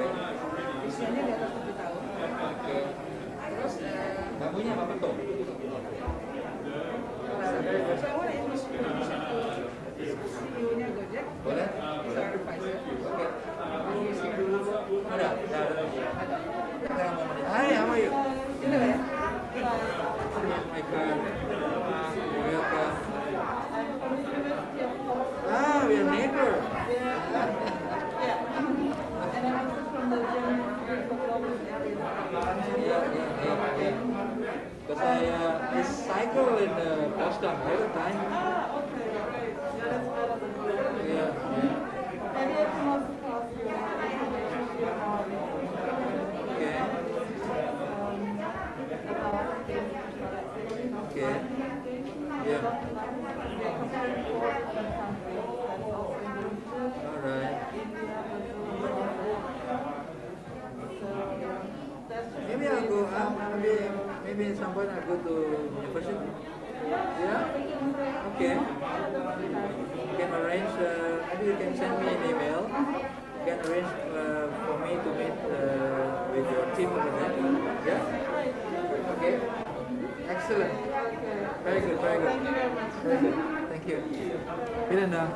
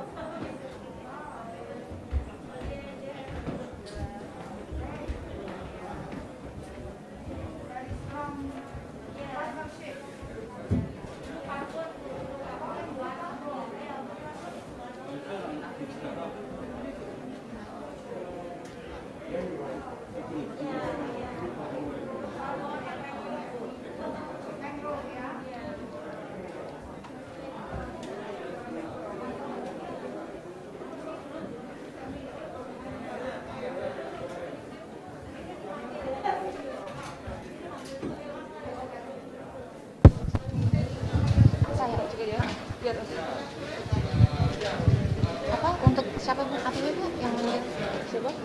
Saya manggil Ibu saja nanti. Saya mau ngomongnya. Sorry, I'm speaking, but I just need to go get some water. Yeah. Can I leave my bag here? Yeah. Can you watch? I'll try. Let me turn my back. Jadi nanti saya kenalkan.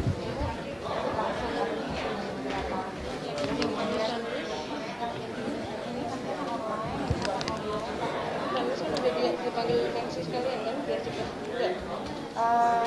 Jadi karena saya juga kurang tahu Bu isinya seperti apa. Ada bumper video dulu Mbak ya? Bumper video sebelum aku masuk. Iya. Atau mau sekarang atau mau perlu ada FC-nya? Sekarang aja ya.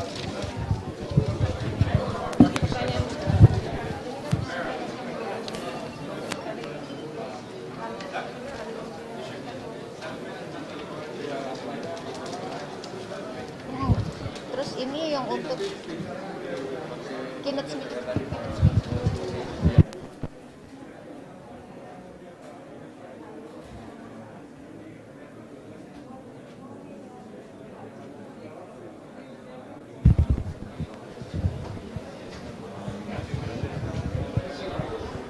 All right, good afternoon, everyone.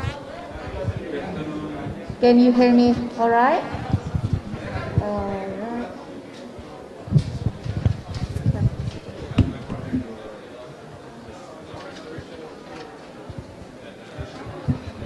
Okay, good afternoon. Welcome back to the Indonesia Pavilion COP26 2021. This is our 5th session today. We have a really packed schedule, but it's very interesting. Most of the sessions today is initiated by the Coordinating Ministry of Maritime Affairs and Investment, mostly focusing on maritime affairs and blue carbon. And then now we are having a really interesting discussion on the mainstreaming blue carbon to strengthen climate and coastal resilience. We have distinguished panelists already with us today. And before that, I would like to also state that, this event is a joint event with the Republic of Korea. Welcome to Indonesia Pavilion. And I would like to also invite the participants who are still outside, especially the international participants who would like to join us. I know we only have 3 seats limited, but don't worry because we will stream this online. Hello for everyone who watched this online in Jakarta. I know it's like late in the evening and maybe somewhere else in the world also joining. So welcome to this event. I'm Lia Zakia, I'm the MC for today. And before we proceed to the discussion, let's see some video, and then afterward will be opening remarks, keynote speech from the ministers.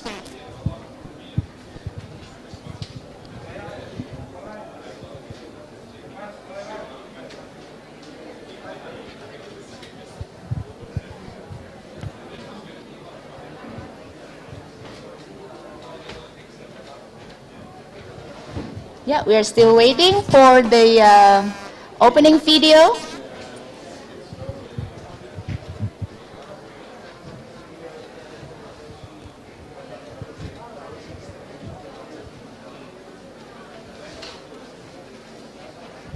Yeah, we have so many videos. So maybe they're still trying which video needs to be played now.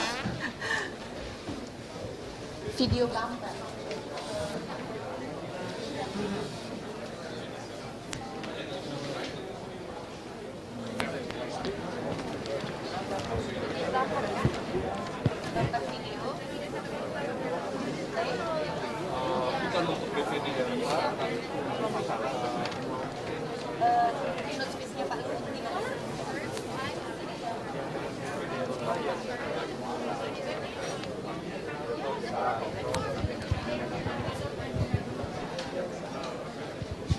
While waiting, I would also like to share some information regarding this Indonesia Pavilion. Yeah, we will conduct all the sessions until the 12th of November. And then for those of you who would like to find out more about the schedules in our pavilion, you can check indonesiaunfccc.com.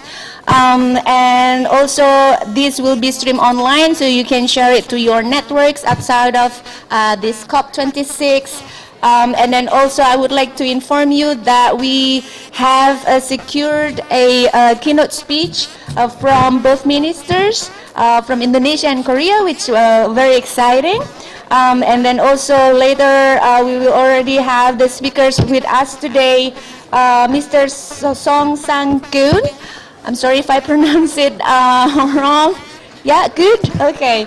And then Ibu Dwi Korita Karnawati from the head of the Meteorological, Climatological and Geophysical Agency of the Republic of Indonesia. Welcome, Ibu.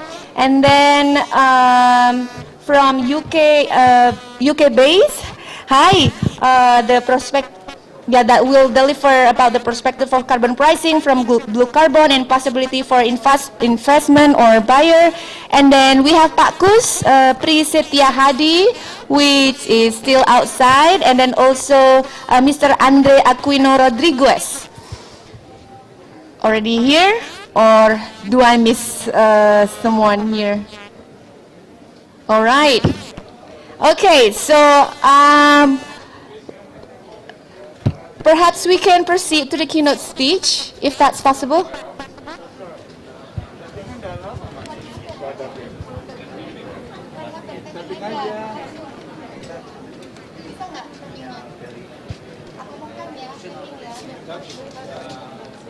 Moreira da Silva. George Moreira da Silva. And we also have Mr. George Moreira de Silva from OECD.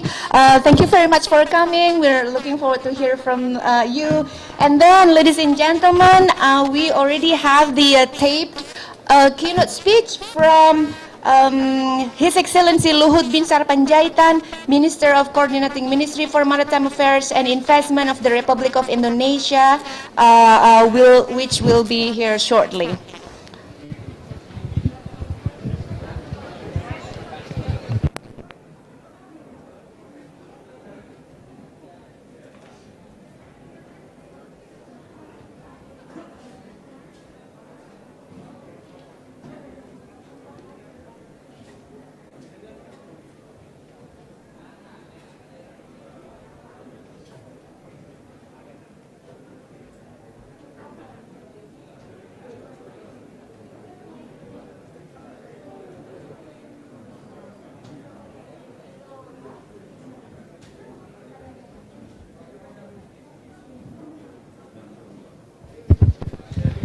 Apology in advance. We're still trying to play the video, but to be mindful of time, I think we need to proceed. We can proceed to the dialogue, and then for that, I would like to introduce Professor Dr. Haruni Krishnawati to be the moderator for this event. Ladies and gentlemen, please give a warm welcome to Professor Dr. Haruni Krishnawati. Ibu.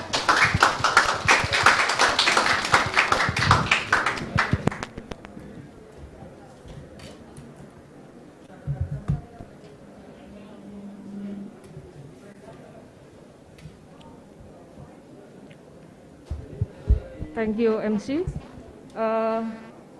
Good afternoon. His Excellency, Minister Moon. Distinguished speakers, ladies and gentlemen.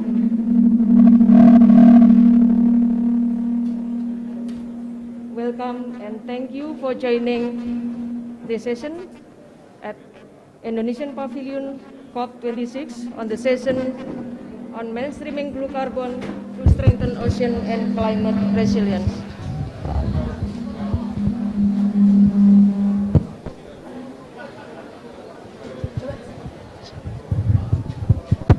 Okay, thank you. Apologies for this inconvenience. I would like to say welcome and thank you for joining this session in Indonesian Pavilion COP26 on the session on mainstreaming blue carbon to strengthen ocean and climate resilience. As mentioned by the MC, the session is hosted by the Coordinating Ministry for Maritime Affairs and Investment, the Republic of Indonesia, and co-host with the Ministry of Ocean and Fisheries of the Republic of Korea. I am Haruni Krishnawati from the Ministry of Environment and Forestry, and I will be chairing this session. The duration of this session is not so long, only 80 minutes maximum, and we already have used about 5 minutes, and we have 3 keynote speakers and 6 panelists. So it will be a very tight schedule, but hopefully all panelists will manage their time wisely, and hope that each speaker could deliver the talk or presentation in 7 minutes or more or less. Of course, first, while we're still waiting the keynote speech from 3 keynote speakers, we would like to extend a very warm welcome to our distinguished panelists. The first, we have Ibu Dwi Kora Karnawati. Good afternoon, Ibu. She is the head of the Meteorological, Climatological, and Geophysical Agency of the Republic of Indonesia. We also have here Mr. Song Sang-kyun, the Deputy Minister for Marine Policy Offices of the Ministry of Ocean and Fishery of the Republic of Korea. We also have Ms. Andrea Lidwat, International Biodiversity and Climate Director, UK Department of Environment, Food and Rural Affairs, who will be joining online. Oh, sorry, she will be. Oh yes, sorry. Thank you for coming. And next, we would like to have Mr. Hansan Park, Co-Director of the Korea-Indonesia Marine Technology Cooperation Research Centers. We will be joining online. Okay. And Mr. George Moreira da Silva, the Director of VCD Development Cooperation Directorates, will be joining offline here. And Mr. Mark Sadler, Practice Manager, Climate Change Fund Management Unit, the World Bank, they will be joining online. We also have actually the representative from the Minister of Marine, the minister, the representative from the Minister of Marine Affairs and Fishery of the Republic of Indonesia. They will be represented by Dr. Hendra Hisan Siri. He is the Secretary, Directorate General of the Marine Spatial Management from the Ministry of Marine Affairs and Fishery. Before we start the session, I think MC, is the keynote from the keynote speakers can be run right now? The keynote speaker? Okay. Thank you. I think it's our time to enjoy the speech. They will be delivered by His Excellency Bapak Luhut Binsar Panjaitan, the Coordinating Minister for Maritime Affairs and Investment of the Republic of Indonesia. And then will be followed by the keynote speech by His Excellency Mr. Moon Sang-hyuk, the Minister of Ocean and Fishery of the Republic of Korea. Please. His Excellency Minister Moon Sang-hyuk, His Excellency Mr. Wahyu Sakti Trenggono, distinguished speakers, moderators, ladies and gentlemen. First of all, I would like to apologize for not joining this talk so in person due to my duty to accompany my President. This event is joint talk show between the Coordinating Minister for Maritime Affairs and Investment of the Republic of Indonesia and the Minister of Ocean Fisheries of the Republic of Korea. Last 2 weeks, I have met Minister Moon Sang-hyuk in Jakarta, and we share some insightful thoughts for our future collaboration. And one of the topics was about the blue carbon cooperation. We may know in COP26 Glasgow at this moment, people all around the world will gather in a conference to discuss and find a solution to keep the climate under 2 degrees. We have passed 1 degree Celsius now, and the Intergovernmental Panel on Climate Change has warned that global temperatures need to be kept from rising by more than 1.5 degrees Celsius. Indonesia also strives to elevate the net zero ambition by 2060 or sooner, and one of the sector to contribute is from the follow sectors, including mangrove and peatland. The follow sector will reach negative emission or net sink by 2030. Mapping and utilizing the blue carbon ecosystem are expected to reduce the temperature by 2050. Indonesia has submitted the updated national determined contribution and the long-term strategy on low carbon and climate resilience 2050 to the Secretariat of UNFCCC. The updated NDC reflects the progression beyond existing NDC as well as new elements including for ocean. The preparation of the NDC consider the Sustainable Development Goals and goals on taking urgent action to combat climate change and its impact, such as access to affordable, reliable, and renewable energy for all, and sustainable use of the ocean, seas, and marine resources. As an archipelagic country, Indonesia is blessed with the abundance of natural capital and hosts mega marine biodiversity. We have the largest coastal blue carbon ecosystem of mangrove and seagrass, as well as coral reef on Earth. Indonesia blue carbon ecosystem holds around 75 to 80% of the world's carbon credit, which means we have economic potential from our ecosystem. To extend the extent of Indonesian blue carbon ecosystem enable the countries to play a significant role in global climate mitigation and adaptation effort because on those ecosystems.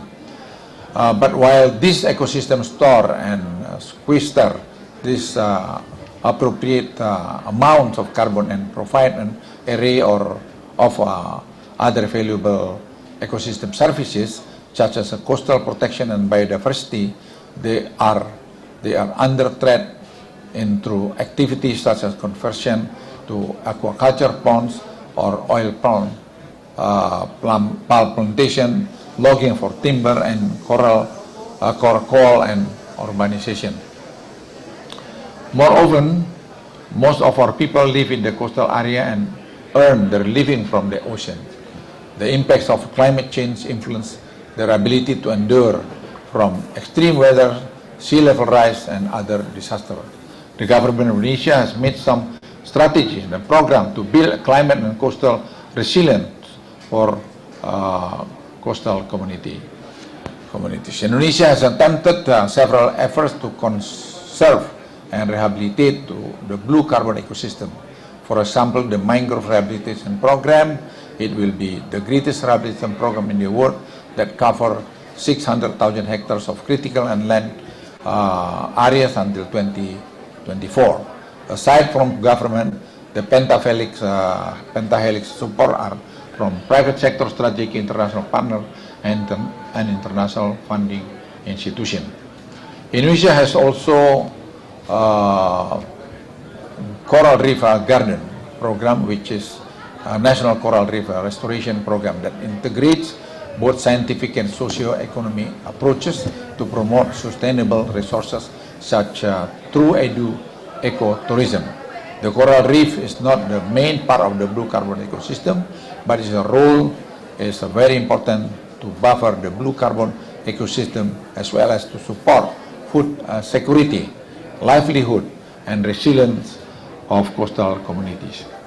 To this end, I wish to talk show could introduce to global audience how to manage the blue carbon ecosystem and at the same time seek broader international support and collaboration support from multinational funding institutions and especially future cooperation with the government of the Republic of Indonesia. Thank you very much. Next will be followed by the keynote speech from the Minister from Korea. Okay.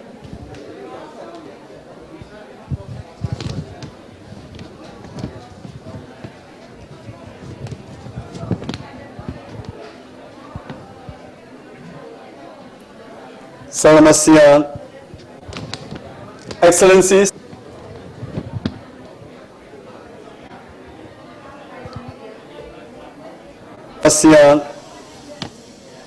Excellencies, and distinguished participants. I'd like to start by extending my deepest gratitude to the Honorable Minister, Mr. Luhut Binsar Panjaitan, and the staff members for organizing today's excellent event. Although I'm not physically present at the site, my keen interest and great expectation will be with you. Also, my special congratulations goes to the very first day of joint side event between Korea and Indonesia.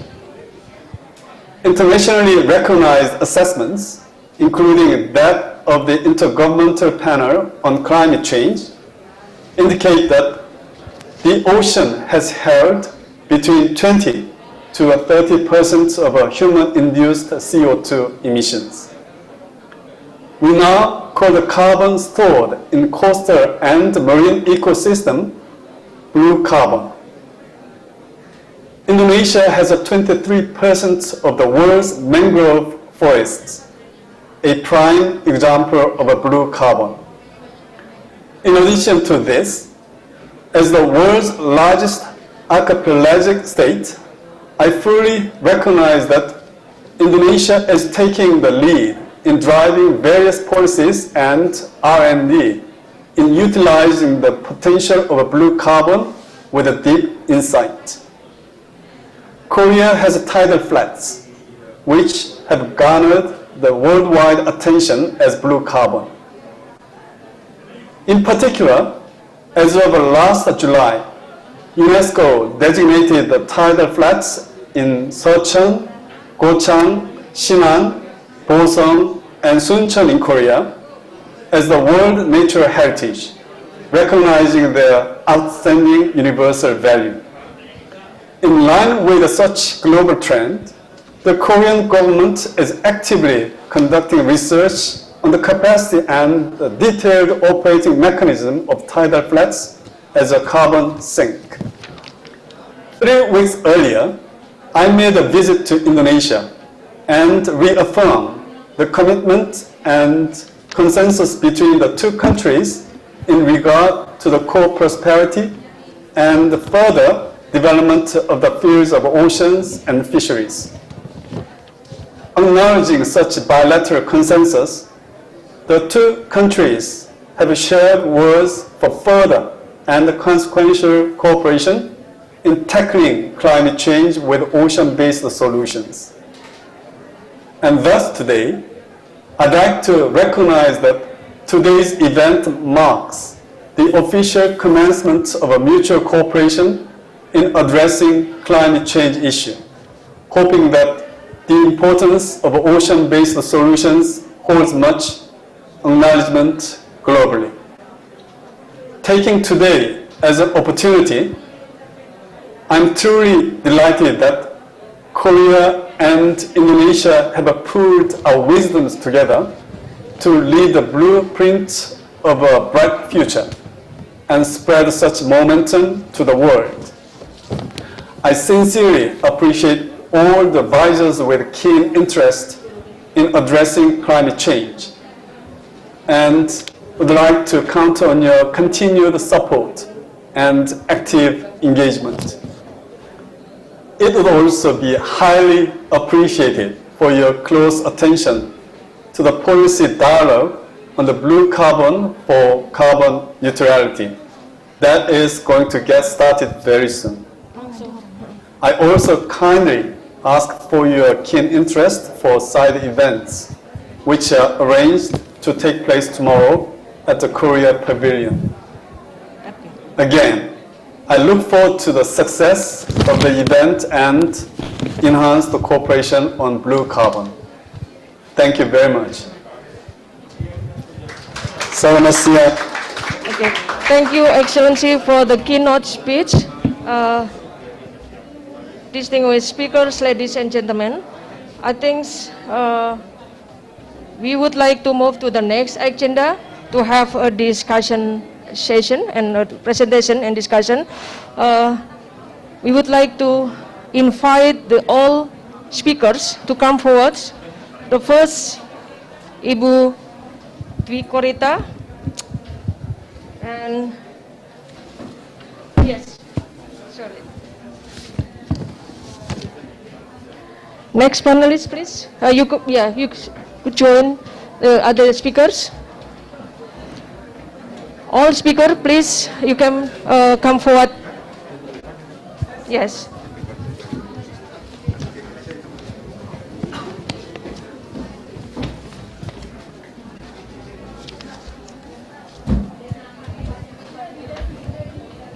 Okay. We have 4 speakers. They will be joining us today offline here. And we also have 2 other panelists that will be joining online. Before we start the session, for the audience who would like to join in person here, you are encouraged to ask questions after all the panelists' presentation. And for online audience, you can write comments in the Q&A box throughout the session, and we will sure to address them later on. Without further ado, we will go straight to the first agenda, the next agenda, the presentation. We would like to invite Ibu Dwi Korita as the head of Meteorological, Climatological and Geophysical Agency of the Republic of Indonesia. The floor is yours. Very good morning to all of you. It is a privilege for me to join this important occasion for presenting the Truth program of our ministry for year 2021-2024. Distinguished guests, ladies and gentlemen, Indonesia is the world's largest archipelago of more than 17,000. Sorry, we apologize. This is the next keynote speaker. They actually already prepared, and we welcome the keynote speaker from the Minister of Marine Affairs and Fisheries, the Republic of Indonesia. Please.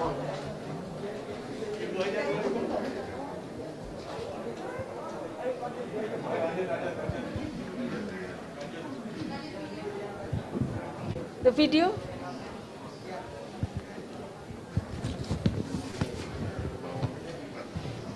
Kok nggak siap sih?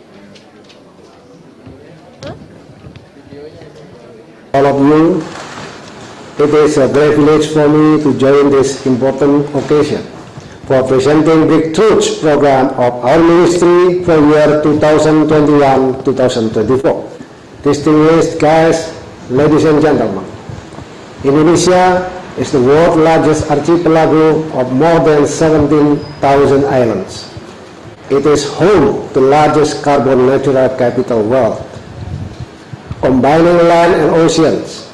As experienced, IUU fishing undermines national and regional effort to conserve and manage fish stock, and as a consequence, inhibits progress toward achieving the goals of long-term sustainability and responsibility. Indonesia will issue a new sustainable policy. To preserve ecology is by implementing the quota-based fisheries policy. Ladies and gentlemen, the quota-based fisheries policy is built based on both ecological and economic consideration. The ecological consideration is mainly based on the fact that some countries such as European Union, Iceland, Canada, New Zealand and Australia have implemented quota system to sustain their capture fishery sector. China itself is on its way for fully implemented this quota system. Some restrictions applied as a part of the policy is to ensure that the commodities are sustainable and the environment stays healthy for fisheries activity. The policy will be implemented using integrated monitoring technology to address restrictions on fishing areas, regulation on the number of fish that may be caught based on production volume quota, type of fishing gear that are allowed according to applicable regulation and are environmentally friendly, regulation of design fishing port as first landing and loading place, and the use of local crew members to enhance local employment. The quota-based fisheries policy will be implemented on 11 fisheries management areas in Indonesia to measure production figures and catch limits based on ecosystem resilience principle to support food security, production value that reflect economic resilience, and the value of fishermen's income and welfare as indicator for socio-economic resilience of the community. Under this policy, The Ministry of Marine Affairs and Fisheries already established 3 zones of fisheries management area as the implementation of the policy. First, the fishing industry zone, where the number of fish caught is determined through a quota system. The quota management system will be applied for 3 groups of concerns: industrial fishing, traditional fishing, and recreation fishing. Second, fisheries management area designed as restricted fishing zone and nursery ground. Third, the local fishermen fishing zone designed as no fishing quota. To support this quota-based fisheries policy, our ministry is preparing an integrated satellite-based technology system, which will be used as the mine fishing operation surveillance system. Distinguished guests, ladies and gentlemen, from the progress that we have made so far in formulating these breakthrough policies, I am convinced that the quota-based fisheries policy will have a multiplier effect for national development, in addition to supporting food security. As final word, the implementation of this quota-based fisheries policy is designed as a key tool to combat IUU fishing and foster sustainable fishery management, tackling data collection and fish traceability issues, and optimization of fishing port. But fully implementing this policy, I believe it will increase our productivity and contribute to achieve net zero emission strategy and updated national determined contribution. More effective and efficient resource and energy usage and sustainable capture fisheries activity will increase our adaptation capacity and climate resilience. Indeed, we believe that we are able to optimize our blue economy potential and at the same time maintain our ecosystem sustainability for a prosperous Indonesia. Thank you.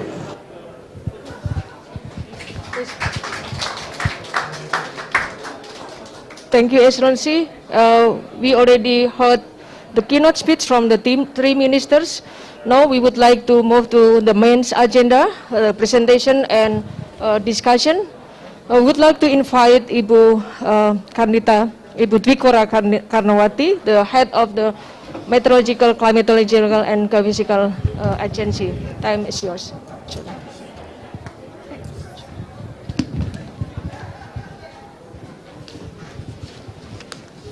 Bismillahirrahmanirrahim. Good afternoon, distinguished guests, ladies and gentlemen. Please allow us to share the progress of our monitoring and prediction related to the effort for mitigation of the impact of climate change on the hydrometeorological extremes. Next slide, please. First of all, I would like to share the condition or about the complexity and the dynamic of the atmospheric and oceanic conditions in Indonesia. Next 2 slides, please. In the figure, we can see that Indonesia is situated in between 2 large continents, that's Asia, the Asia, as well as the Australia. And Indonesia is also situated in between 2 large oceans, that the Pacific as well as the Indian Ocean. Perhaps we can show the figure. The next slide, please. Next slide. Right. This figure showing how complex is the meteorological and the climate and the weather in Indonesia. It's different from the country which is situated in the continent. Indonesia is very dynamic and very uncertain. For instance, In January 2020, in Jakarta, we have a very catastrophic flood. It was the rain extremes, the rain intensity reached 3,077 millimeter only in several hours. And it was due to the cold surge. The cold surge as a result of the gap between, that means the atmospheric gap, pressure gap between Tibet, highland of Tibet, to with the Hong Kong, then create the cold surge directed to western south part of Indonesia. It was detected several days earlier, up to 1 week earlier. Then it was resulted in very extreme rainfall, because in our system we mention extreme rainfall when the intensity reached 150 millimeter in 1 day. In that time it was 377 millimeter, only for several hours, up to 24 hours. And it was due to the condition in highland of Tibet and also in Hong Kong. So this dynamic is very controlled by the other part of the world. Nowadays we have La Nina. It is due to the cooling of the sea temperature in Pacific tropics at the center and in the east of the Pacific, and in our sea we have a warmer temperature. So our temperature, our sea temperature is getting warmer and warmer. The average temperature, it's supposed to be 25, 26 degrees centigrade, but recently it is approaching 29 centigrade. So that's why now we have a La Nina. However, all of this showing how complex, how dynamic is the climate and weather in Indonesia. Next slide, please. Next slide, please. This map showing the maritime continent of Indonesia, where the global precipitation hotspot is situated actually in Indonesia, that's in the tropics with the red color, as well as in South America, that's about the north part of South America. And again, this is showing that the maritime continent Indonesia maritime continent, precipitation is actually the key variable to predict correctly the global weather and climate. However, the maritime continent precipitation also has very large error in climate models that again due to the dynamic which can affect the phenomena in the maritime continent of Indonesia. So that's why observation, systematical observation of the climate and weather is very, very important, and now we are working on that. Next slide, please. Next slide showing that 90% of the disaster in Indonesia is due to the interaction of the atmospheric and ocean as well as on the land. So it is a hydrometeorological disaster. It is 90% of the disaster. It's about that. Those includes flood, it's 36%, and then landslides 20.7%, and then the strong wind and rough sea as well. This data also according to the National Agency for Disaster Management as well as UNFCCC report 2021. Next slide, please. Next two slide, please. In the next two slides, we can see the latest, next one. Oh, thank you. Yeah, it was, we can see in this graph that the latest state of global climate, according to the World Meteorological Organization, which was stated in the year of 2020. From this graph, we can see that the year of 2020 is, is one of the 3 warmest years on the record. So the first is 2016, the first warmest year. The second is the 2019. Earlier slide, please. Earlier slide. Sebelumnya, Bapak. Sebelumnya. Previous slide. Actually, then, I'm sorry, it is not the right one. Can you move to earlier, please?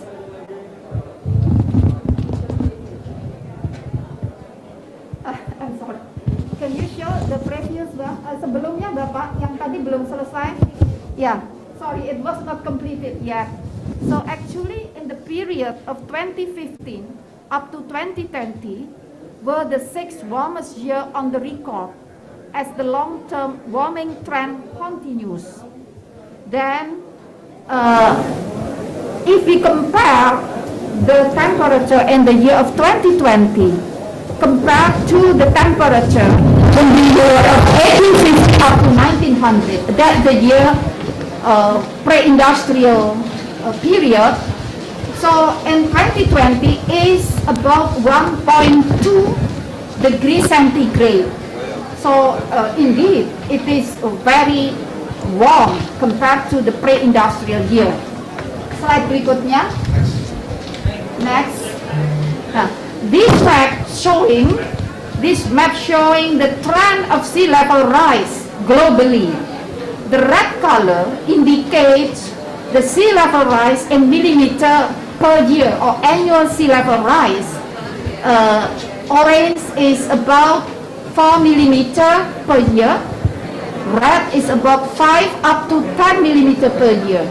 If we look at Indonesia, it is about sebelumnya, Pak? Sebelumnya? Yeah. It is about, in Indonesian archipelago, it is about 5 up to 7 millimeter per year. That's the sea level rise. And please pay attention in the red color. It can it reach 10 millimeter per year. So it is the global data, and globally the sea level increase in average trend is about 3.31 millimeter per year. Indonesia has been 5 up to 7. So it is much beyond the global average. Even though several regions in other countries also have a red color, that means much beyond the sea level rise globally. Next slide, please. Next. In the next slide, we would like to show the monitoring conducted by BMKG in Jakarta during 130 years. We noticed since the year of 1865 up to 2005, the increase of temperature in Jakarta has reached 1.4 degree centigrade. That's in Jakarta. So it is above the global increment, but locally in Jakarta, not the whole Indonesian temperature. Next slide, please. Now we can see that from the year of 1900 up to 2020, if you look at that, the extreme rain with the red and the blue, the red is 24 hours extreme rain and the blue is 48-hour extreme rain. Before the year of 1960, we only have 2 peaks of the extreme, beyond 150. Extreme rain is 150. It's only 2 peaks. 2 peaks extreme. However, after the year of 1970, it is more frequent. The extremes is getting more frequent. even in 2020 up to 377 millimeter. So it's getting more and more frequent, and the intensity is getting higher. Next slide, please. And according to the monitoring from our global atmospheric watch, the CO2 concentration measured that in West Sumatra, Kota Tabang, globally Indonesia is less than global average concentration. Now it's about 408 ppm, that the concentration of CO2. Meanwhile, the global is about 412 or 13. So, in Indonesia is 411, and global average is 415. That's data measured in January 21st. But increase of the CO2 is at the same rate or the same trend of the global, although the ppm is still lower. So the rate of the global, like the rate of Indonesia, is 2 ppm per year. Next, please. And now we see La Nina occur in Indonesia. The anomaly, it creates the rain intensity and monthly 20 up to 70% higher. The green color showing the rain intensity is 70% higher, up to 100. So we can see Java, Sumatra, Sulawesi, Kalimantan, it's almost all part of Indonesia. So it creates potential landslide, and now we are in the warning period for the La Nina. Soon we are having hydrometeorological disaster. So we disseminate this warning to all provinces in Indonesia, to all people in Indonesia since last October. We are ready for the disaster, for the next disaster. Next, please. Next. Next, please. Next.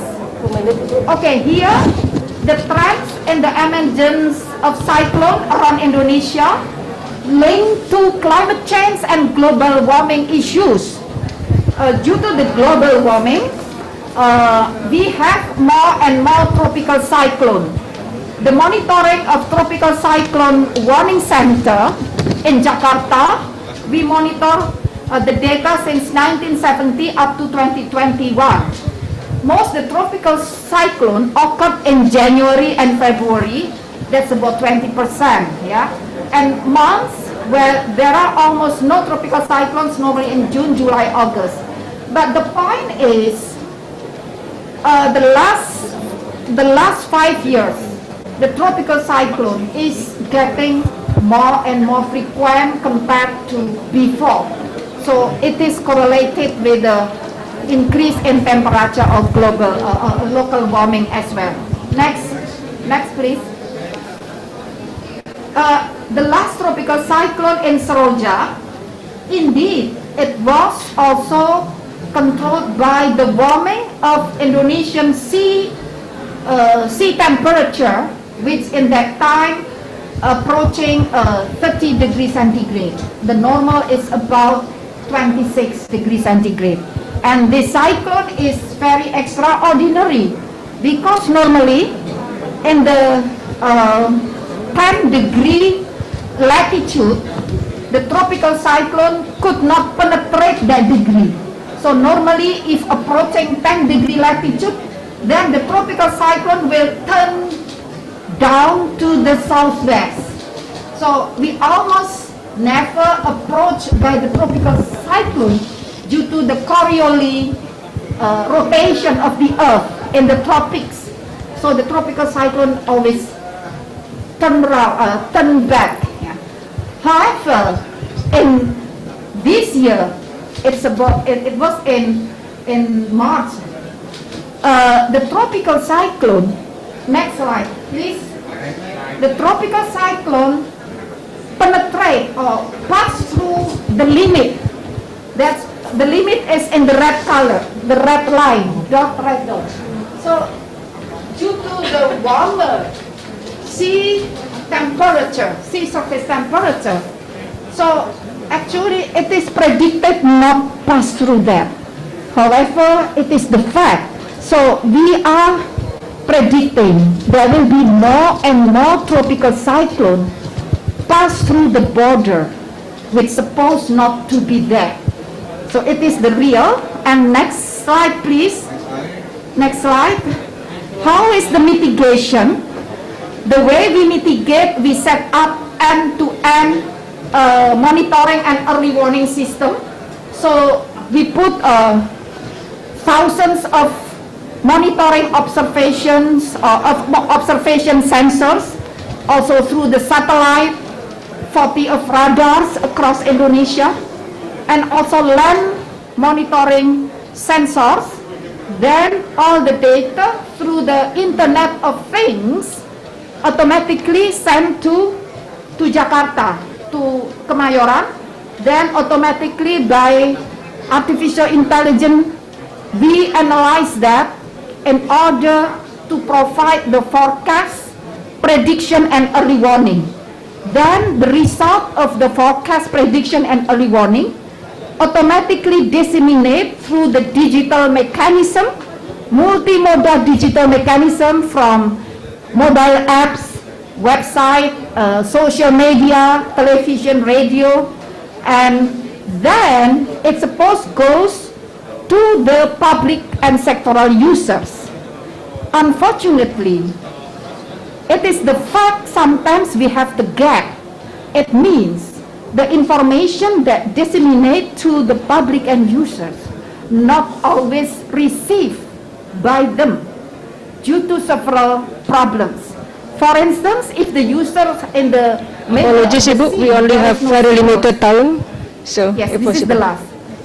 No signals in the sea, and sometimes the information is not opened by the users because they don't understand what is that. Due to the complexity of the phenomena, we use the high technology. Unfortunately, the user only can receive the information by voice. So how to make the user to understand the high technology product only by using the radio or the voice. So this is the gap, and finally the conclusion. This is what I'm sorry, due to so many distraction in the so I need one more slide. That the conclusion. Can you move to the slide, just the last? No, the conclusion, please. Due to okay, please. Can you move? Okay, so that was the existing gaps.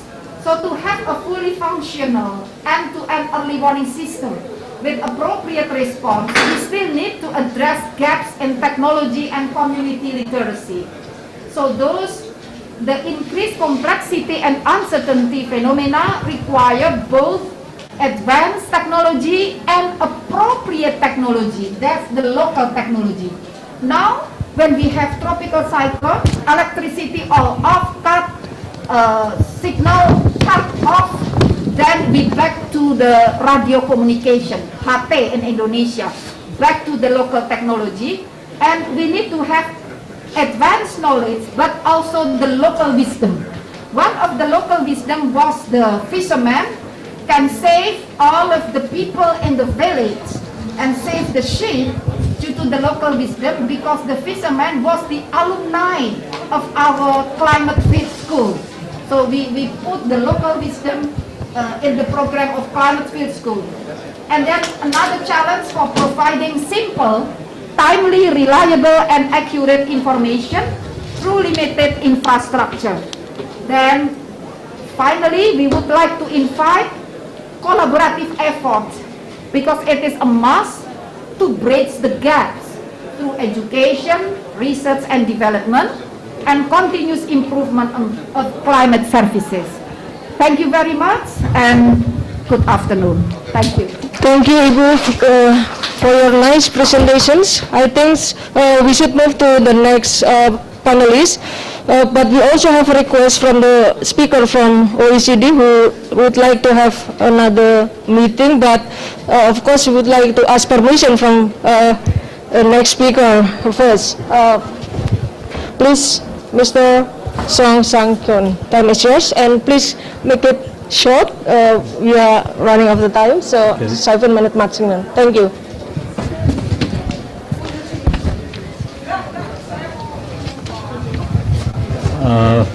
Mr. Nani Hendiarti, the Deputy Minister of Environment Management and Forestry of Coordinating Ministry for Maritime Affairs and Investment of the Republic of Indonesia. Distinguished guests, ladies and gentlemen, I am Song Sang-kyun, Deputy Minister of the Ministry of Oceans and Fisheries of the Republic of Korea. It is my sincere pleasure to have this opportunity to speak at the Indonesian Pavilion, the country that has the world's largest carbon sink, thanks to abundant blue carbon and rainforest. Taking this as an opportunity, I would like to extend my deepest appreciation to the coordinating ministry of the Maritime Affairs and Investment of the Republic of Indonesia. Terima kasih.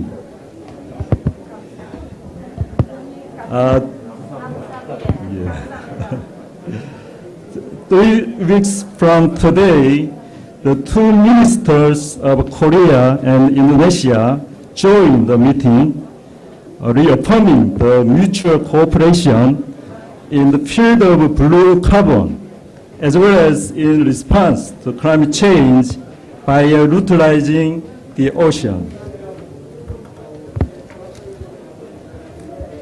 Thus, today marks much significance in the such bilateral cooperation bears its fruit for the first time. Distinguished participants, I would like to take today as a chance to introduce carbon neutral policies of Republic of Korea in order to achieve 2030 NDC and 2050 carbon neutrality.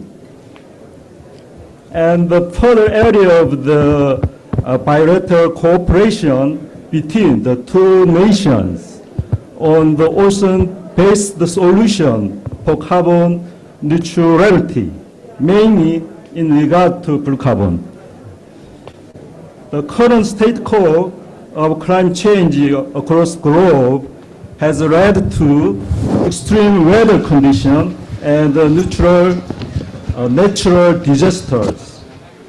As of the last February, Texas of the United States, well known for its moderate weather, suffered heavily due to unprecedented level of snow and extreme cold. Such extreme weather conditions led to additional social disasters, including blackout and fire, causing a huge damage to the resident and the city itself. IPCC provides new time estimates which advance 10 years to the previous estimate for crossing the 1.5 degrees Celsius threshold. Such a decision made by IPCC recognize the severity of climate change. In order to tackle this climate crisis, countries around the world are sharing no effort to go carbon neutral at the international level. The Republic of Korea fully recognized the global aspiration of carbon neutrality, not only at the domestic level, but also at the international level. Korea is the 14th country to legalize vision of 2050 carbon neutrality. And implementation mechanism while resetting its NDC of 2030 to 40%. It is the right time for us to prepare detailed goals and strategy in every sector in the midst of a big wave going carbon neutral. The Ministry of Ocean and Fisheries is arranging its strategy on 2030 greenhouse reduction goal with a focus on blue carbon. The Ministry of Ocean and Fisheries of the Republic of Korea has set the net emission of 2030 greenhouse gas to 1.4 million tons, expecting the achieving reduction of 2.3 million tons. This is indeed a progressive goal which aims to reduce 58% more compared to that of 2018, given that the total NDC aims at 40% of reduction.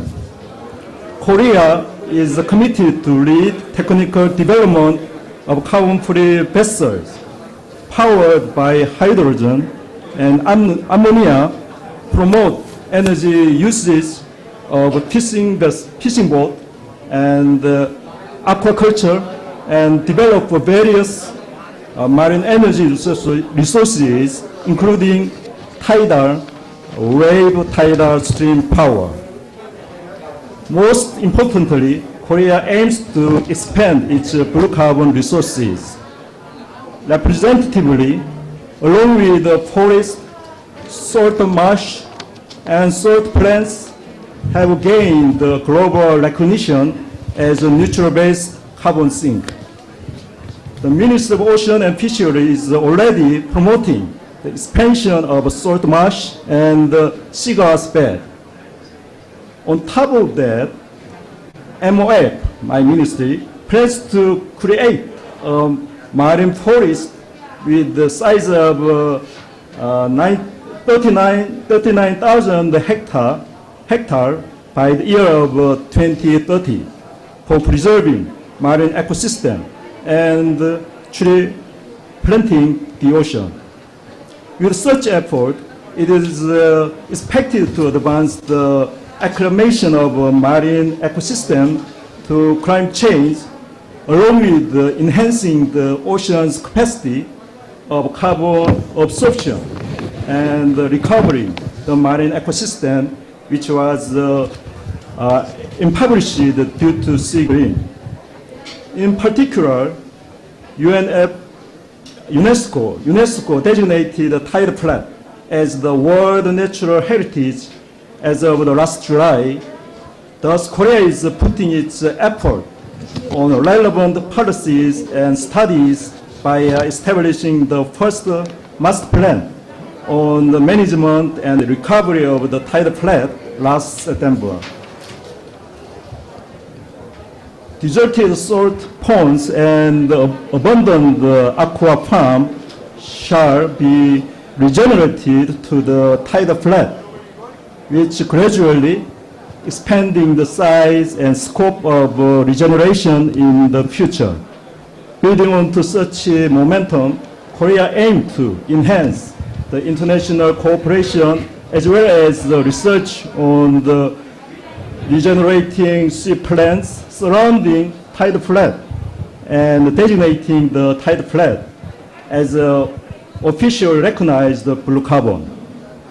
A study conducted by the Seoul National University gained much recognition earlier, citing that the Tide Flat in Korea has the capacity of absorbing 260,000 tons of carbon dioxide on the annual basis. The government of Korea will make sure to provide support on relevant studies from home and abroad to gain more recognition and interest.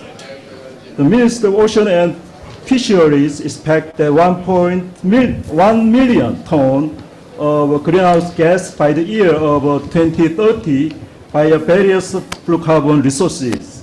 I believe such progress shall be the essential and strategic means, as it accounts almost 45% of the total reduction goals of greenhouse gas, which is equivalent to the 2.3 billion ton by the year of 2030 in the period of ocean and fisheries.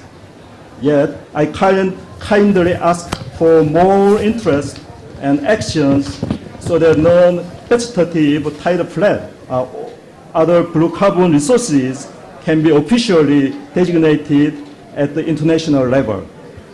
It is important that the Korean government remains keenly interested and supportive in order to successfully conduct blue carbon-related policies of Korea. Yet, international awareness on the role of the blue carbon, such as the tidal flat, shall also be much promoted.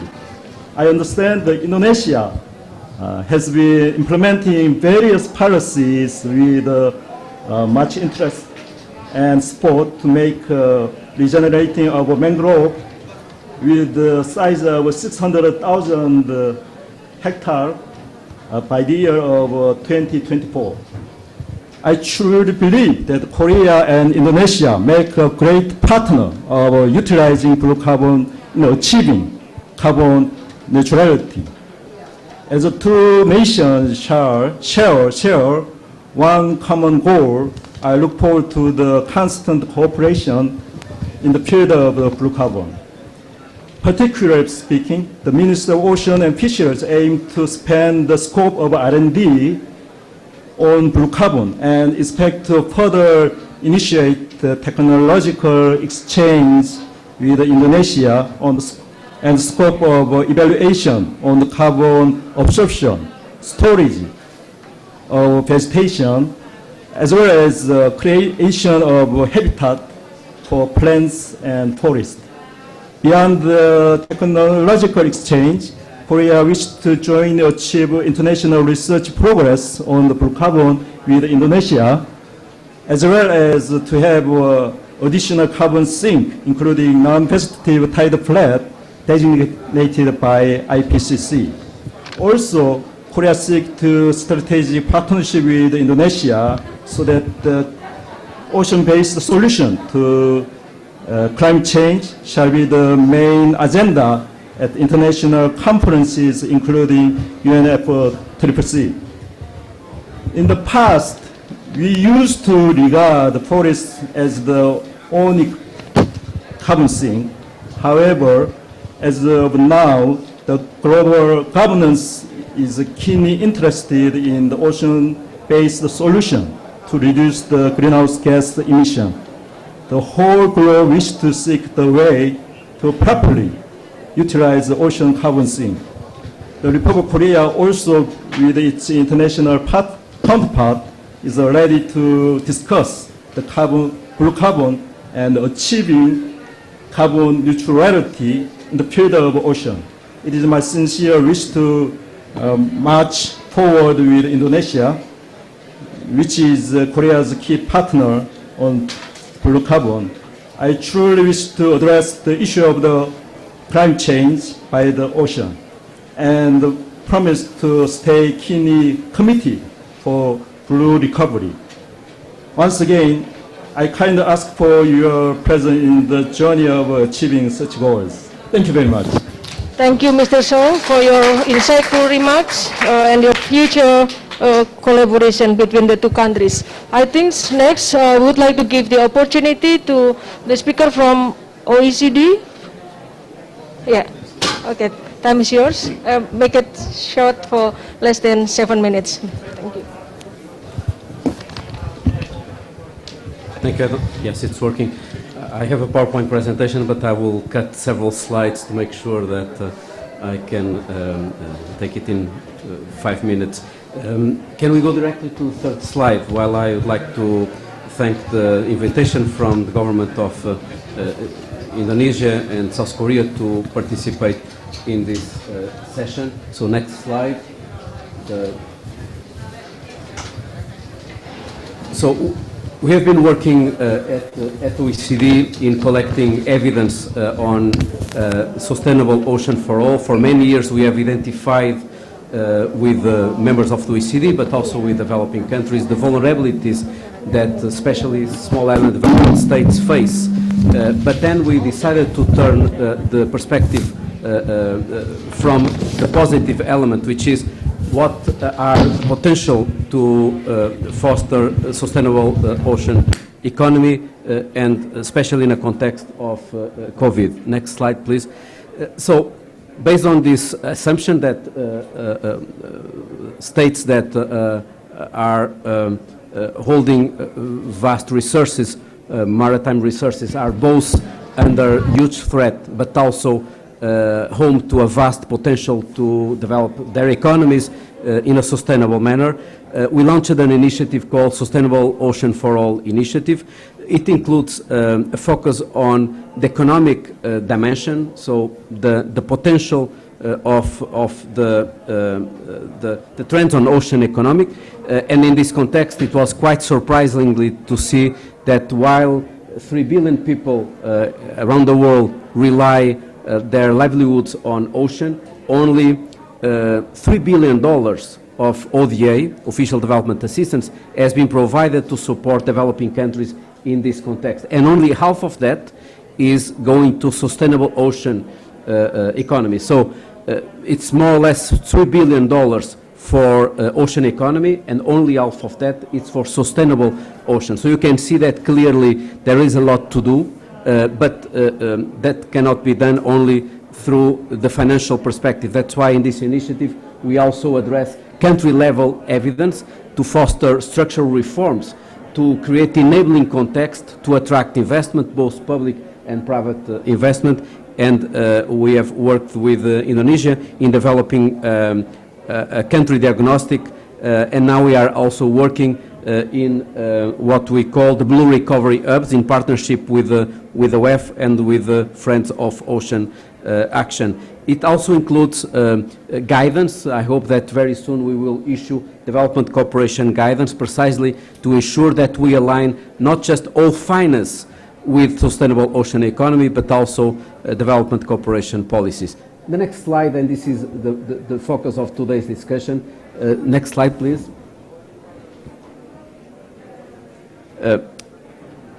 Previous speakers already highlighted the relevance of carbon sinks, but more broadly the relevance of coastal ecosystems and maritime ecosystems in the climate agenda, and that it's really important to see that the ocean, sustainable ocean, the climate agenda being discussed in a quite interlinked manner. Our report shows that coastal ecosystems such as mangroves, salt marshes and seagrasses are significant carbon sinks able to contribute to climate mitigation.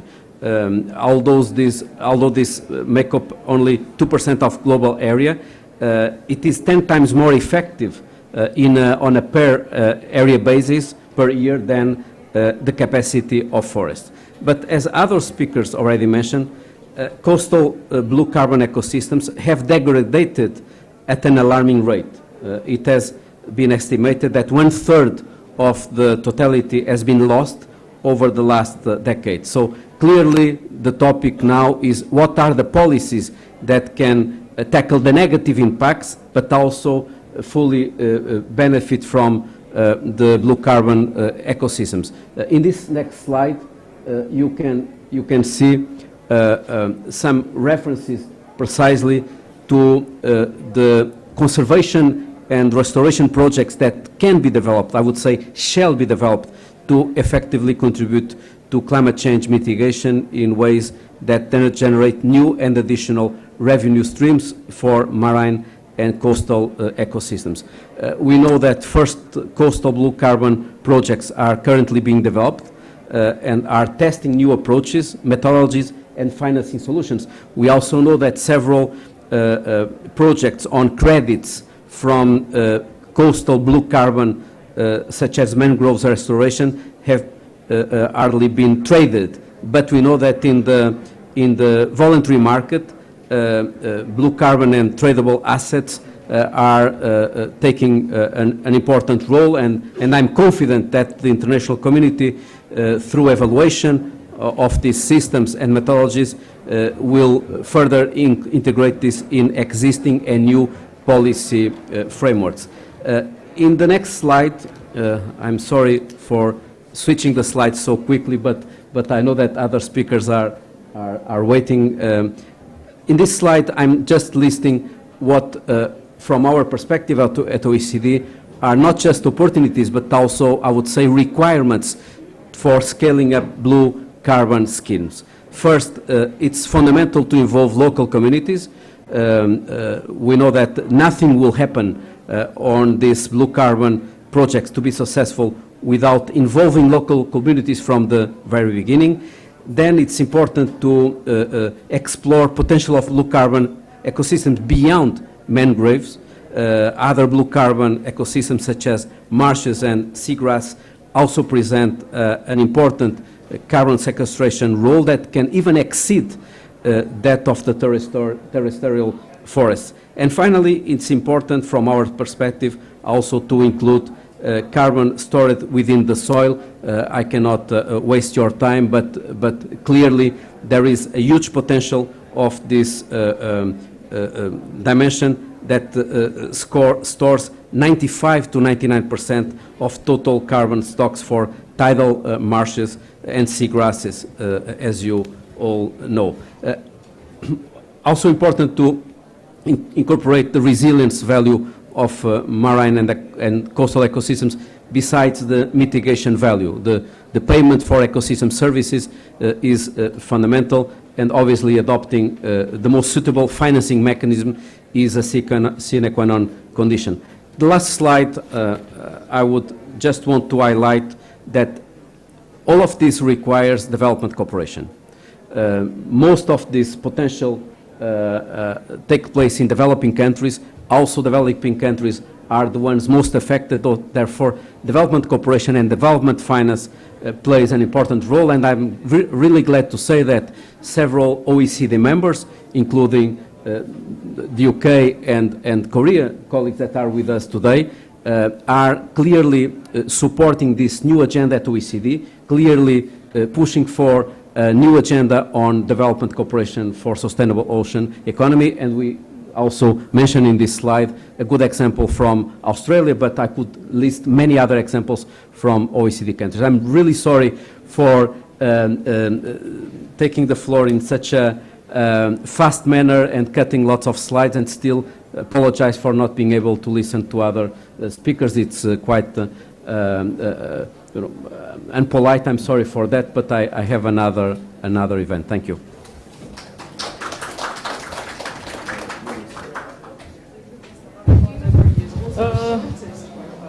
Mr. Josh, for your nice presentation and sharing with us. I think we should move to the next panelist from Devra. Time is yours. Okay. Thank you very much. And with many apologies, because I also have to be somewhere else in about 2 minutes. So I'm going to summarize my speech for you in a very short, snappy way, and talk a little bit about the presidency. So the UK presidency is very clearly putting nature at the heart of climate solutions. And the ocean, and thinking about the kind of the carbon capture and the storage potential and the importance of the ocean, and thinking about ocean resilience and adaptation is also very central to the solutions. So that's the first thing I would say. The second thing I would say is that we are very invested as the leader of the Global Ocean Alliance in the 30 by 30 international target to protect 30% of the global ocean by 2030, and are very much delivering that domestically through the UK marine protected areas. The third thing I'd say is finance, which is again a key theme of the UK presidency. The UK has a £500 million Blue Planet Fund that many of you may have heard about to date. Some of the money in that, for example, is invested in the Blue Forest Programme working in Madagascar and Indonesia. The fourth point I would make is that we are also talking a lot about voluntary carbon markets initiative today, particularly through our World Leaders Summit Forest and Land Use event, and other events going on in the UK Pavilion today, tomorrow on Finance Day, and then at Nature Day on Saturday. So if you want to know more about VCMI, the Voluntary Carbon Markets Initiative, and all about the integrity, I suggest you dial into some further events there. And within that, things like the salt marsh code, the carbon code that we're developing domestically, is a really critical part of how you get the basic architecture in place to understand how you're going to then do carbon pricing. The fifth point I'd just make is about NDCs, which is we're only going to be able to deliver the reductions that we need if they're locked in through nationally determined contributions. So again, Saturday, I look ahead on Nature and Land Use Day. We have a large event about nature at the heart of NDCs and at the heart of Paris delivery. We don't have yet, within our greenhouse gas inventory in the UK, salt marshes and seagrass, but we're very much working on what their potential could be to hit our own net zero targets. I'm very keen to work with other partners on their methodology and their experience so that we can kind of all move together. So there would be 5 key headlines that I would make from a UK presidency perspective, but do dial into further events later in the week. There's lots going on. Thank you for your nice remarks. Ladies and gentlemen, we still have 2 other panelists who will be joining online. First, we would like to give the opportunity from Dr. Hansan Park, co-director of Korea Indonesia from Marine Technology Cooperation Research Center.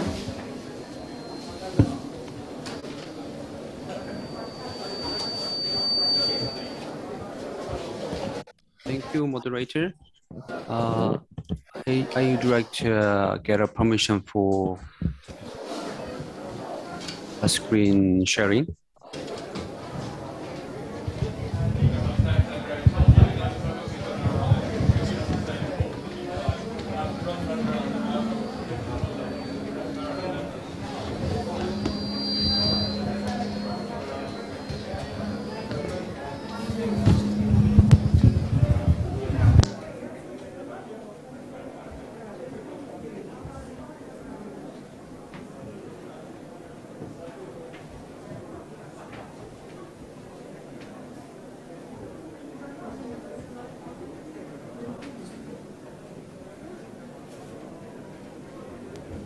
Sorry, moderator. I need After Dr. Hansan Park, they will be followed by the speaker, Mark Sadler. They will be joining online as well from the World Bank. Please, time is yours.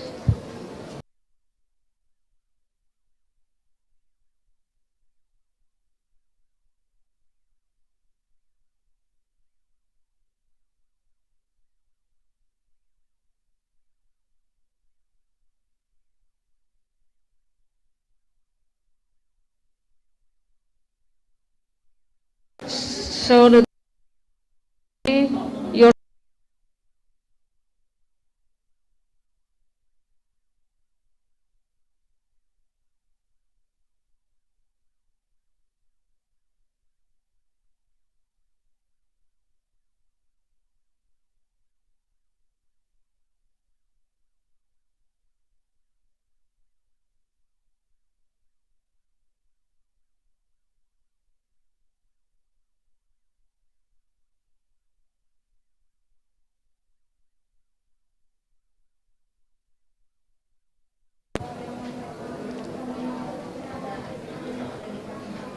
We would also like to invite Mark Sadler to open your camera as well.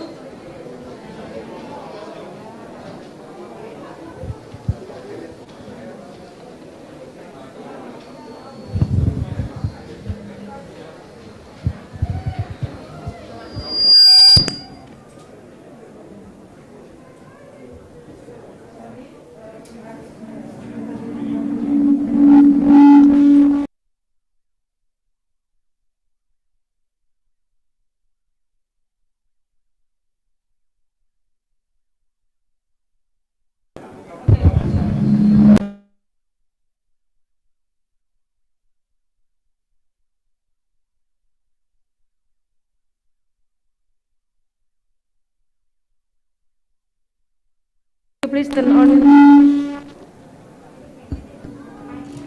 Could you please turn on your mic? microphone, please. Your microphone is, I think, still muted. Hello.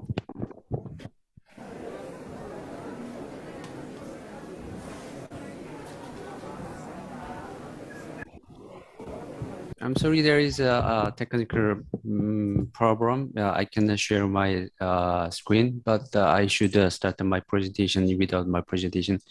Thank you for introducing me. My name is Han Sam-bak, a co-director of Korea-Indonesia Marine Technology Cooperation Research Center, and I would like to talk about Korea-Indonesia Mangrove Joint Research and Technology Cooperation.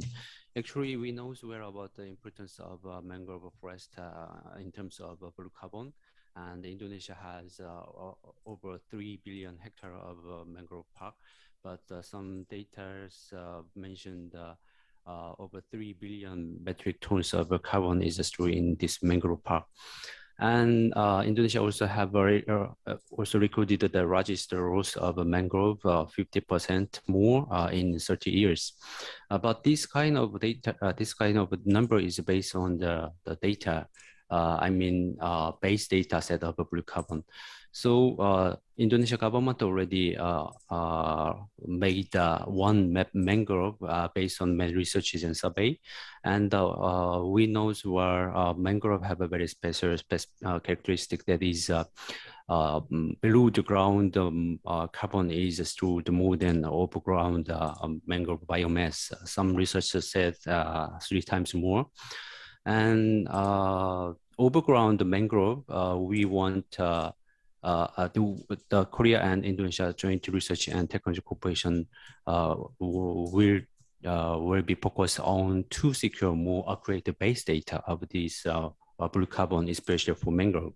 So overground mangrove, we will apply to remote sensing data and technology, especially drone technology. And at the same time, we will have in situ survey. And below the ground carbon stock, we will have in situ survey sampling, mainly with coring and measuring organic carbon. So these 2 data sets will be to use the evaluate of organic carbon stocks and sequential rate. And this, especially for below ground carbon stock, Professor Kwon Bong-oh, he will present detailed information tomorrow in Korea Pavilion. And basically, Korea has a very wide tidal plate and salt marsh, and Korean researchers already surveyed by many sites, over 300, and also using remote sensing data and calculate carbon stock and also sequestration rate. And for overground carbon stock, we already have a case study on the mangrove natural park and Kapulok. And now we use the Korean designed specialized drone. It's very strong on side wind and also predictable body, so we can survey very easily to coastal area, especially mangrove park. So just only using 25% of sample area, we can calculate the whole areas of overground biomass and also carbon stock. Now that man is this way is very easy and very simple, but we will apply to whole Indonesia mangrove park. So that is our cooperative joint research scheme. So we will classify whole. We will classify mangrove forest by dense or some kind of characteristic, and we will set the sample area, and we will have a dense and comprehensive survey using drone or RS technology and also in situ survey. So, and then we will apply that data to whole Indonesia area. So that can help to make create data and make a good policy and also research data. And finally, I would emphasize we need good cooperation with many stakeholders in Indonesia and also Korea, including government, Ministry of Ocean Fisheries of Korea, and also Kemenko Mabes, and KRK and KKP. And also institute and agency, already we know BRIN and many research institutes have to join, and including university. That is my presentation. Thank you very much.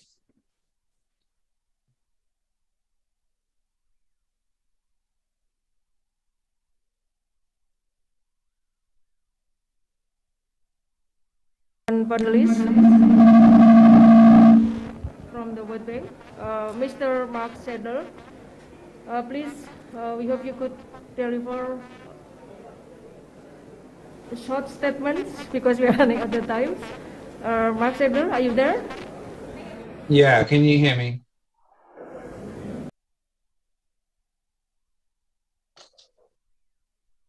Can you hear?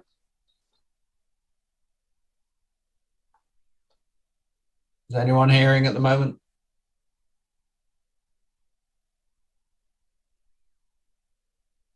Are we coming through?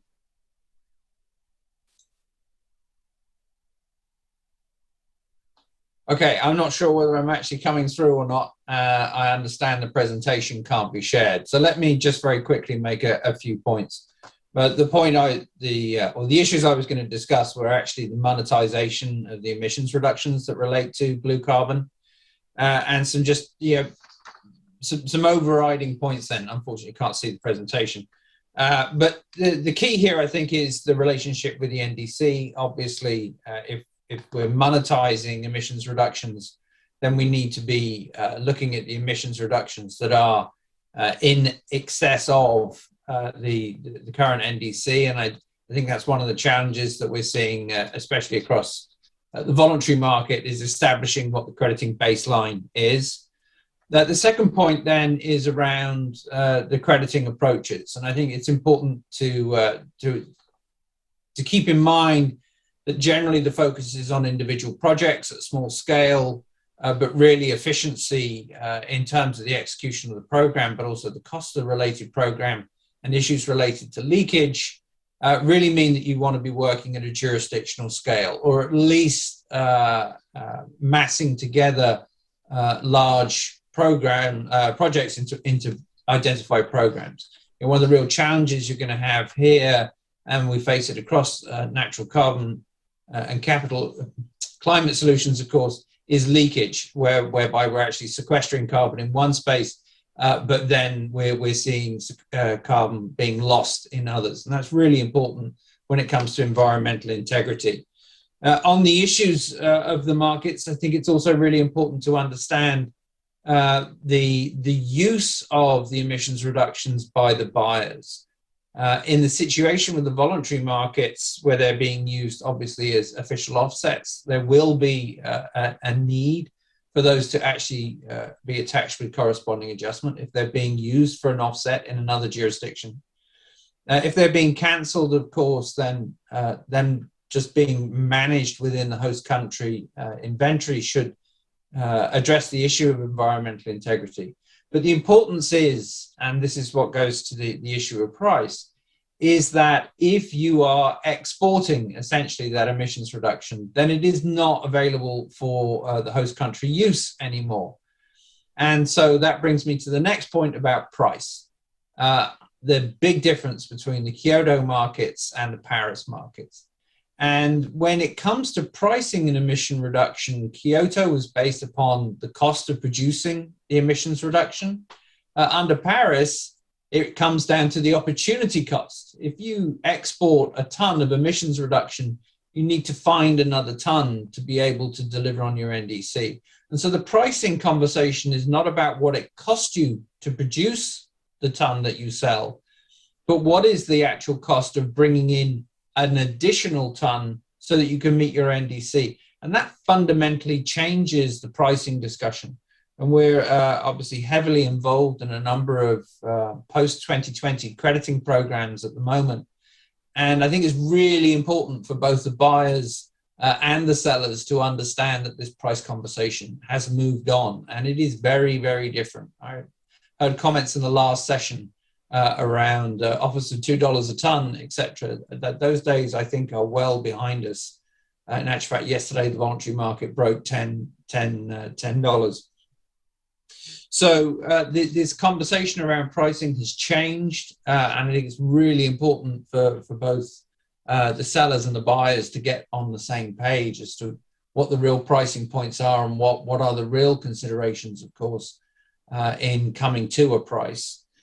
And ultimately, I think the importance is also to understand about establishing programs that then gives sellers the flexibility to make decisions about whether they want to monetize their emissions reductions, sell them to the market, receive results-based climate finance from other donor countries, or use them against their NDCs. So setting up the infrastructure for a program and then being able to make strategic decisions about what you do with the emissions reductions and how you use them. And with that, I'll hand it back to you all in Glasgow. Thank you very much.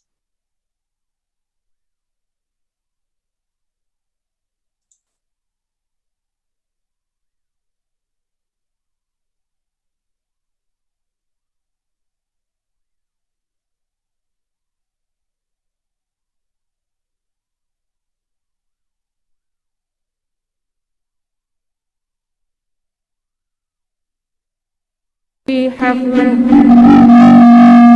I think we have learned a lot and gained new knowledge on the blue carbon issues, including the dynamics and complexity of the atmospheric and oceanic interactions and how we can mitigate the climate impacts. And of course, the importance of blue carbon ecosystem to mitigate climate change and also the potential to generate revenue from the ecosystem. And of course, we also learn the potential for future collaboration between the two countries, Indonesia and the Republic of Korea, and also the potential for international organization.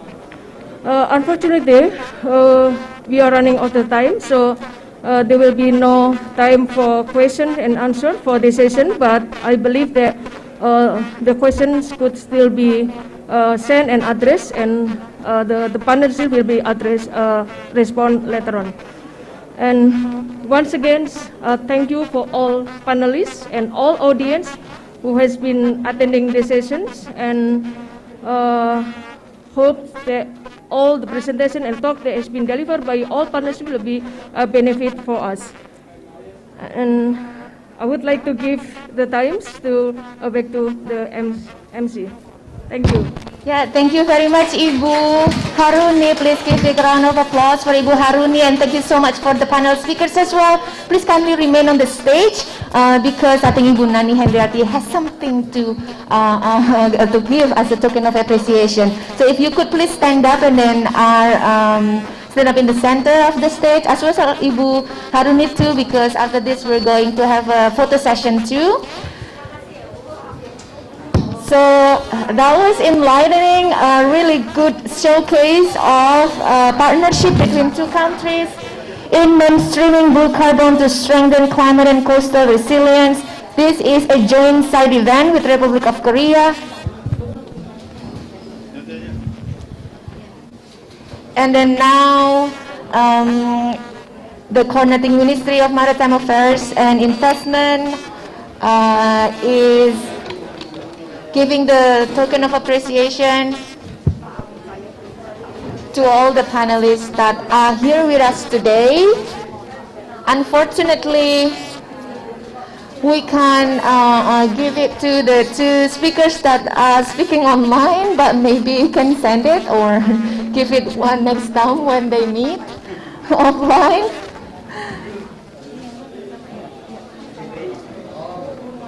All right, now final photo. Oh, not yet.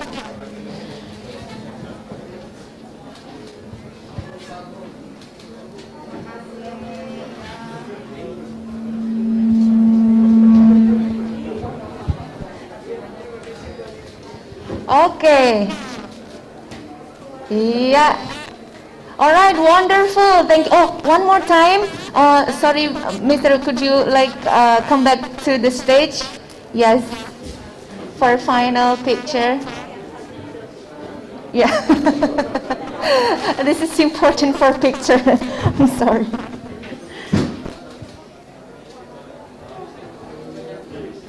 Okay. Yeah, got it. All right, thank you so much one more time, and apology, our deep apology for the technical difficulties that happening in the session. Hopefully you still get the substance out of it. And ladies and gentlemen, I think we are just about to go into the next session, because We're running out of time, so no break. But if you would like to get a cup of coffee outside and then come back here again, that would be great, because we still have one more session left for this day, and also very important and interesting. It's about the green and smart ports for climate action. Kamsahamnida.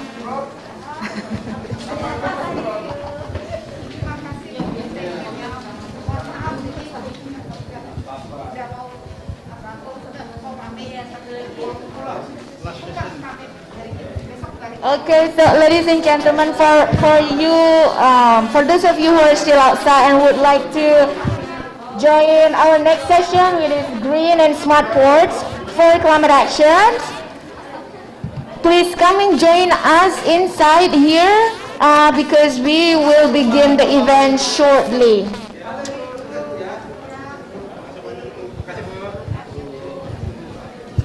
Welcome Bapak Ibu, welcome ladies and gentlemen. We also invite the international participants who are still outside. Please come and join us and then take a seat, because we're about to begin very shortly. If you would like to get a cup of coffee outside, no problem, you can bring it inside. I know it's been a long day.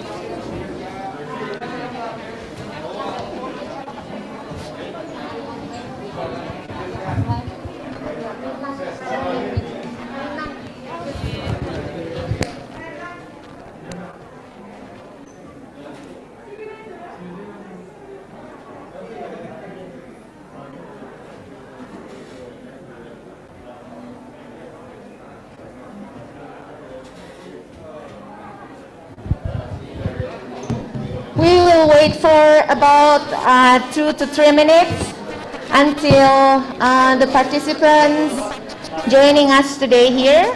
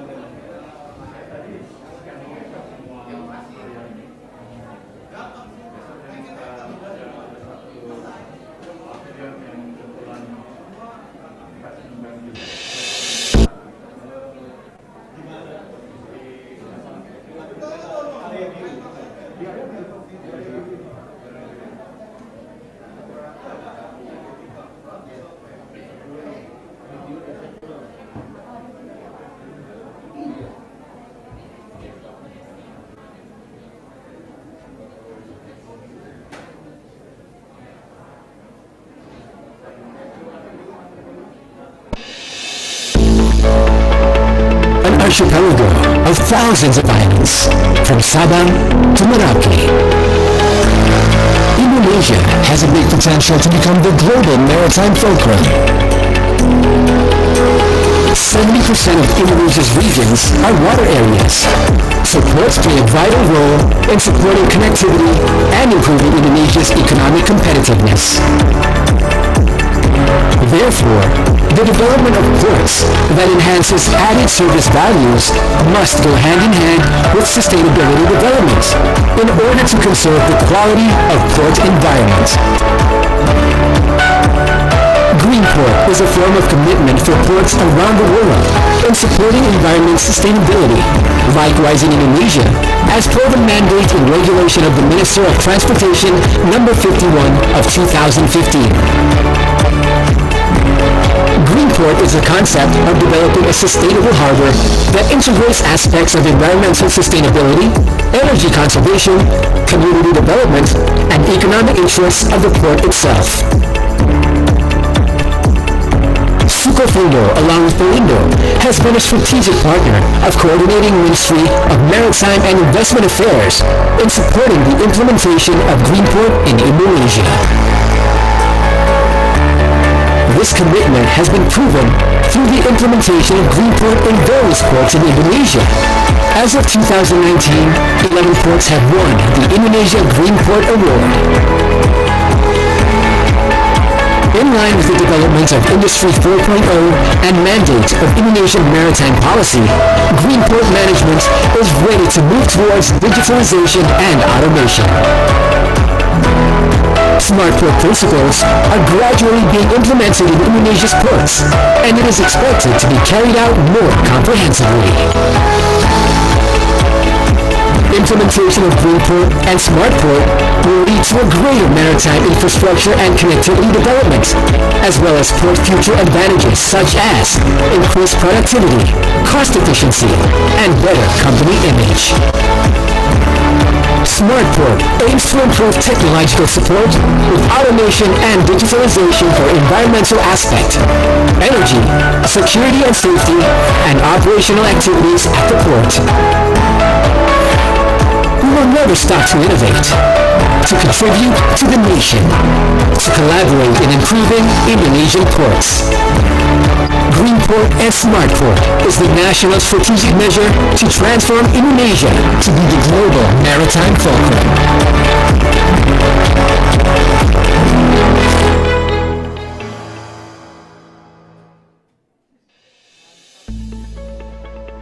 An archipelago of thousands of islands, from Sabang to Merauke.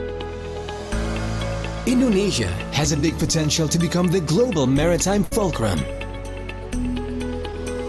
70% of Indonesia's regions are water areas, so ports play a vital role in supporting connectivity and improving Indonesia's economic competitiveness. Therefore, the development of ports that enhances added service values must go hand in hand with sustainability development in order to conserve the quality of port environment. Greenport is a form of commitment for ports around the world in supporting environment sustainability. Likewise in Indonesia, as per the mandate in regulation of the Minister of Transportation number 51 of 2015. Greenport is a concept of developing a sustainable harbor that integrates aspects of environmental sustainability, energy conservation, community development, and economic interests of the port itself. Sukofindo, along with Pelindo, has been a strategic partner of coordinating Ministry of Maritime and Investment Affairs in supporting the implementation of Greenport in Indonesia. This commitment has been proven through the implementation of Greenport in various ports in Indonesia. As of 2019, 11 ports have won the Indonesia Greenport Award.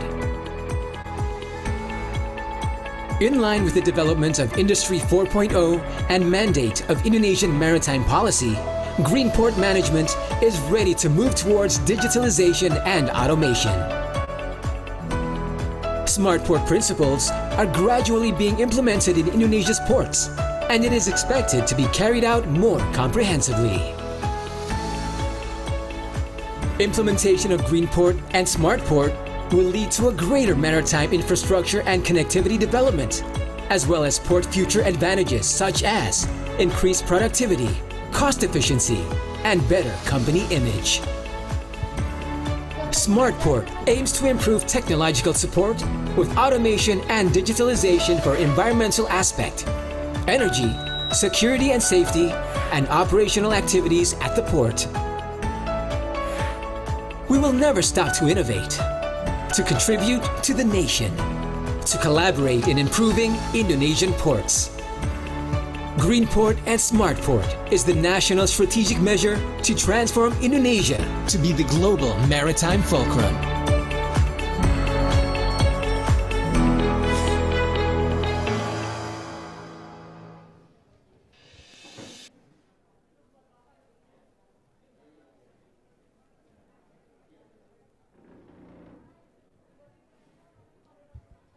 Okay, hello, welcome back again for those of you who are just joining, and well, welcome for those of you who are just joining, and then welcome back for those of you who have stayed before. So this session will be about green and smart ports for climate actions, and I would like to invite participants that are still outside of the room to come inside and have a seat. I know we have limited seats here.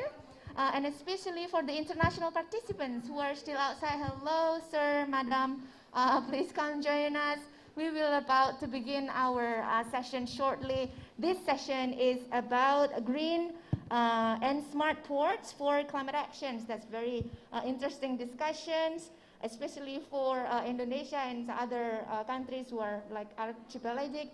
And then also, this is, I would like to give you some information that this event is initiated by the Coordinating Ministry of Maritime Affairs and Investment of Republic of Indonesia, and this event also will be streamed online. Hello everyone who are joining us online. We will also have one speaker who are joining online as well from the World Bank later on, so this will be an interesting discussion.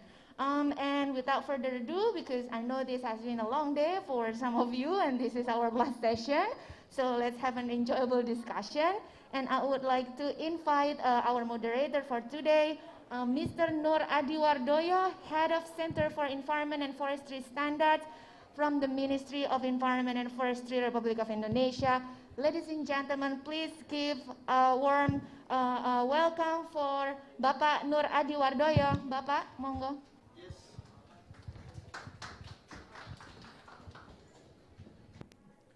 Hello, good day, or good morning to some of our audience out there, or good evening, yes.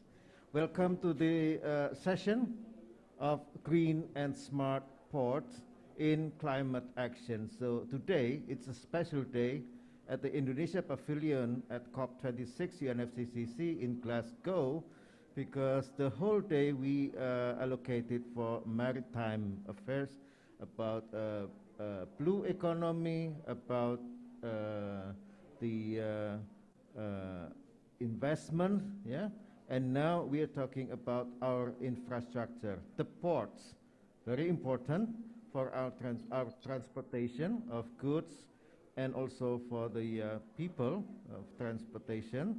And this is about how that Indonesia will make all of the ports in Indonesia green and smart, yeah, as part of the prosperous Indonesia vision. And so I would like to acknowledge the presence of the Vice Minister of the Ministry of State-Owned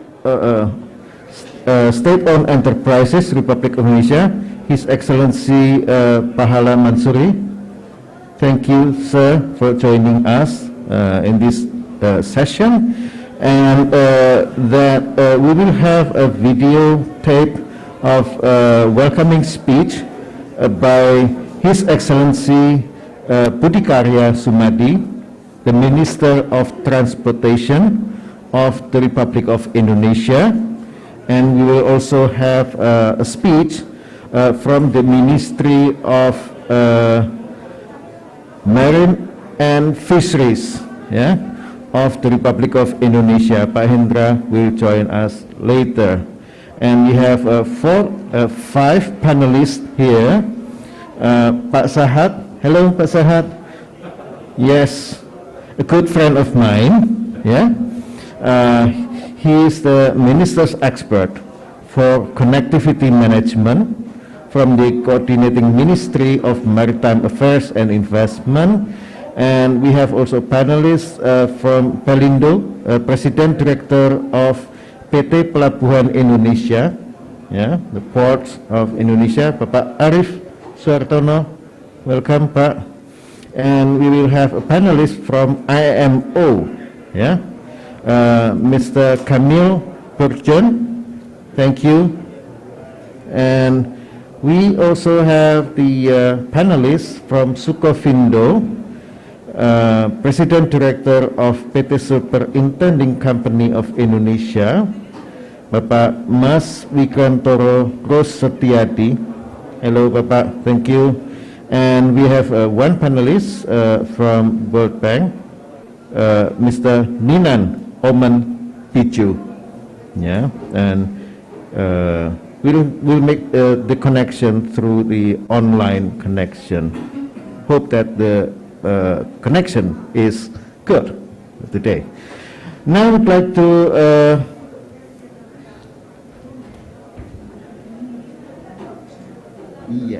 okay, I applied differently. Now we'd like to invite virtually His Excellency Budikarya Sumadi through video taped presentation or speech. Yeah? Not ready? Oh. Yes, okay. They still need to find the right field later. Yeah. Now I'd like to invite His Excellency Professor Pahala Mansuri, Vice Minister of the Ministry of State-Owned Enterprises of the Republic of Indonesia. Please come to the stage, His Excellency. The time is yours to deliver your speech. Please, round of applause.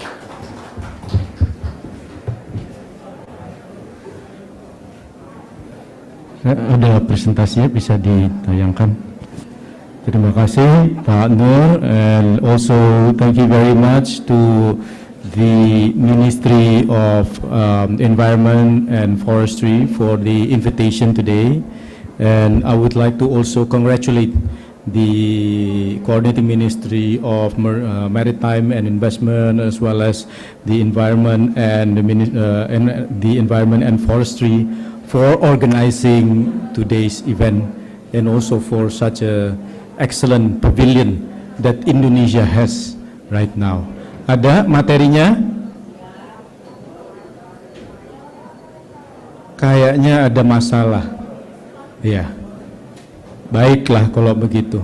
Kalau misalnya masalah. Jadi pertama-tama, I think we in the government of Indonesia, especially the Ministry of State-Owned Enterprises, has a very ambitious target of how are we going to be able to help and support the nation, Indonesia, to be able to achieve the target. And I think right now for us, the most important target is that how are we going to be able to achieve the reduction of about 30% of the emission amongst the SOE that we have by the year of 2030. And therefore, I think we in the ministry have 3 levels of the initiative of how are we going to be able to achieve the reduction of about 30% in the next 10 years from now. And I think the first level is about how are we going to be able to each of the individual SOEs. If you go to the next page, please. Next page. Next page. Yes, thank you. How are we going to be able, at the SOE level, each of the 7 major SOEs, we have already identified that there are 7 SOEs mainly that will need to actually significantly reduce the emission. And those 7 are particularly Pertamina, the electricity company of PLN, Mine ID, including Bukit Asam, as well as Cement Indonesia, and also the forestry company Perhutani, and also the plantation company PTPN. And I think these are the companies that later on I will actually describe how are they going to be able to achieve the reduction of about 30% by the year of 2030. The next level that we need to have is actually to develop a strategy. How are we going to be able to develop initiatives amongst the various SOEs? So it is not only within each of the SOEs, but amongst the SOE to collaborate and develop a plan. How are we going to jointly develop initiative to reduce emission? And there are 4 initiatives that later on I will actually present, including that how amongst us we are going to develop the carbon trading mechanism, amongst particularly initially the 7 SOEs and all of the subsidiaries, to be able to do a carbon credit trading mechanism amongst us. And then later on, obviously, we will work with the Ministry of Environment as well as the Ministry of the Energy on how are we going to be able to accelerate that, not only amongst the SOEs, but amongst the other private companies. And I think nationally, because I think if we talk about the reduction about the emission, we are not only talking about the scope 1 and scope 2 reduction, but we believe to be able to reduce the emission to include also the scope 3 emission, which is actually the emission not only generated by the company, but also by the public who actually use the products of the SOE, such as, for example, the fuel that is actually being produced by Pertamina. We need to actually have a more national policy and initiative to be able to actually reduce that. Now, how next? So I'm going to talk about within the SOE level. Next. We already have a very detailed next. Oh, sorry Pak. Sebelumnya. Oh, agak susah ya. So I think we already have a very detailed analysis about all of the 7 SOEs or the state-owned enterprises. Halaman sebelumnya Pak, tolong.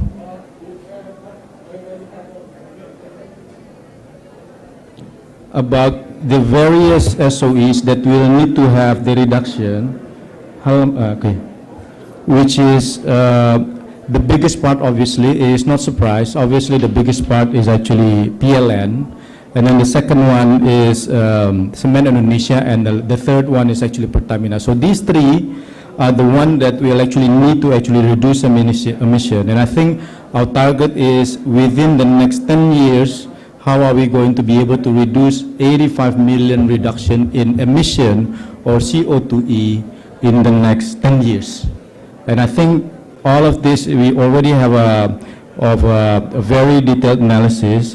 By number 1, if you go to the next page, out of the 87 million, 67 million is actually contributed by PLN. And I think PLN, obviously, PLN as the electricity company has the biggest challenge on how are they going to be able to do that. But obviously the second one, it's no surprise, I think similar to what we see in other nations also, cement, and then the third one is Pertamina, the 3 that will actually face the most challenges in terms of how are we going to be able to reduce it. And I think these, we already also develop how each of the individual going to develop an initiative to reduce and do savings and do reduction of the usage of energy, for example, and also change the type of the energy that will be used. So for example, co-firing is actually a big part, particularly using biomasses in terms of how are we going to be able to do it. And I think within that, obviously, how are they going to be able to do it? The usage of and shifting towards other alternative of within the mobility, for example, in shipping and marine, I think we will need to actually develop other solution and going beyond the existing diesel fuel. So for example, I think Pertamina, as well as Pertamina International Marine Logistics, is thinking very hard on how are we going to be able to aggressively produce more hydrogen going forward. And I think that is actually also one of the initiatives that Pertamina and others within the energy space that we will need to actually do it. Within the cluster of SOEs, we also have 4 major initiatives. If you go to the next page, next please.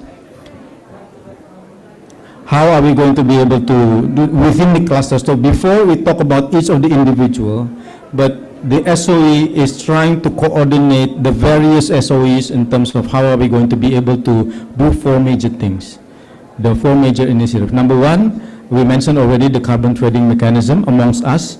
And I think, again, we are open to actually open this opportunity also to others beyond the SOE to be able to participate in this carbon trading or carbon trading mechanism. The second one is about sustainable industrial cluster. And I think what is actually relevant today being discussed amongst the green ports is something which we think also very, very important. How are we going to be able to develop industrial cluster that are mostly going to use green energy? I think whether it is actually marine or just like any other industrial estate, we are actually thinking very hard. A lot of SOEs has different parts of it. So PLN, Pertamina, the various industrial estates that we actually have, and also obviously with Pelindo, we are thinking very hard about how are we going to be able to actually set this up. And I think also within that, we are developing Sukofindo as the certification and the measurement survey company that we have to allow us to actually measure the compliance of these industrial clusters within certain standards that we have. So I think we would like to, again, optimize the survey companies that we have, whether it is actually BKI, Biro Klasifikasi Indonesia, as well as Sukofindo, to play a role in terms of driving the development of these industrial clusters, as well as developing the reduction emission amongst the Indonesian SOEs. And I think beyond that, to help Indonesian companies, whether it is actually the survey companies, and we also have an ESCO. So we have an ESCO right now that we are recently injecting into PLN called Energy Management Indonesia to help Indonesian companies, including that is actually operating in the transportation space, to be able to also play a role in helping Indonesia achieving the emission reduction targets. And then the third initiative that we have is how are we going to be able to maximize the country's national climate solution. Indonesia has a very rich natural climate solution. I think we talk about the mangroves, corals, a lot of this which are actually going to have some reduction emission in terms of sequestrian impact. We want to actually be able to actually utilize this as much as possible. So those are the third initiative, and I think the last one is how are we going to be able to scale up the EV adoption. And I think talking about the developing the sustainable industry cluster, if you go to the next page, please, we see that there is a potential in Indonesia to launch a significant decarbonization solutions, particularly amongst the SOE shipping and marine logistics assets that we have. Whether it is actually in the various areas of the ports that we have. Right now, Pelindo operates in 106 domestic ports, if I'm not mistaken, and then 23 international ports. We want to see how are we going to be able to become part of the cluster of ports as an example of industrial clusters that operate using green energy, and be able to also help the various users of the port to be able to reduce emission as well, because we know Scope 1, Scope 2 actually requires all of the shipping companies and the users of the ports and the other infrastructure of the marine logistics to be able to reduce it as well. An example also is actually Pertamina International Shipping and Marine Logistics. They have about 233 fleets.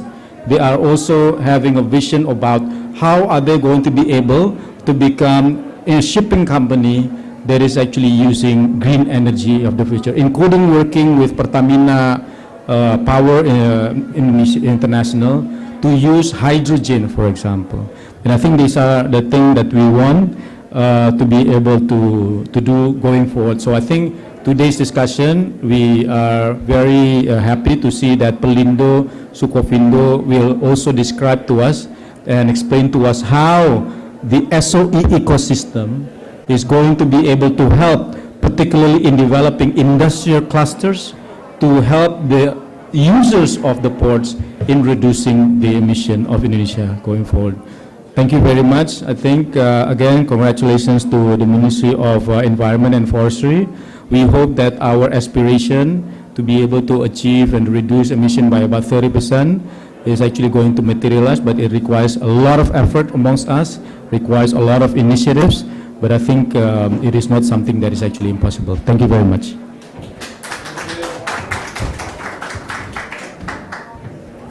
Thank you, His Excellency Vice Minister. So now I would like to invite the senior officials from the Ministry of Marine Affairs and Fisheries of the Republic of Indonesia. Pak Hendra, you have the floor, sir. Thank you. Please. Thank you, Pak. Yang terhormat Pak Wakil Menteri, Excellency Pak Pahala Mansuri, ladies and gentlemen, I would like to convey first of apologies from the Minister not able to join. So my name is Hendra Siri, I'm the Secretary of Director General for Marine and Spatial Management. So what I'm going to present is beyond of my task, but this is a task from the Minister. I have to present it. So we would like to, the slide please. So what we think is for the blue economy, what we call this a green or blue port development. This is based on the several concepts that already exist, and such as like a green port or sustainable port, and also there are PEMC, which is give the partnership how the port safety, health, and environmental management code. There are kind of many ISO and 14,000 something like that. And also the Port Authority Sydney Port Corporation, which is already consists. And also the AU has a European committee. They have a European Seaport Organization, EPSO. The concept is like how to make it eco-port conceptions. So can we go to the slide number 6, please? Number 6. If not, it's okay. I'm trying to continue. Anyway, right.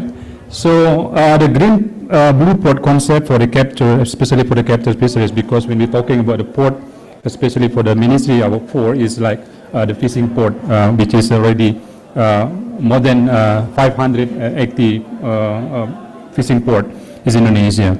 So and the green port or blue port is like that should be in line with what we call this port spatial management, which is to ensure the harmonizing each sector not to be threatened to each others.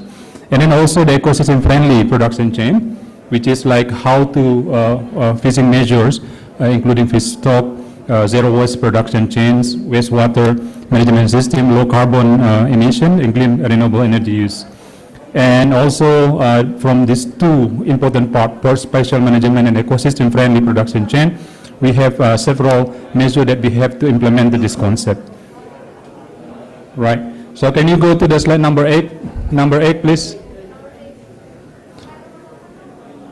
Right. In a nutshell, the blue port is like coming from the behind of the concept is like the principle of the blue economy concept, and together with the fishing measure, which is the minister has already mentioned this morning about how we conduct the fishing measure policy, which is like we try to adopt the quota system. So the blue port, number 8, please. Next slide, please. Sorry. So next slide, please. Okay. Okay, no problems. Yes, that's one. So this is in nutshell about the blue port, how we think about the blue port implementation in Asia. First, based on the principle of the blue economy concept, which is like how to maximize the resources, how to minimize the waste, and so on. And also we combine with the fishing measure policy. And then the idea is like to make sure that the multiplier effect will be there, economic growth, and also sustainable fisheries will be there. So next slide. So if we can take them, the minister has already mentioned that we have 11 what we call as a fishing management areas, which is already divided into 3 important things. First, industrial fishing zone, local fisher zone, and then also spawning ground, which is we divided, and then to ensure the sustainable fisheries will be there. So next, this is just like how we divided into the fishing management areas into like the fishing industry. The next slide, please. So if you can see then, we have the 538 fishing port in Indonesia, which is mostly located in Java, more than almost 300. Fishing port is like divided. We have like Pak Menteri, Wakil Menteri mentioned that we have a leveling of the our fishing port from local fishing port up to the oceanic fishing port. So in total we have the 538 fishing port there. So next one. And then we want to apply the ecosystem-friendly program in Asia fishing port by having like how to make sure that all the together they generate wasted and also the potential impact can be minimized there. Next. Right. And I would like to share that, and we from our fishing port, we have already 6 of our fishing port is already awarded from the certificate of ISO 14001, which is already included into the K5, which means like how we make sure that the safety and then also including all the things related for the environmental. Next one. So I would like to conclude my presentation by saving the slide number 15. Slide number 15. So in strengthening the implementation of the Blue Port concept in Indonesia, at least we have 5 things that we have to do.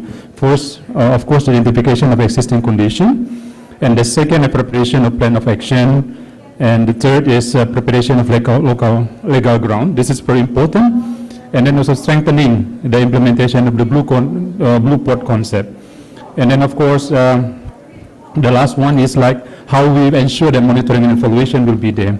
So just for your information, the last slide we would like to mention that we have we open for the partnership with the other potential partners, such as like right now we try to develop our outer ring fishing port by applying the eco fishing port in a full oceanic, we call this oceanic fishing port in Bitung in North Sulawesi, Cilacap in Java, Belawan in North Sumatra, and also Kendari in the Southeast Sulawesi. So this is open for potential lender, and we look forward to having more collaboration with any colleague from that attend for the important meeting. So thank you very much for listening, and then look forward to having more discussion. Thank you.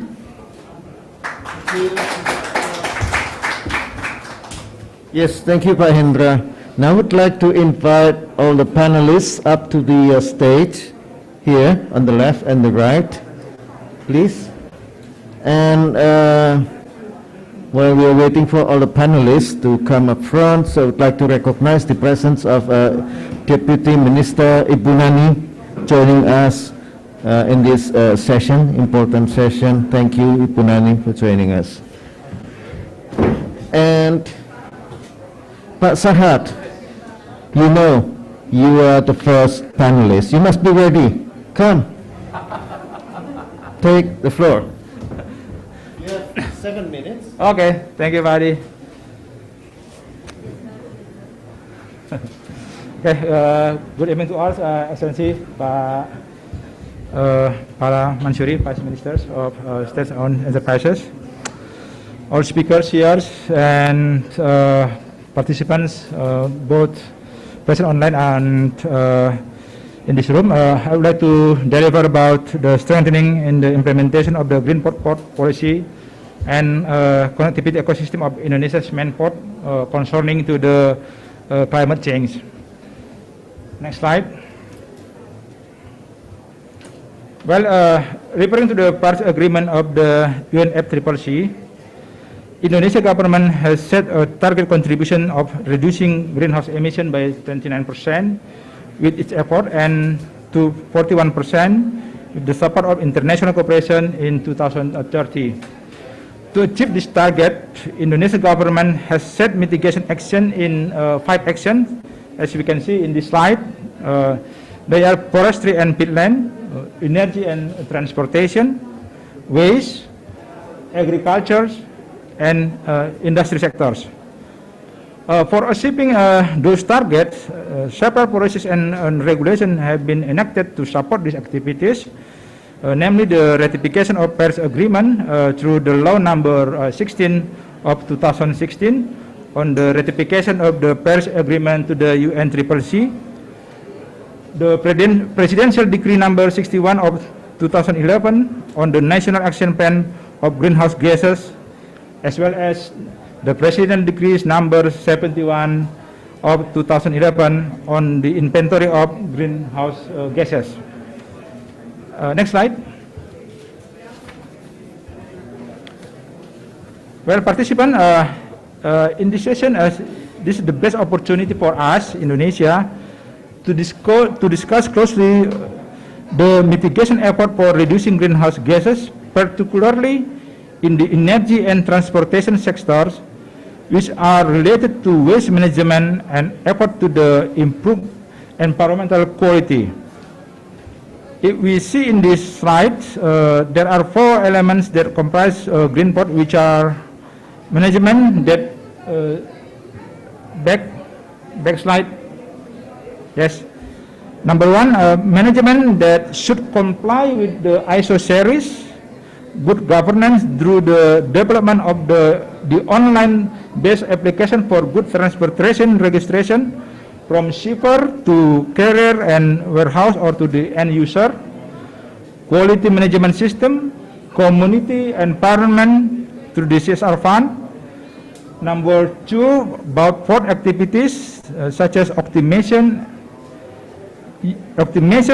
of economic benefit and work safety.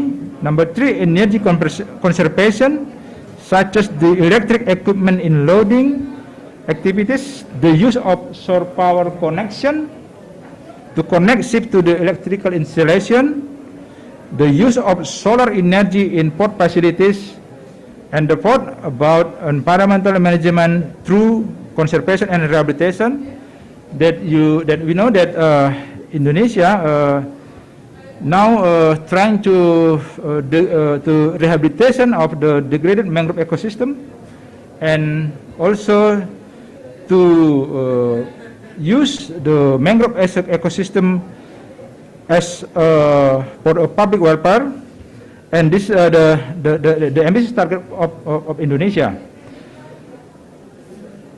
If we refer to the type of waste generated by port activities, which are namely oily gas, hazardous waste, domestic waste, garbage, and air pollution, these 4 elements of green port will be able to handle this type of waste in question. Green port can be established because of the development of digitalization, automation, and modernization era.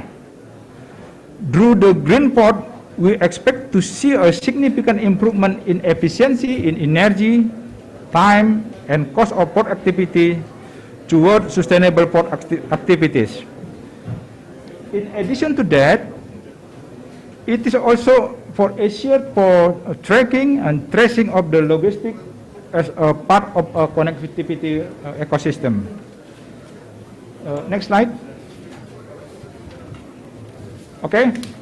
Well, audience, the preparation of the green ports implementation is done by involving several technical ministries such as Ministry of Transportation, Ministry of Marine and Fisheries, Ministry of Environment and Forestry, Ministry of Energy and Mineral Resources, as well as state-owned enterprises such as Sukopindo for developing the implementation scheme of green ports and smart port in Indonesia, and Pelindo to support the implementation of green port and smart port, as well as the development of infrastructure and maritime connectivity.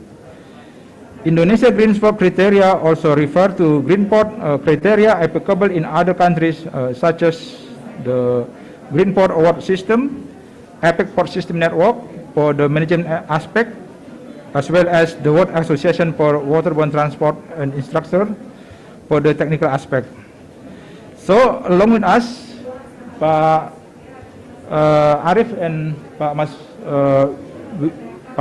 Wid will explain more detail about the green port and the implementation of green port in Indonesia. Well, next slide. Next slide, please. In 2019, we have conducted the green port assessment trial for 10 major ports in Indonesia. The trial showed that several of Indonesia ports can meet the green port criteria and are committed to continuously improving their performance. The next step is to implement the green port in all ports in Indonesia. That we can see is we have more than 2,000 ports in Indonesia. Then if we implement all the criteria of green port, we believe that Indonesia can achieve the target of reducing greenhouse gas emission in the energy and transportation sector, and it can carry it out properly. Next slide.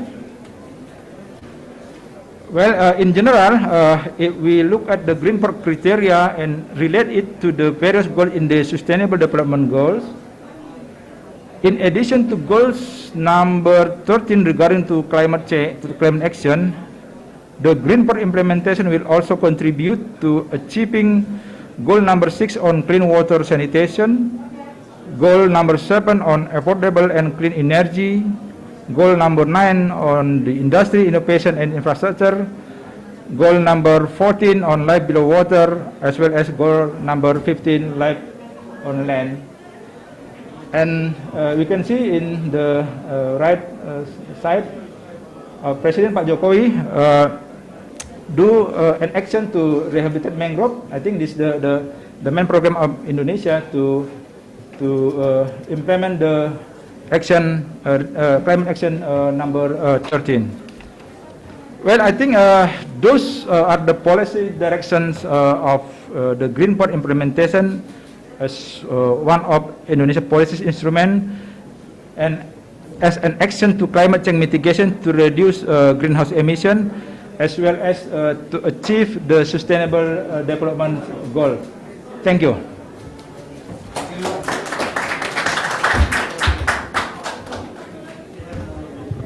Yes, thank you, Pak Sahad. Now I would like to invite the second panelist.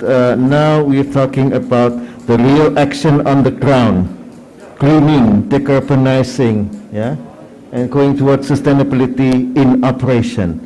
Please come forward, Pak Arif Suhartono, President Director of PT Pelabuhan Indonesia, Pelindo, State-Owned Ports. Pak Arif, you have the floor, sir. 7 minutes, if you. 7 minutes. Okay, that's fine. 10 minutes. Selamat sore Pak Wamen, selamat sore Binani, selamat sore Pak Adi. Good afternoon, everybody. Good afternoon, ladies and gentlemen. I'm Arif from Pelindo. Allow me to introduce Pelindo and its Green Initiative Program. Next. Next. Until end of September this year, there are 4 port companies, namely Pelindo 1, 2, 3, 4. But since 1st of October, 4 Pelindo being merged into one company. We operate 94 commercial port plus 12 sub-port across Indonesia in 34 provinces. Next. In 2020, we handle 15.5 million TEUs, and this number is about 12 lower comparing to 2019. But in 2021, this is a good news that the traffic almost back to 2019 level. In this case, I think I have to appreciate, thanks to the government of Indonesia that handled COVID very good, so that the traffic become back to almost normal. Next.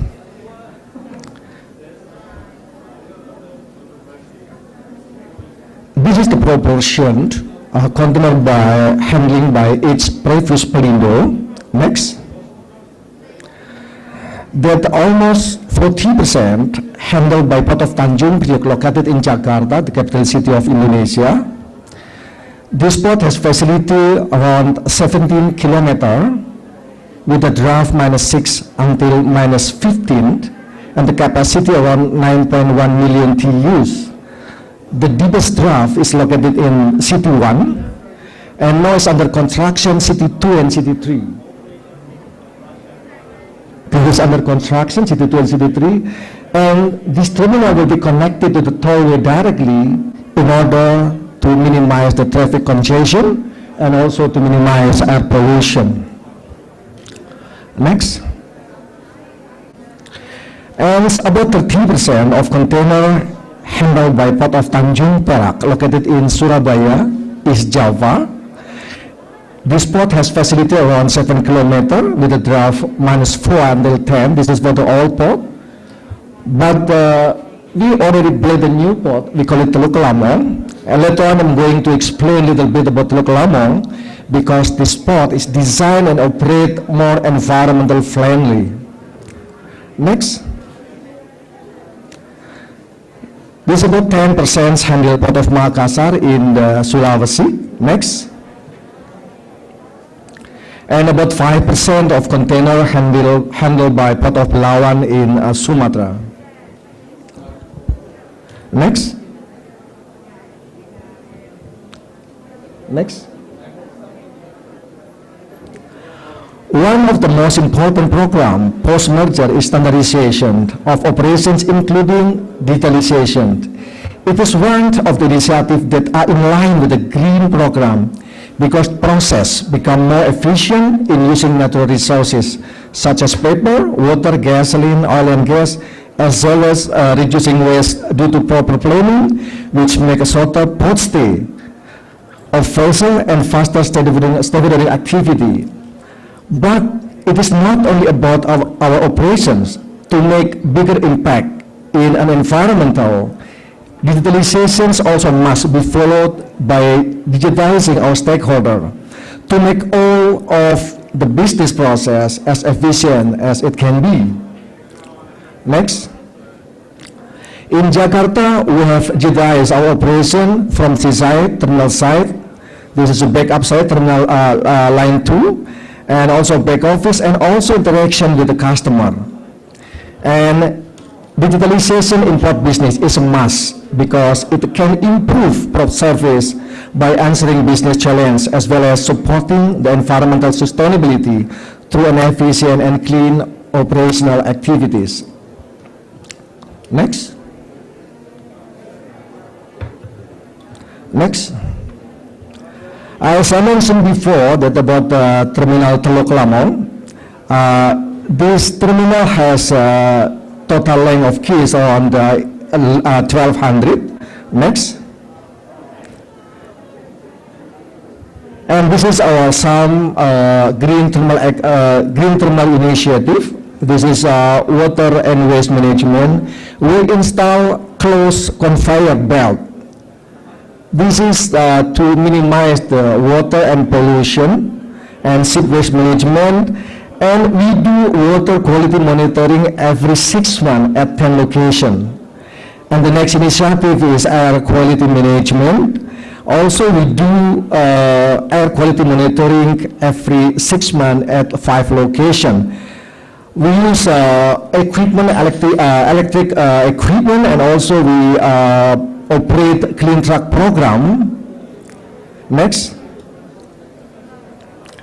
The other initiative is vessel shore connection. So all vessel but in this terminal has to shut down their own engine. So they have to use shore connection. This initiative 60% cheaper than using diesel. And also we have a terminal mini plant.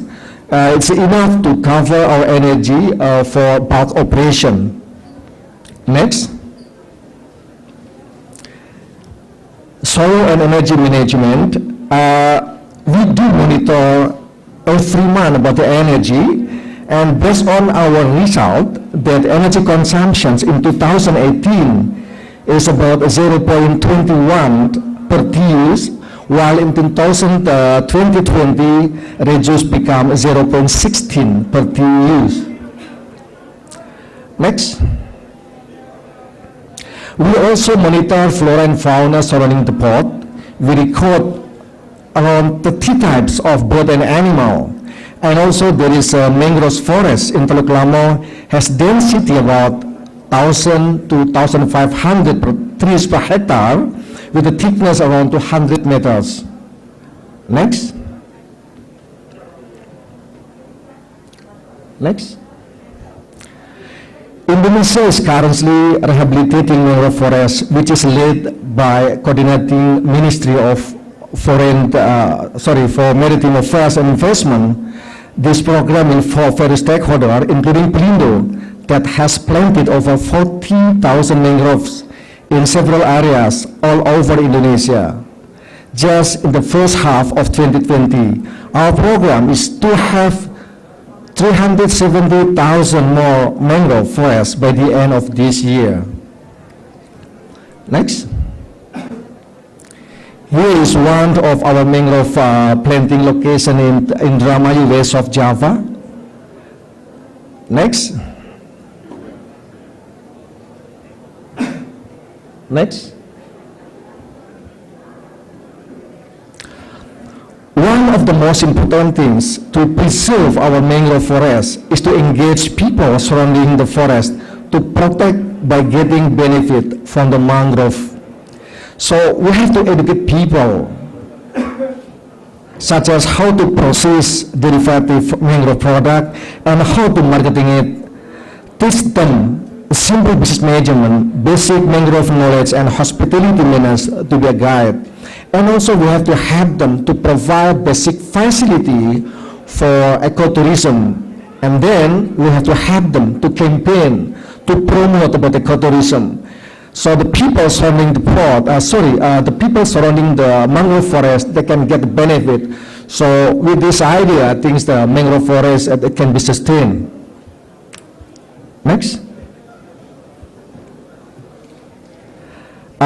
This is the Pabian Udik village, people that live around our mangrove forest in Indramayu. Next.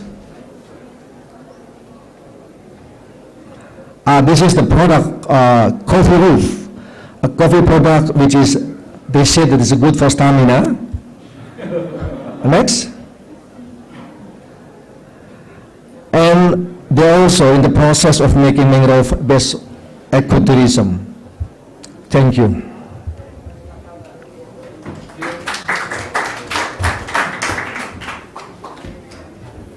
Thank you, Pak Arif. Now I would like to invite from IMO, Mr. Kamil Burjan. You have the floor, sir. Please. Thank you.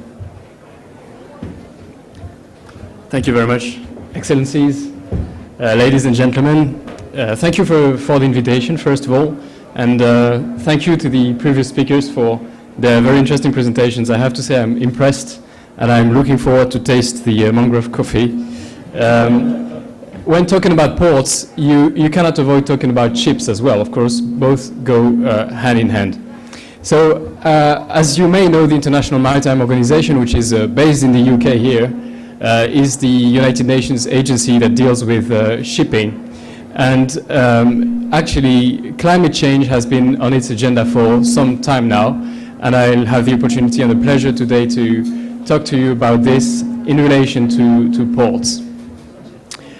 I think we can turn to the next slide, please. So first of all, the challenge of climate change on port infrastructures, because this I think is an extremely important aspect of the issue. And here I have to say that this is not exactly the initial mandate of the IMO, and I have been discussing with colleagues from another United Nations agency, which is the United Nations Conference on Trade and Development, UNCTAD. They have done quite a lot of work on this issue, and I'm here drawing your attention to some of their recent publications, in particular the Review of Maritime Transport, which highlights how important coastal transport infrastructures, in particular ports and airports, and in particular in vulnerable countries such as seas, are really lifelines for external trade, for food and energy security, and for tourism. And they also highlight that these assets are projected to be, in particular, at risk of coastal flooding, in particular, and already as early as in the 2030s, and they identify that more than 100 port megacities around the world are actually vulnerable to these risks. I also draw your attention to another publication from UNCTAD, which provides very concrete ideas and examples of policies and practices that are implemented around the world to respond to these risks. And the responses range from the development of risk assessment procedures to a number of technical and management solutions to reduce the vulnerability of seaports, and also a number of other issues and solutions. I put on this slide a link to the UNCTAD website, which provides really a lot of interesting resources, so I really encourage you to have a look at this website. Next slide, please. Now, turning to shipping. Actually, UNCTAD also mentioned in their report that investment in energy efficiency, in decarbonization and in renewables may also provide major co-benefits. Here, I have to point that shipping represents almost 3% of global GHG emissions, and that actually the majority, on average, is more than 70% of port-related emissions of CO2 come from the ships themselves. Therefore, and I think this is a very important aspect, the decarbonization of ships will really make an important and major contribution to port decarbonization. Next slide, please. And this, the importance of the interface between shipping and ports has actually been raised in the IMO when member states adopted in 2019 an important resolution by the Marine Environment Protection Committee, MEPC, to really encourage enhanced cooperation between the port and the shipping sector to reduce GHG emissions. And they identify 4 possible areas of action, and some of them have already been mentioned, and I'm very happy for that. The first one is the provision of onshore power supply, and as it's been mentioned, most of the time ships use their own power to supply their electrical needs, in particular when they are on ports. And so, in order to reduce the overall emissions and to improve the air quality in port communities, port areas, the IMO member states really encourage the use of onshore power supply, preferably from renewable energy sources. The second aspect is, and I'll come to that later, but is a very important and will be even more important aspect in the future, is the provision of safe and efficient bunkering of alternative zero carbon and low carbon fuels for shipping. Today, ships use almost exclusively fossil fuels, and in order to reach our ambition to really decarbonize international shipping, we need to use alternative fuels from biomass, from hydrogen, etc. These examples have been given already, and it is essential that ports play their role in providing also these sources of energy to ships from all countries. A third element is the use of port incentives. And a concrete example may be, for example, to reduce the port fees when greener ships actually come to your port. And this is an important aspect that has been pointed out by IMO member states. And the fourth one, and I think this list is probably not exhaustive, but it's really the main areas of action that are encouraged. The fourth one is how to optimize port calls. And the IMO has been, through one of its projects, working to see how by reducing the anchorage time and how by better communication with the ship we may really reduce emissions. It happens actually very often that ships go full speed until the anchorage area, and then they wait for sometimes several hours, several days even, consuming fuel and emitting pollutants, while actually with a better communication ahead of their arrival by the port, we could really, well, the ships would reduce their speed and their emissions and fuel consumptions. So I'm also calls for sharing successful examples of concrete initiatives, and I think some initiatives we have seen today are good examples that deserve to be shared widely. Next slide, please. So these are some examples of concrete support that is given by IMO, in particular to developing countries to reduce emissions in the port area. So I have put the links here, but the first element when you're talking about emissions in the port area is how to make an inventory of these emissions. So we have developed such a port emission toolkit with a focus on inventories, and also how to develop strategies to address these emissions in the port area. And this is not only for the ship aspect, but also what happens elsewhere in the port area. Next slide, please. Now looking ahead, and this is something that was mentioned earlier, I think there are really opportunities for green and smart ports in the wider energy transition of shipping in particular.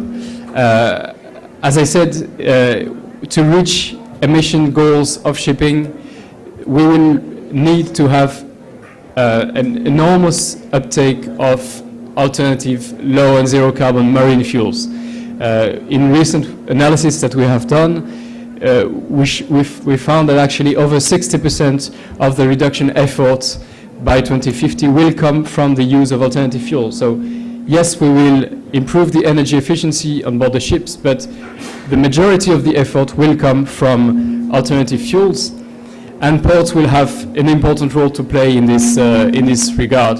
And we can imagine ports being energy hubs in the future, providing low zero carbon fuels for shipping.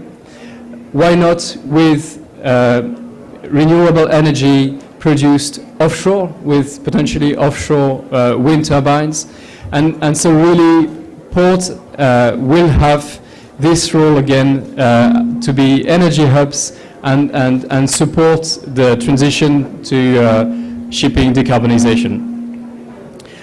And the last word perhaps is really the importance to cooperate among stakeholders. Shipping and port are not opposed, they come together, and within the port communities there are many stakeholders which sometimes have divergent interests, but we are all together in this fight against climate change, and the need for cooperation really has to be highlighted again and again. So next slide, please. I don't think we will have time to run this video, but I put the link here. It's a very informative and pedagogic video explaining how this just-in-time sailing can really help very concretely reducing emissions from shipping through better collaboration with the port sector. Thank you very much.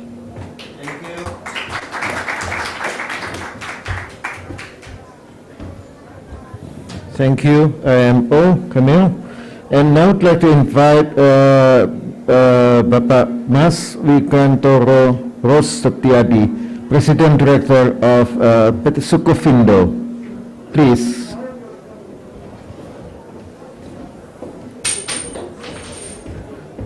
The criteria of green ports. Thank you.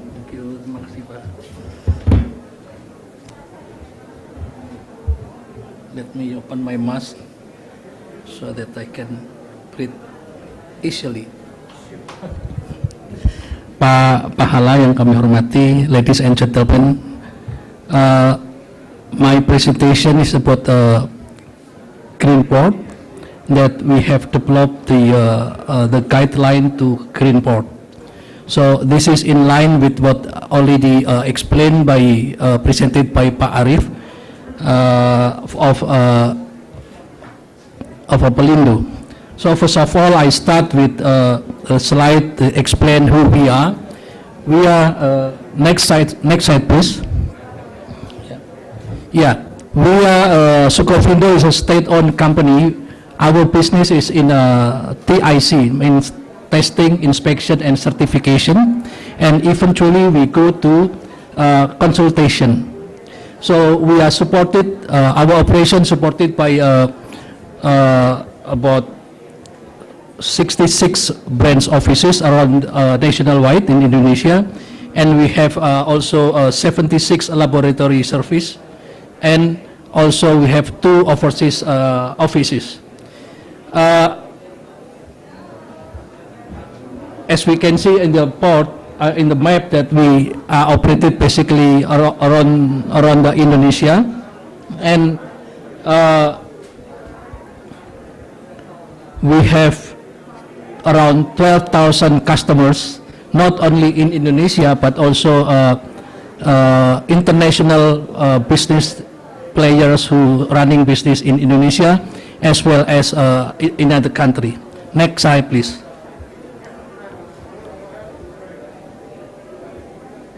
Okay, the strategic issue regarding the green economy initiative, green port initiative, started with a strategic issue, several regulations that stipulated since 2015. There are several regulations. We use it as a reference for us developing the study of green ports. And beside that, we also consider to the general policy directive issued by the government, such as rule of sea transportation, then also several concerns that raised among us, such as efficiency in final energy consumption, implementation of clean coal technology, renewable energy, as well as implementation of biofuel. You know, each item that I mentioned, we have put forward the measurement compared to the normative that decided by the government. And with that, we already supported Pelindo at this time. Then not only Pelindo but also the other ports belong to other non-Pelindo, like the one in West Java belong to Krakatau Steel. But most of our port in Indonesia now become under organization which is Pelindo. So we develop support for the development of strategic management toward green port. And then after success with this one, we moving forward to green smart port, and also related by climate change. Next slide, please. So regarding green port, we have issued the green port guidelines that eventually used by our partners Pelindo to be implemented in their operations. And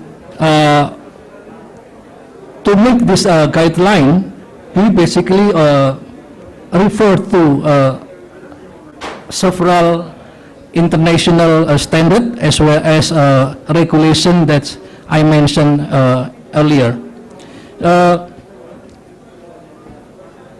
Then it followed through the start with a blueprint. Then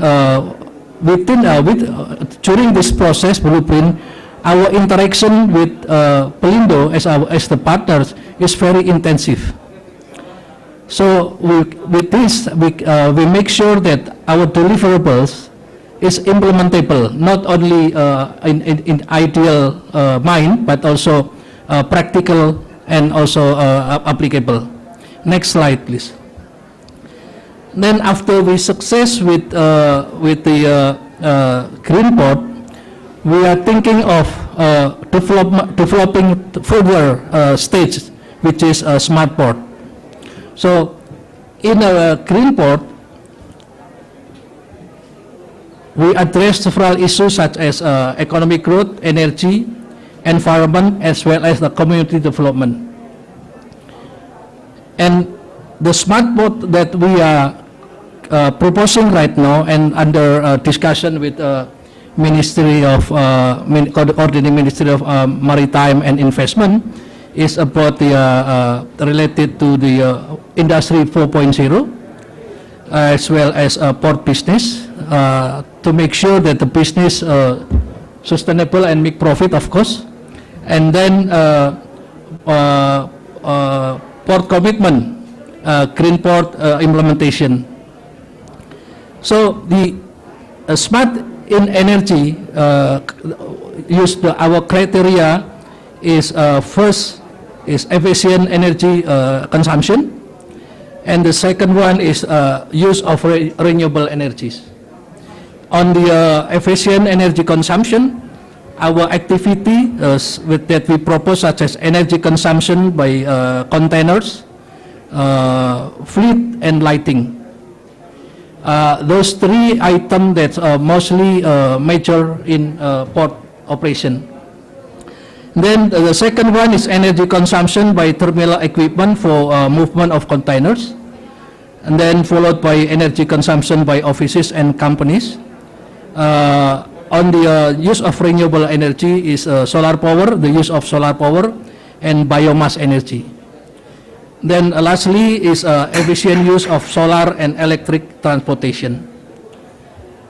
And along with that, that stories, so we can point out the key success in which is improvement and measurable impact.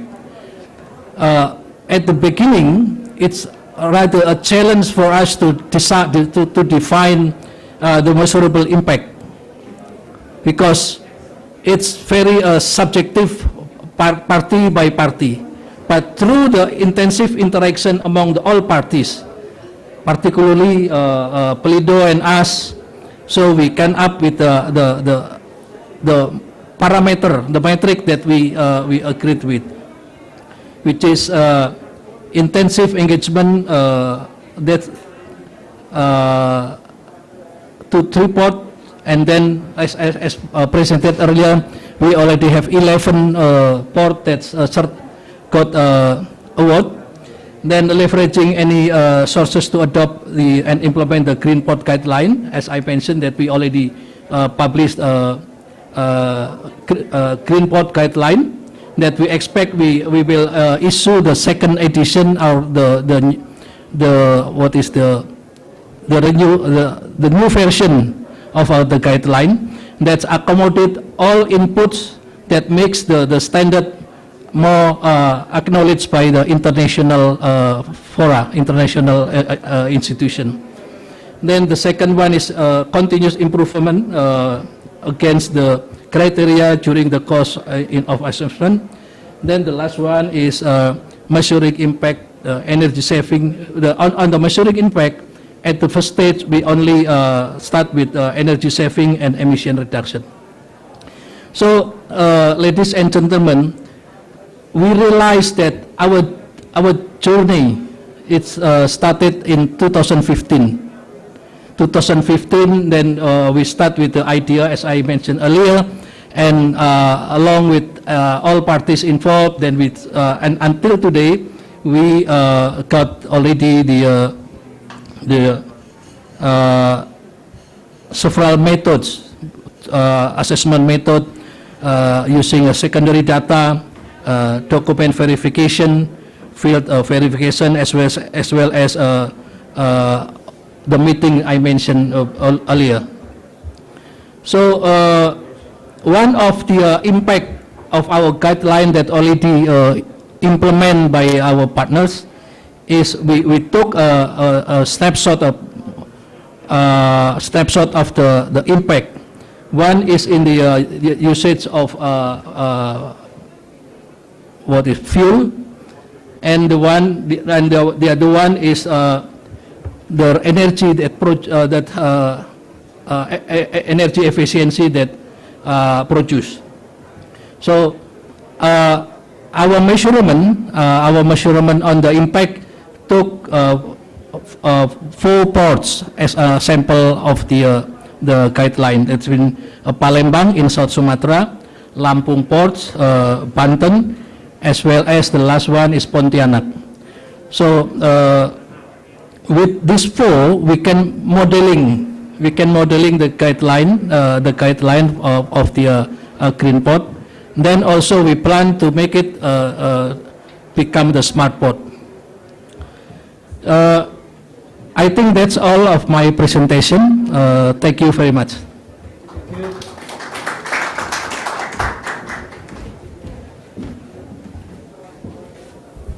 Okay, thank you. Now, I'd like to invite virtually our 5th panelist from the World Bank, a senior specialist on port and maritime transport, Mr. Ninan Omen Pichu.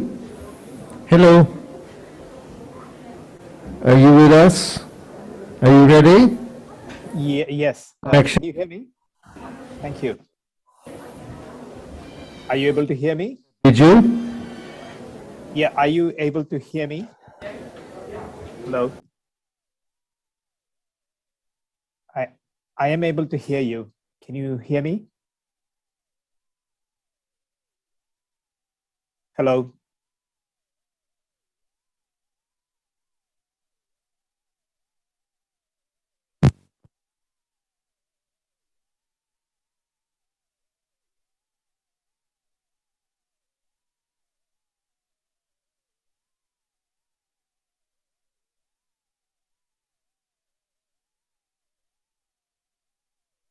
Can you hear me now?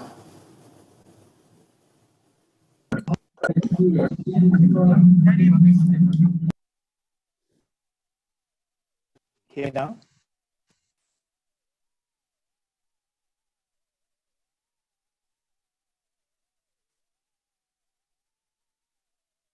Okay.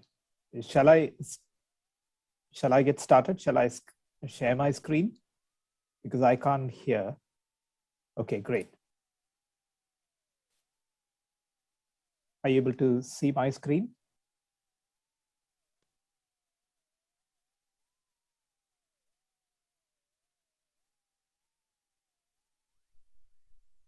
Maybe you can message me because I can't hear from you.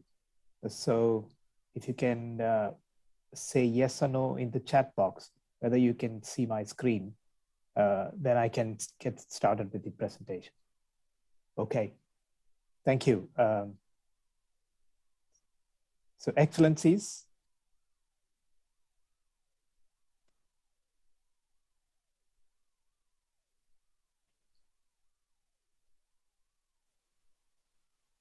okay. I can see the slide on the screen.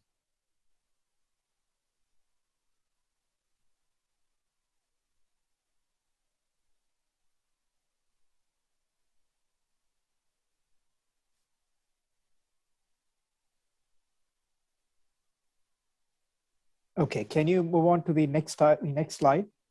I'm honored to be invited as a panelist today at this important event, leading climate actions together through the development of green and smart ports.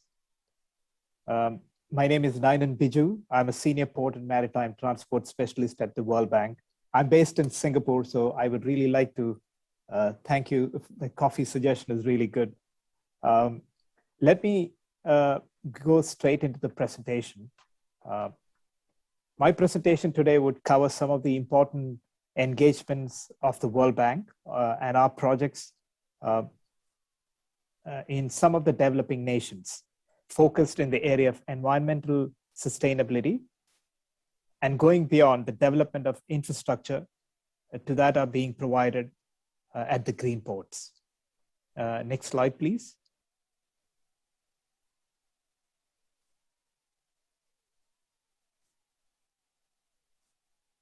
Yes, I can see it. Yeah.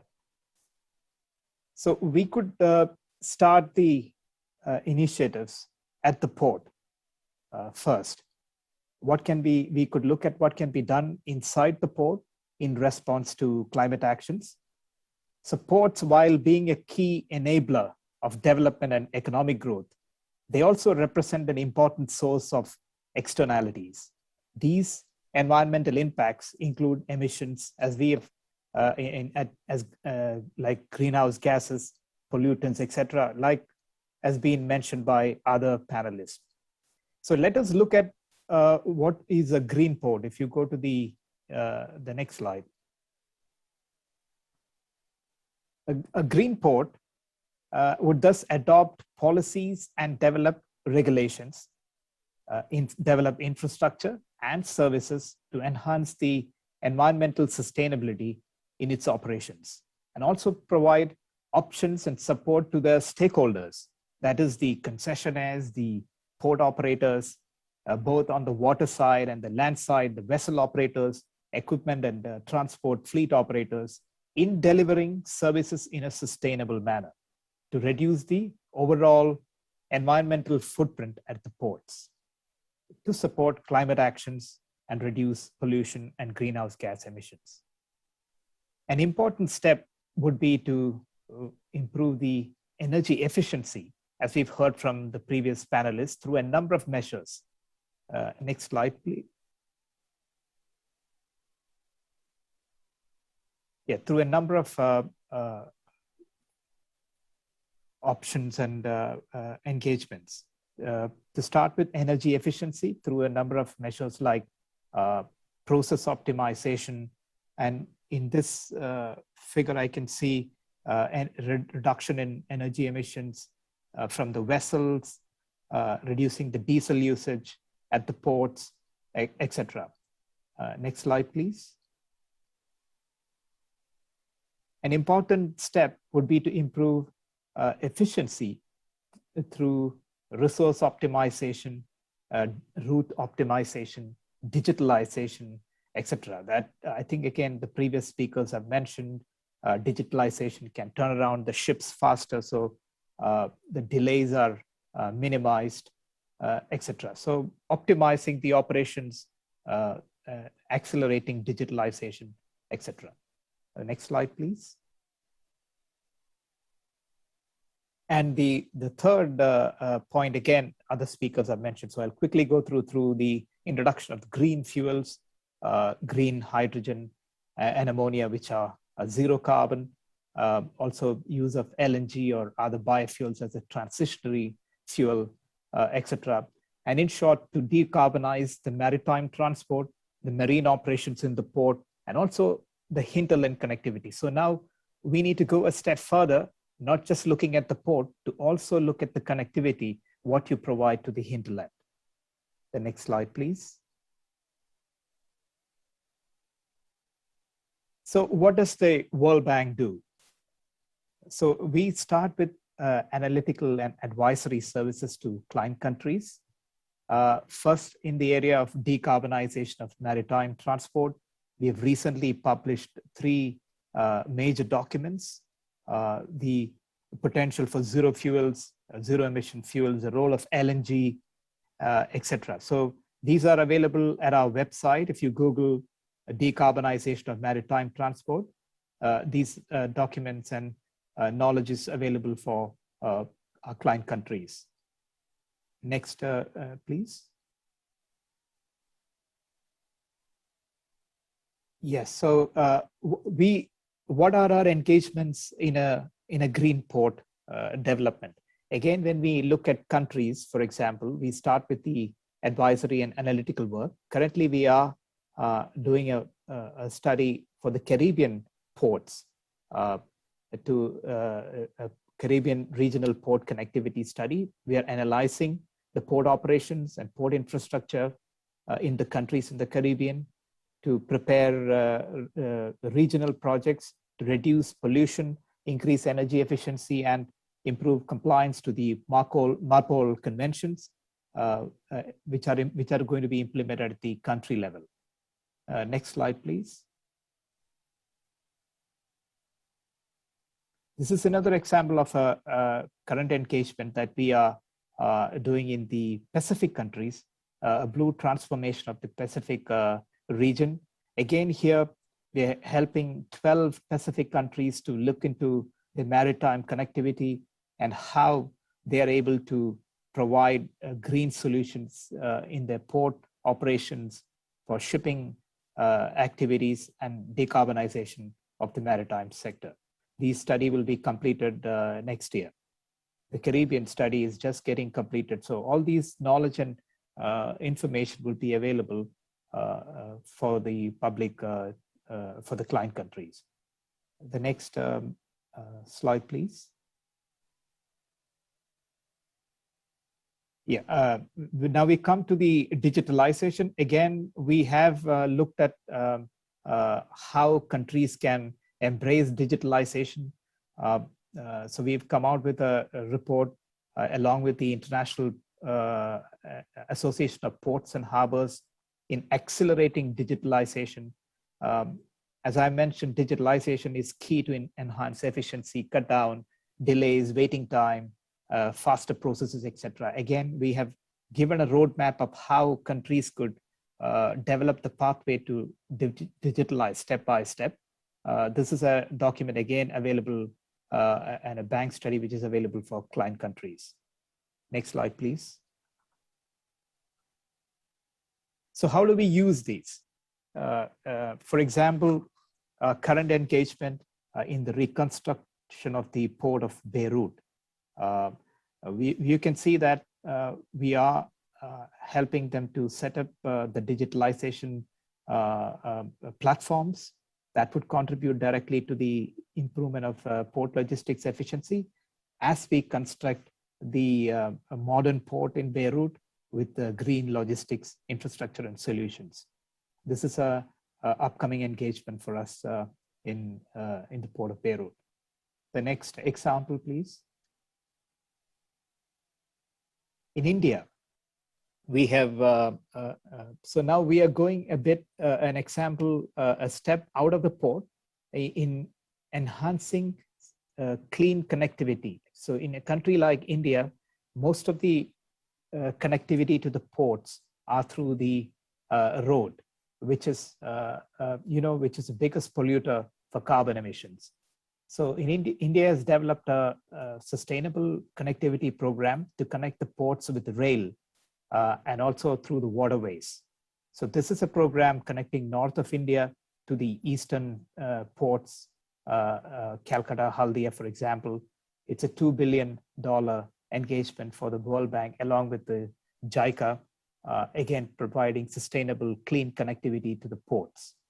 It's a rail connectivity along with the waterway connectivity, connecting north of India to the eastern seaboard. The next slide, please.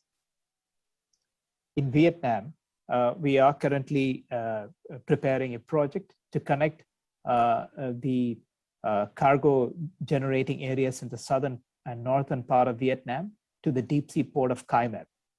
Vietnam, being a country with waterways, plenty of waterways, we are helping them to develop the waterways, deepening the waterways to carry a larger size barges to optimize connectivity to the port.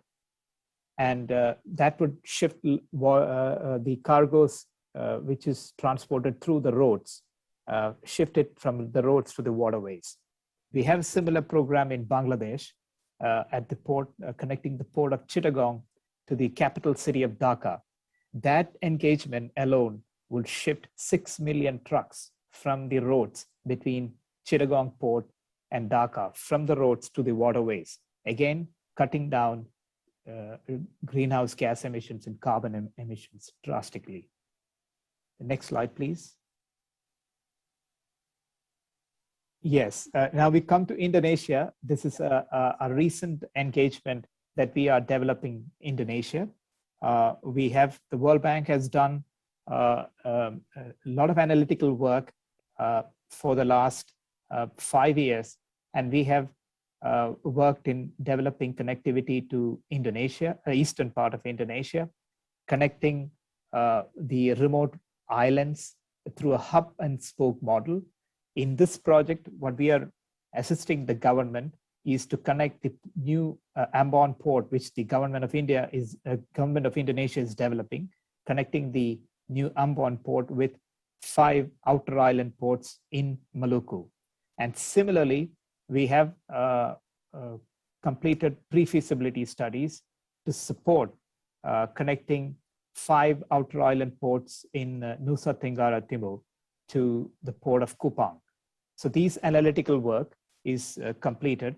The project will support, as the Indonesian government build the hub ports, the project will support, number one, development of these outer island ports on a green port, smart port model. Number two, connecting clean connectivity through deployment of RoRo ships, which will be procured, the new generation RoRo ships, which are to be operated on clean fuel. And number three, the bank would help the government of Indonesia to run a RoRo pilot to do an efficient pilot operations so that the connectivity is efficient, and that would bring in a consolidation of shipping solutions, which will bring in a lot of efficiency and reduction in gas emissions. Next slide, please. So this is basically an explanation of what we are doing in Indonesia. Due to paucity of time, I'm not getting into it. So as I mentioned, the connection or the networking through a hub and spoke model will bring in not only operational efficiency, but also network efficiency and reliability of the service, which will enable the region to bring down the logistics cost and develop the trade in the eastern part of Indonesia. The same model, if it's successful, could be replicated in many other provinces and parts of Indonesia, which is lacking connectivity. Next slide, please. Yeah, so we need to continue doing these studies, as we mentioned, as we work on greening the maritime transport. For example, we have completed the pre-feasibility studies. Now we need to get into the technical studies of how do we green the ports, how do we design safe and low carbon emissions for the vessels, how can we make the operations more efficient, etc. So a number of studies need to be completed, and we are ready to support the government going forward. Next slide, please. So what are our recommendations from our engagements? One thing which I would like to mention in my closing is the interministerial collaboration that is demonstrated here. I particularly want to take this moment to applaud the initiatives by the government of Indonesia, by the collaboration of the Ministry of Maritime Affairs and Investments, the Ministry of Transport, and the Ministry of Marine Affairs and Fisheries. This is the kind of collaboration that will lead the climate actions in decarbonization of transport, maritime transport, etc. So we have listed out the steps, what should be done to prepare the projects, to prepare, to mobilize project preparation funds, grant agreements, and proceed with the technical studies that are to be carried out, as I mentioned earlier. Next slide, please. I think that should be yeah, thank you. Thank you very much for the short and sweet presentation. It's a little bit late in Singapore, so thank you again for the good opportunity.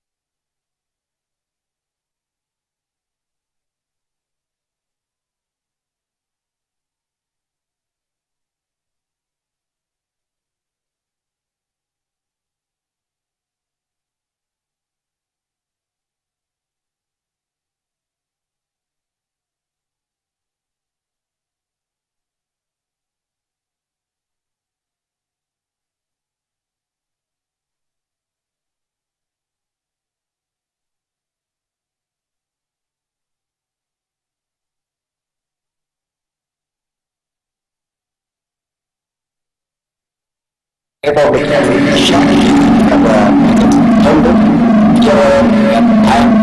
honorable panelists, distinguished participants, ladies and gentlemen. It's indeed a great pleasure for me to take part of the significant event at Indonesian Pavilion COP26 in Glasgow. A high appreciation to coordinating Minister for Maritime Affairs and Investment of Republic of Indonesia in the convening a unique talk show. Global ambition in the controlling climate change is necessity and the challenge for a party to reach an agreement in the effort to achieve the global target to prevent the increase of the Earth temperature and not more than 2 degrees Celsius, and furthermore to be reduced by 1.5 degrees Celsius. Transportation sector, especially maritime, is a major contributor to climate change resulting from the shipping and port activity. Therefore, IMO GRG study 2020 has estimated that the shipping activity has emitted a total of 1,056 tons of CO2 in 2018, accounting for about 2.89% of the total global anthropogenic CO2 emission for the same year. Based on the OECD report in the 2014, most shipping emissions in the port are estimated to grow up fourfold in 2050. Asia and Africa is predicted to experience the sharp increase in the emission due to strong port traffic growth and limited mitigation measures. The government of Indonesia has ratified the International Convention on the Prevention and Pollution of Ships or Nautical Annex 6 to establish a suitable provision for the implementation and of the environmental protection measure in the port area. For the actualization of the environmentally friendly port and the undertake climate change mitigation effort, Port Indonesia are starting to implement the energy efficient measure such as use electric equipment in loading and unloading activity. Therefore, environmentally friendly port management need to be carried out and create better living environment in port area, which shall bring positive impact to the surrounding communities. The CNG truck in the port area, the development of internet-based application for good transportation registration from the shipper to the carriers. The use shore connection to connect ship to electrical installation at the dock to supply energy while the ship is docking and carrying out loading and unloading activities. The use of solar energy in the port facility, such as solar cell strip, lighting, and LED lamp. Environmental sound port need to involve the surrounding communities to participate and contribute to protecting the environment. The operator shall also advantage of the CR fund to support improvement by providing free medication service and assisting a micro, small, and medium enterprise activity. Indonesia as a whole is committed to reduce greenhouse gas emission by 29% independently by the year 2030 and up 41% with international assistance and support. Indonesia is high hope that climate change mitigation action in the port area shall significantly reduce emission to contribute the CFG reduction from transportation sector. The step shall serve a positive starting point, achieve a better living environment and better quality of life for the people, especially in port area. Ladies and gentlemen, this talk show is indeed a useful platform for government officials and experts to share best practice and experience on the practical as well as innovation approach toward environmentally sustainable port strategies. We will all be confident this event shall bring positive and encouraging results in the form of global commitment for a safe, clean, and sustainable port operation. Thank you very much.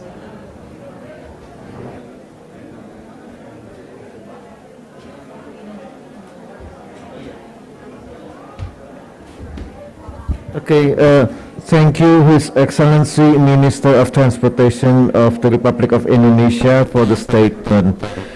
And because we have a very limited time for this session, so if there are some questions from the audience, so please raise it or emails to the coordinating Ministry of Foreign Affairs and Investment or to Indonesia Pavilion, yeah, because we have very limited time for today.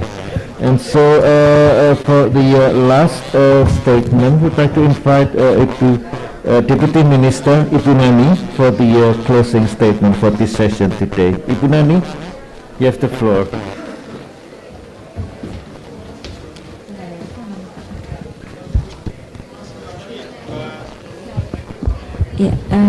Excellency Vice Minister, Pak Pahala, and also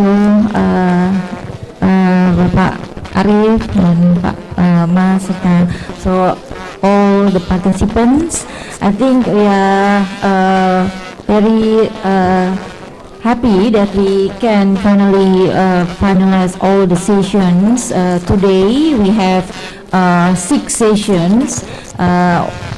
Basically, the idea is, the big idea is about ocean and investments, but then we cover 6 topics today. So we thanks so much to all the contributions, especially for the Vice Minister for the last session. So the Vice Minister can stay with us, but I think this is a very important, all the sessions, so we take a note, and then we hope that all the discussion today we can follow up, and then we can have further stronger collaboration among us. So okay, thank you very much to all. Thank you. Thank you. Thank you, Budani, for the closing statement. So that's the end of this session. We'd like to thank to all of the audience here in Glasgow, in Jakarta, and anywhere in the world from the connection. Thanks to all of the panelists and excellencies for staying with us in this session. And on behalf of the Pavilion Indonesia, I would like to really appreciate all the partners to the Indonesia Pavilion and all the audience, and also to the Secretariat. Thank you. And we apologize for technical glitches along the sessions, but I think that all of the messages get through to all of the audience and stakeholders. So that the agenda is set, and keep up the good work, and let's see of the progress in the future. Thank you so much. Over to you, Ilya. Thank you. Thank you very much. Thank you. Yeah, thank you, Pak Adi. And then I would like to also please kindly remain on the stage for all the speakers. Because the Coordinating Ministry of Maritime Affairs and Investment would like to convey their token of appreciation. And if you could move it to the center, because we will have a photo session too after that. Mungkin bisa di sini, Pak?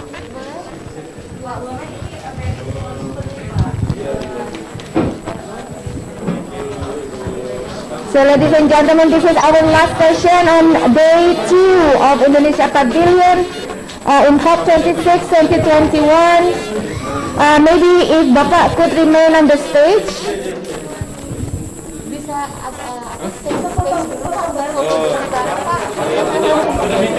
Oh, ada meeting. Yes. So ya mungkin foto dulu. So first foto.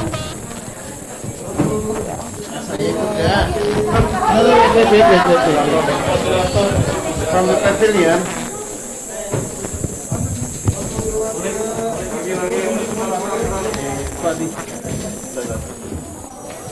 Okay, 1, 2, 3. Great. Okay, wonderful. Terima kasih. And mungkin satu ya. Oke. Thank you. Ya. Belum, saya tetap mau umumkan. Okay, so ladies and gentlemen, thank you very much. Yeah, see you tomorrow at 9 a.m. We're going to have a lot of interesting sessions as well tomorrow. So have a good rest and see you again tomorrow. Bye. Thanks for organizing.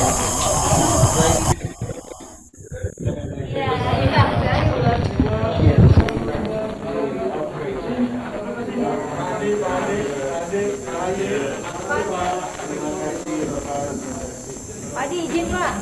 Izin Pak, mau Pak. Aduh.